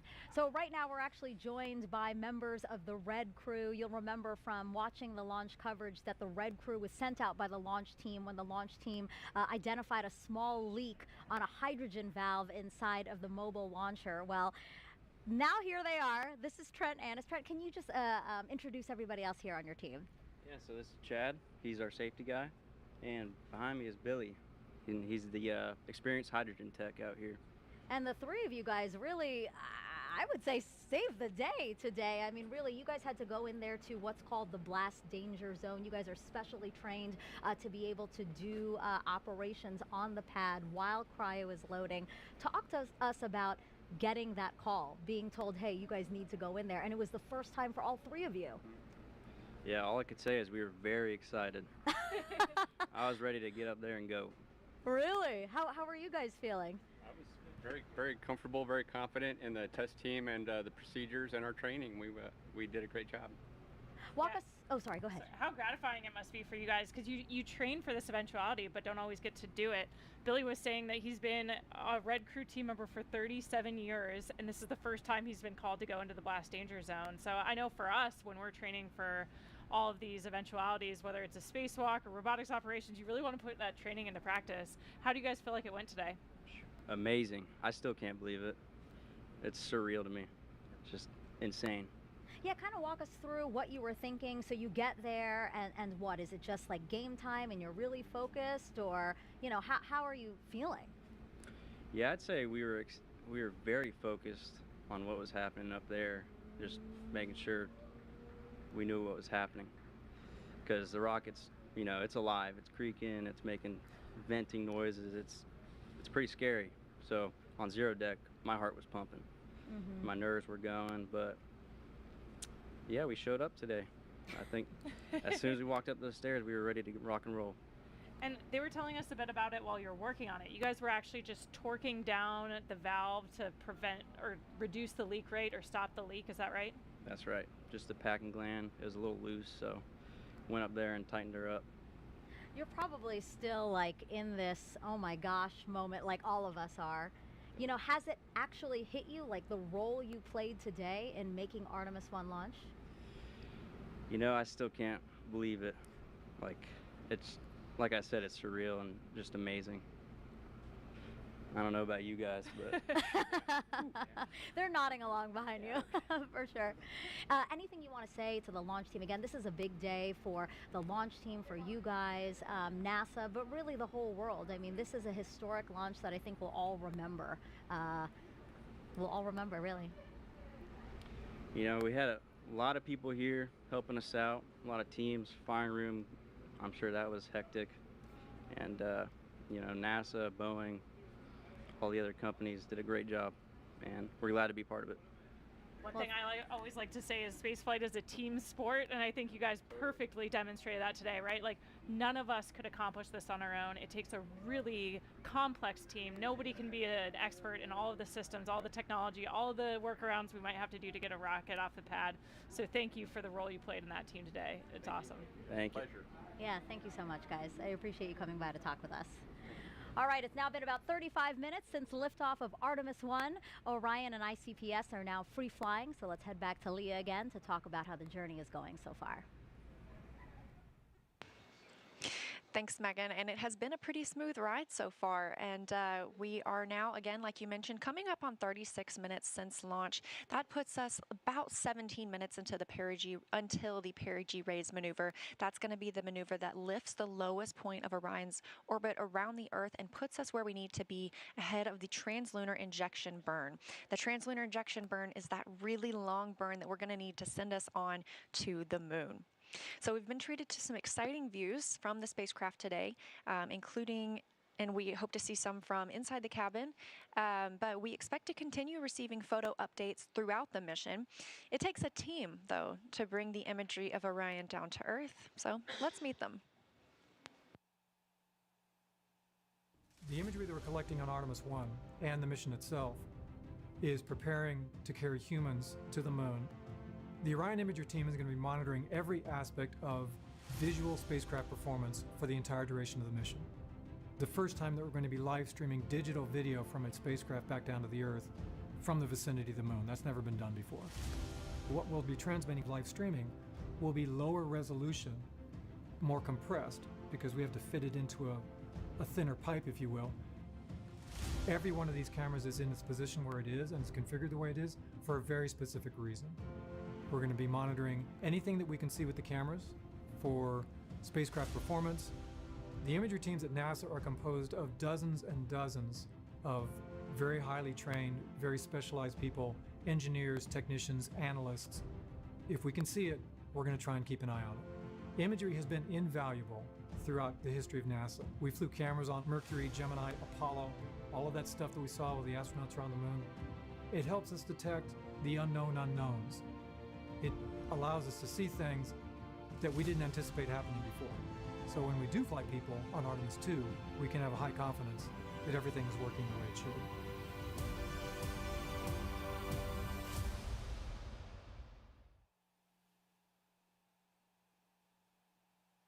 I love getting a look at those teams that we don't normally see, like the red team that Megan and Kayla just got to interview. A really big thanks to them and everyone that made this liftoff happen tonight.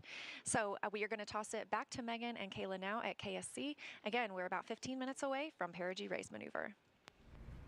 Thank you, Leah. Yeah, we wanted to take us back into Orion and talk about some of the science that's being enabled by Artemis I today. So inside of Orion are 10 of these. So they're called Cubesats because they're tiny satellites. Essentially, they're the size of the shoebox when they're folded down, but then once they're deployed, they're opened up. They have solar arrays, things like that. That's when it gets a lot bigger. Now, these are called secondary payloads for this mission. Kayla, can you talk to us about what secondary payloads are? Yeah, it just really means that it's not a primary objective of the mission.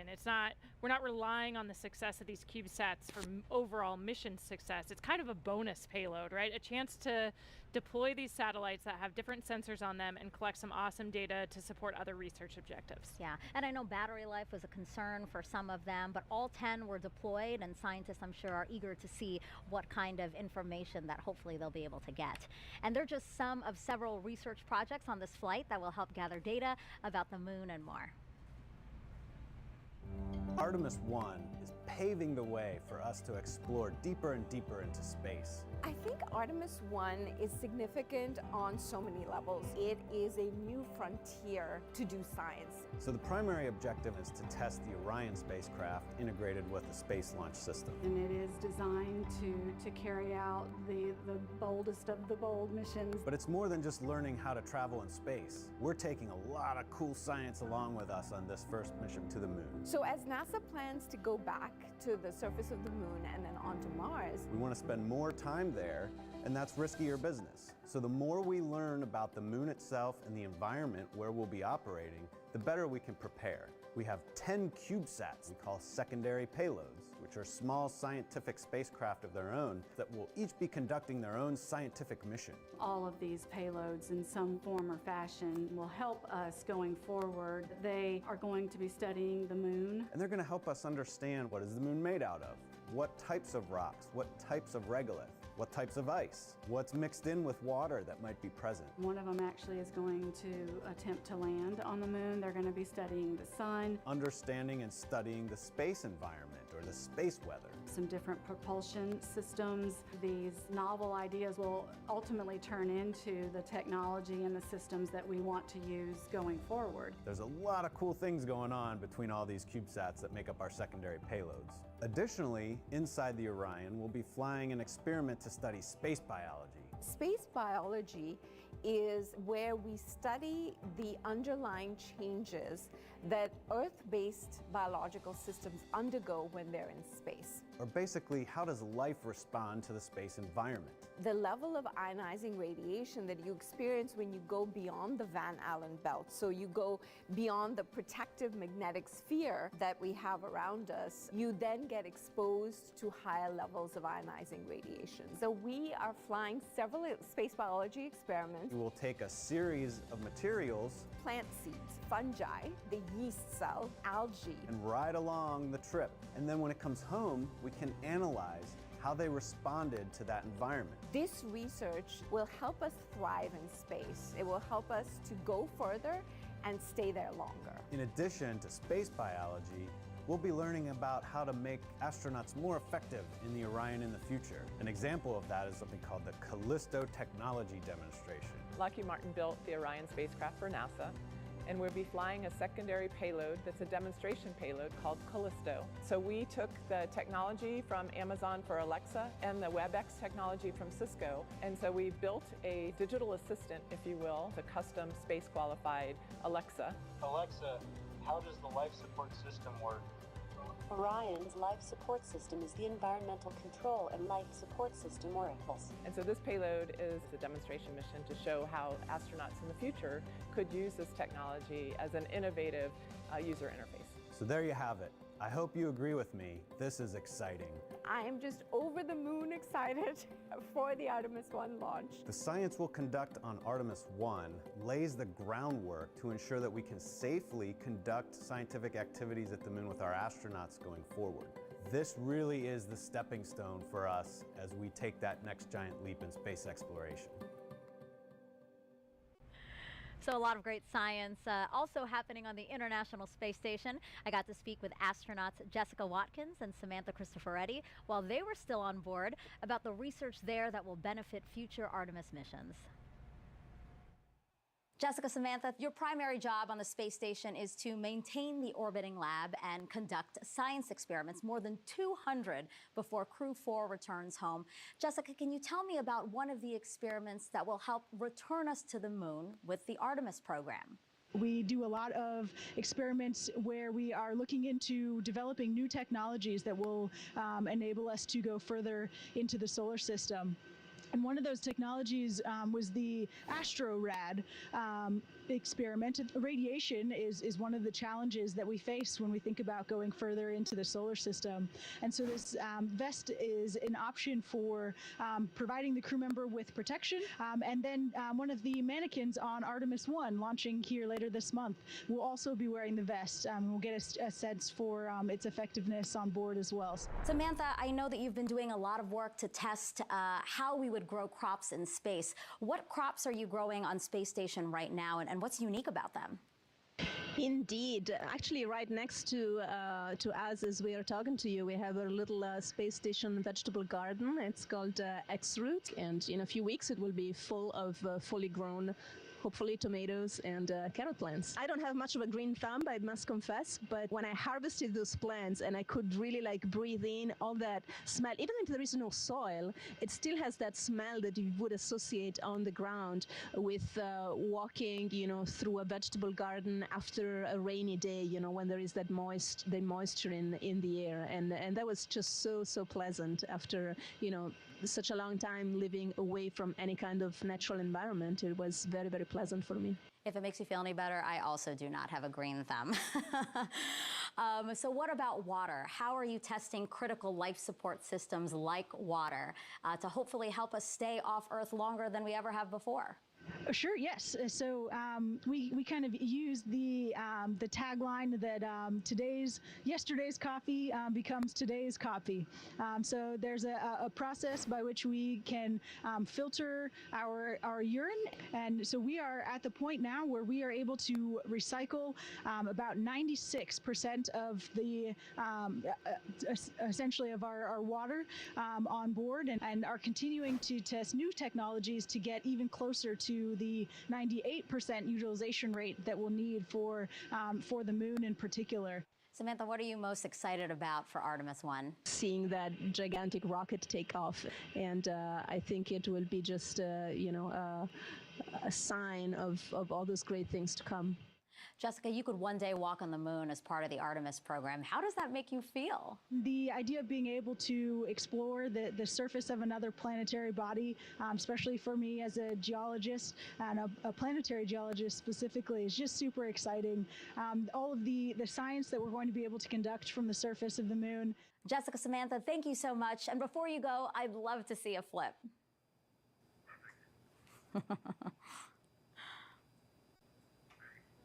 Makes me laugh. I love it. And a double backflip at that. Now, Kayla, you, of course, lived and worked on the International Space Station as part of Crew 3. You know, do you enjoy, or did you enjoy doing all those science experiments while you were there? It's a lot of hard work. Yeah, it's incredible to be a part of every single experiment. It's an honor to play a small role in it. We got to do some really cool tech demonstrations while we were up there too. So for me as an engineer, that was really fun. That's a photo of me doing the first scanning electron microscope samples on the International Space Station. And it was cool for me because I worked with a scanning electron microscope in my graduate school research that took up, like, it was as big as this desk. Oh. But seeing a miniaturized version of those that we have up there and imagining how we could use it in a lunar or Martian laboratory to better analyze samples and decide what to bring home was really exciting. Yeah, and you touched on this earlier before, but I do think it's just so important to note again that you're doing science for scientists who've been working on their studies for decades, some of them. So to fulfill that, how does that make you feel?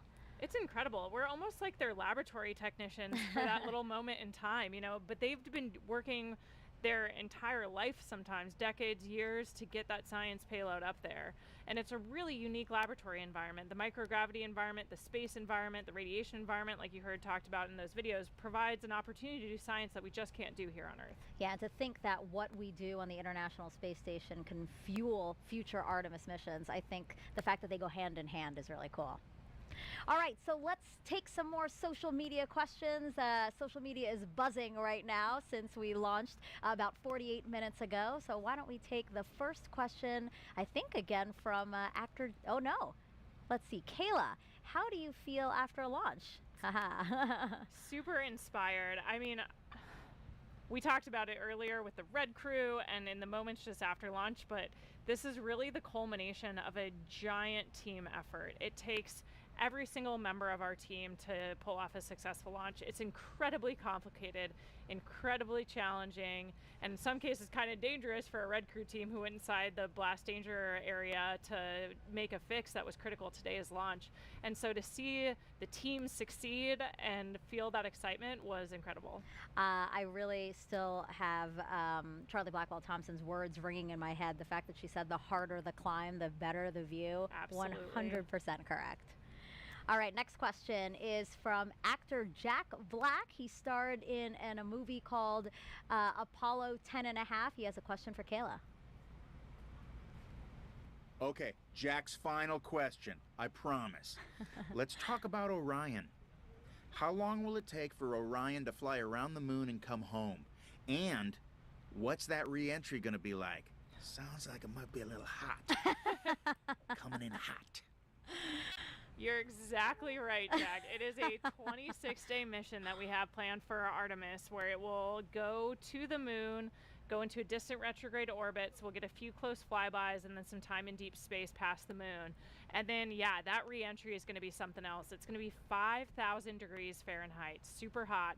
And so we'll be looking at how the heat shield performs just to ensure that it'll be able to protect the crew for that speed and temperature. That's half as hot as the sun. Yes, it's incredibly hot. So we rely on that heat shield to keep our systems and our crew safe, but we expect that it'll perform well, but we're excited to see how it does in about 26 days. Okay. One last question from social media. What qualifications are required to become an astronaut? You have to study STEM. You have to have a master's degree or higher in a STEM field. But besides that, we're looking for people who are awesome team players. So there's a lot of different roads to become an astronaut. We seem to be getting a lot of questions about how people themselves can become astronauts. I think that's really cool that we might see and inspire, again, people who might think about becoming astronauts. Absolutely. Okay, well, thank you, Kayla, and thank you for those who sent in those questions.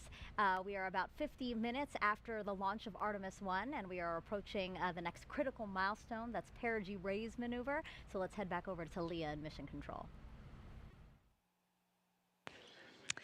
Thanks, Megan. And you're right, we are coming up on Perigee raise maneuver about 2 minutes from now. We are now 51 minutes into the flight of Artemis I after lifting off at 1:47 a.m. Eastern Time from Kennedy Space Center. The vehicle now traveling over 14,600 miles per hour. So during Orion's orbit of Earth, it reaches an apogee and a perigee. The apogee is the highest point above Earth's surface and the perigee is the lowest. Therefore, this perigee raise maneuver is a firing of the ICPS RL-10 engine, and it's going to raise the lowest point of Orion's orbit over Earth. This also included a checkout of Orion's systems and any adjustments to the solar arrays. All 4 of those solar arrays, as you can see, are swept back. That's going to keep them from having any loads imparted that might damage them for use later in the mission. This also, the Perigee raise maneuver, will put us in the proper position for the translunar injection burn. That's that really big and long burn that we need to send us to the moon. We're about 1 minute away from the Perigee raise maneuver. This is a shorter burn. It's less than 30 seconds.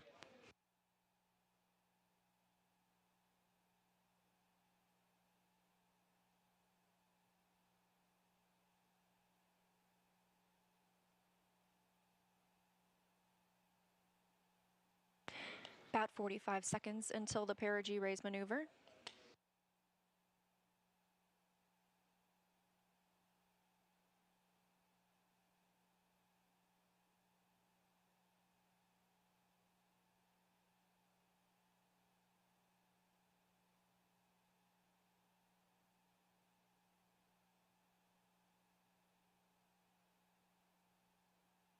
Coming up on 53 minutes into today's mission, and we are standing by for the start of the Perigee raise maneuver. Again, this is a firing of the RL-10 engine on the interim cryogenic propulsion stage. It's less than 30 seconds long.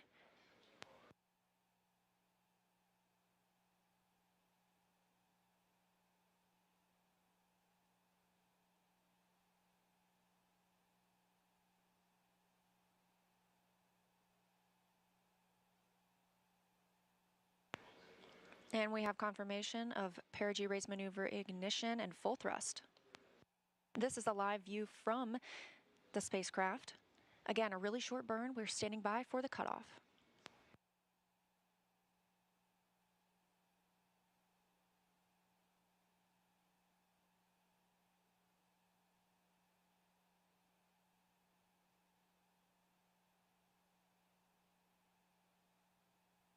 And we have confirmation of Perigee raise maneuver cutoff.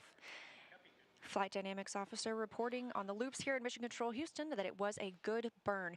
We are now 54 minutes into the flight, Orion traveling 14,700 miles per hour, and that was the Perigee raise maneuver, lifting the lowest part of Orion's orbit around the Earth and putting us right where we want to be for the translunar injection burn. We're looking for that translunar injection burn to happen about 1 hour and 26 minutes after launch, so about 30 minutes from now. That'll be that long burn that helps us break free from the pull of Earth's gravity and commits the spacecraft to a lunar trajectory. So with successful completion of the Perigee raise maneuver, I'm going to toss it back to Megan at KSC. No, keep it.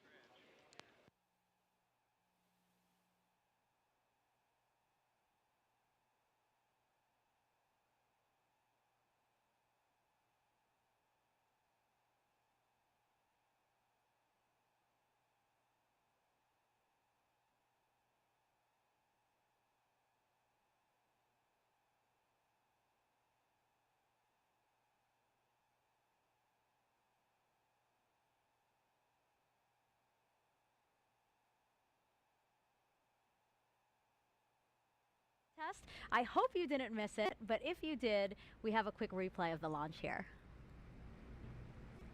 Sound suppressor water now flowing under the ML. And here we go. 10. Hydrogen burn-off igniters initiated. 7, 6, 5. 4-stage engine start. 3, 2, 1. Boosters in ignition. And liftoff of Artemis I. We rise together back to the moon and beyond.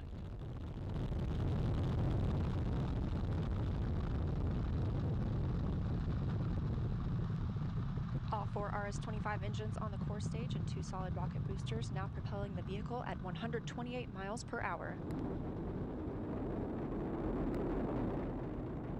Hearing good control on the roll from teams in Mission Control Houston. All good calls so far. Now 30 seconds into the flight of Artemis I. First milestone will be for the vehicle to pass through max Q at about 1 minute and 9 seconds into launch. This is the greatest period of atmospheric force on the rocket.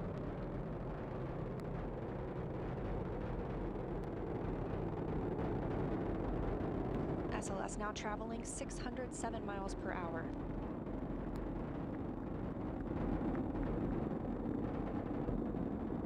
You're looking at 8.8 million pounds of maximum thrust. Quiet here in the loops in Mission Control. The 4 core stage engines are throttling down ahead of passing through. Now to celebrate Artemis I's successful liftoff is NASA Administrator Bill Nelson. Administrator, you got to share what you just told Kayla and I. You said that that was the biggest flame you've ever seen. That's the biggest flame I've ever seen. It's the most acoustical shock wave that I had ever experienced. We were out on the roof of the Launch Control Center, and I'm telling you, you definitely knew that there was some energy being expended over there. So what does it mean to you to be the leader of our organization for a historic launch like this? We've been talking about the team it takes to get this done. How does it feel to be at the helm of that ship?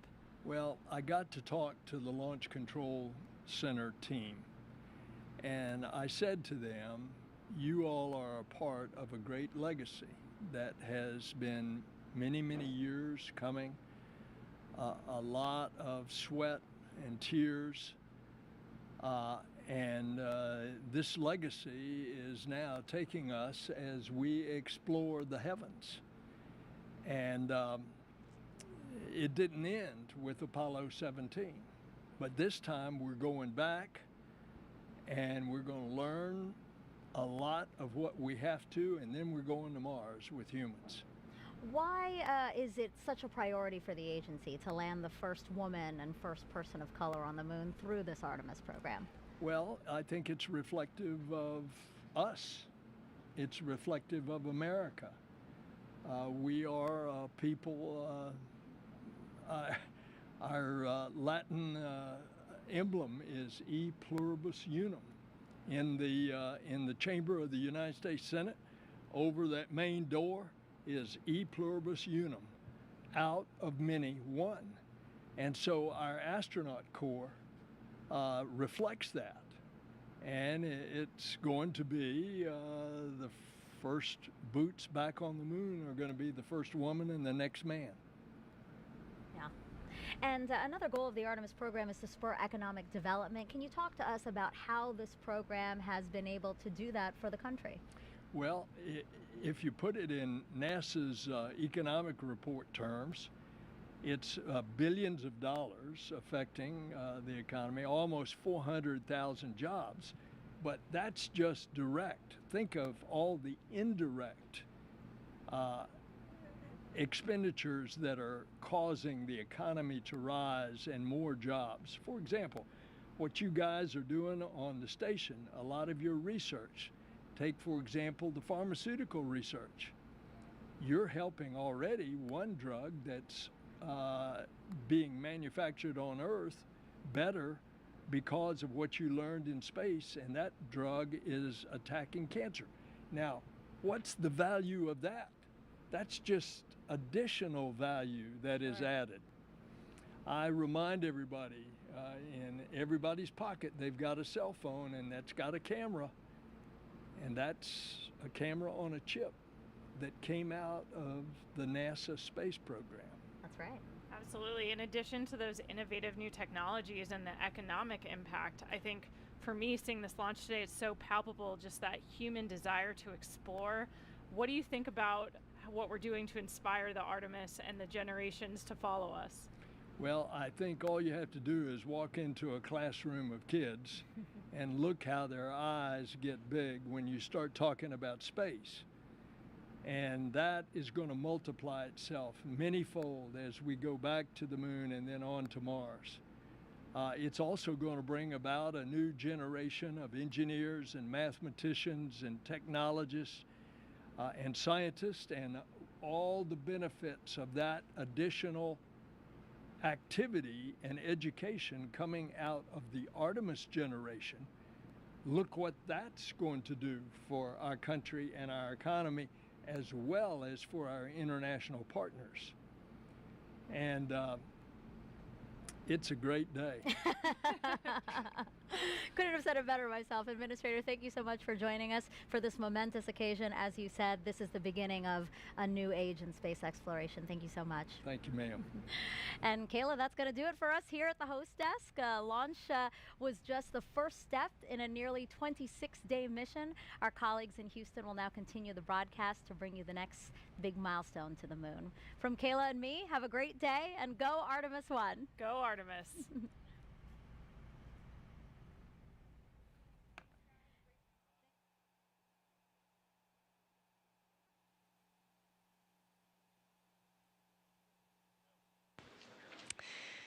And we had a great ride to orbit today. We are now 1 hour and 2 minutes since we launched the Artemis I mission. Orion is traveling with the interim cryogenic propulsion stage, now almost 15,000 miles per hour. We recently saw the Perigee raise maneuver. That's where we lifted the lowest point of Orion's orbit around the Earth, and it puts us in the perfect position to prepare us for translunar injection burn coming up in about 25 minutes.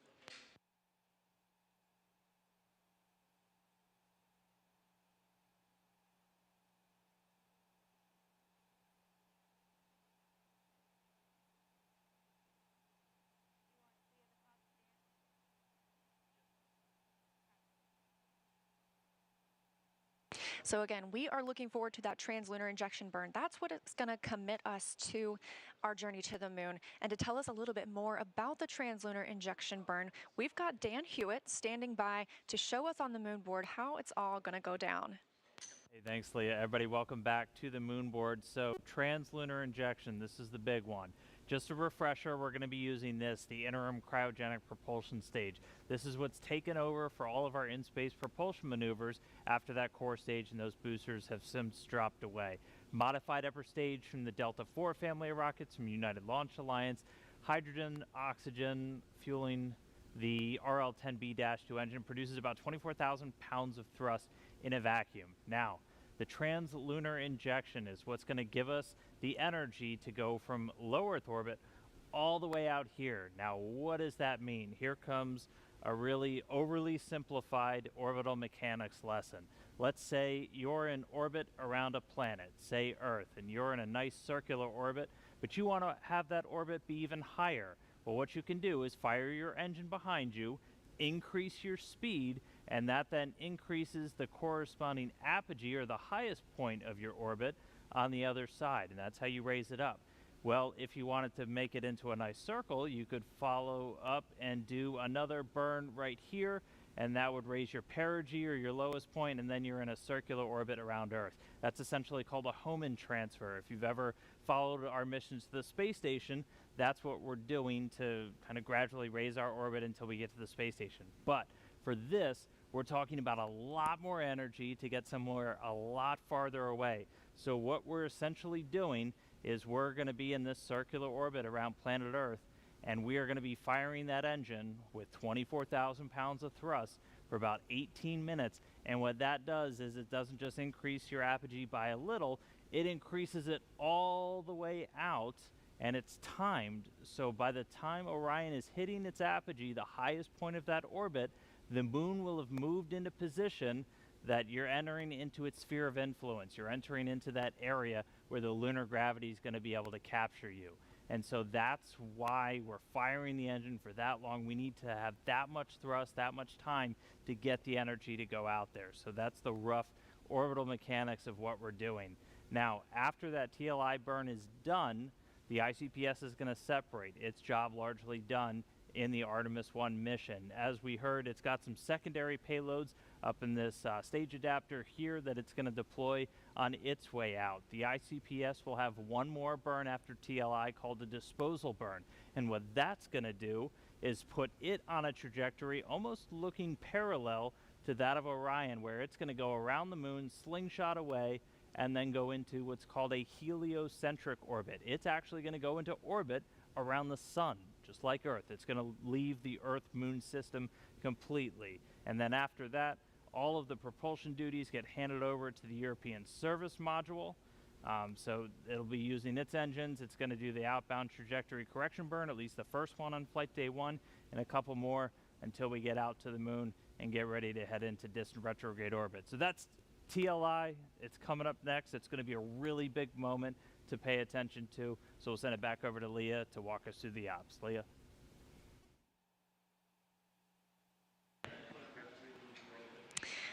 Thanks, Dan. We are 1 hour, 6 minutes, and 30 seconds into the flight of Artemis I, now traveling over 15,200 miles per hour. Again, we've recently had the Perigee raise maneuver, and in less than 20 minutes now, we'll be looking for the translunar injection burn that Dan just showcased that's going to send us to the moon. But our mission started off with an epic show from the Space Launch System.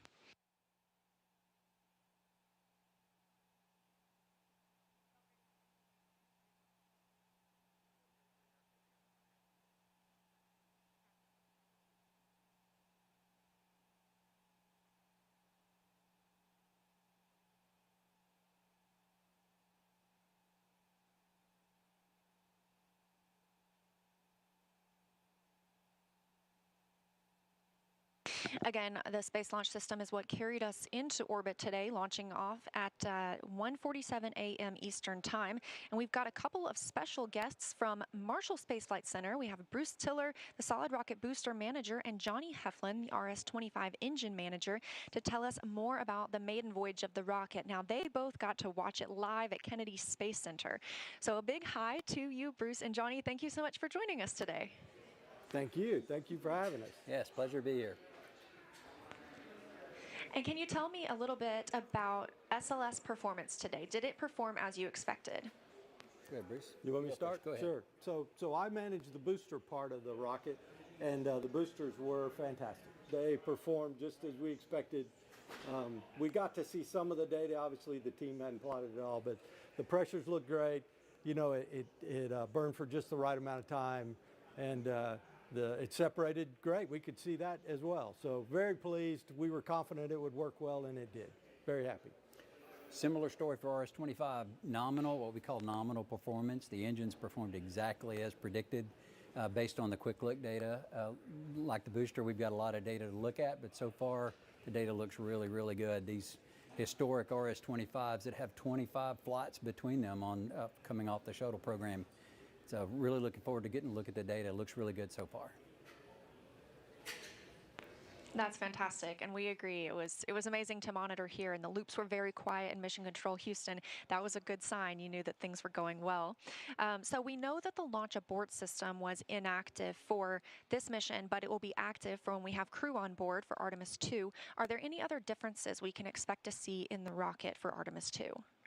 So for the boosters, by and large, no. If I talk about the boosters from top to bottom, we are going to make one change though, because of the crew is on it. We're going to have a delay timer in there so that if for some reason they need to abort, we have a few seconds there before, after they abort, before the termination system destroys the rocket. So we will add that, but other than that, nope, these boosters will be the same. Second flight is the first. Same story for RS-25. It will be the next set of 4 heritage engines from the shuttle program. Configuration-wise, they'll be the same as what we flew today. Then I'm glad it all went so well. And so after you get that data back from today, what's next for your team? Well, for my team, we've still got a ton of work to do. We're not only, we're working on at least 3 flight sets at the same time, and so we've got 2 and 3 and 4 to work on.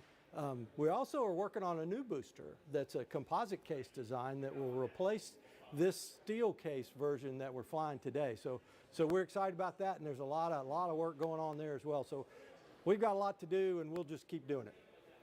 So RS-25, super busy as well. We have the Artemis II engines have already been delivered to MAF, and they're on schedule to be installed in the Artemis II core stage in mid-January. We're also about to start the certification test series for the new RS-25 engines that we're building.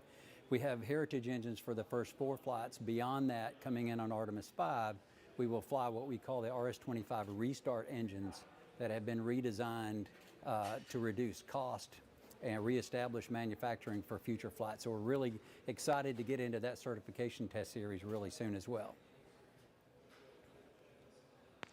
All right, well, thank you both so much again for joining us. I'm glad that you got to watch the launch, and a major congratulations to you and your teams for all of the effort that you've poured into this. Go Artemis. Great day. Great day. Thank Fantastic. you so much. All right, and we are now 1 hour and 12 minutes into the flight of Artemis I. We are traveling at orbital velocity. Again, Orion is currently attached to the interim cryogenic propulsion stage, which recently performed the Perigee raise maneuver. And we are standing by for translunar injection burn, now less than 15 minutes away. It's going to be about an 18-minute burn that will commit us to the moon. Part of the Artemis program's goal is to inspire the next generation of dreamers and explorers. So we want to show you what students are doing right now to bring the Artemis missions to life. NASA's Artemis mission will land the first woman and the first person of color on the moon. And today's students are the Artemis generation. If you're a student, you can design and build technologies that support the Artemis mission with NASA's Artemis Student Challenges. No matter your background or experience, you're invited to choose a challenge that interests you, whether it's rockets, robots, tools, software, vehicles, or other technologies, there's an exciting challenge for you.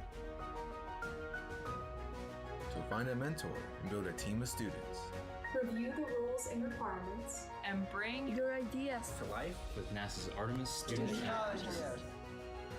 Visit stem.nasa.gov/Artemis and see how you can join one of NASA's mission-related student challenges.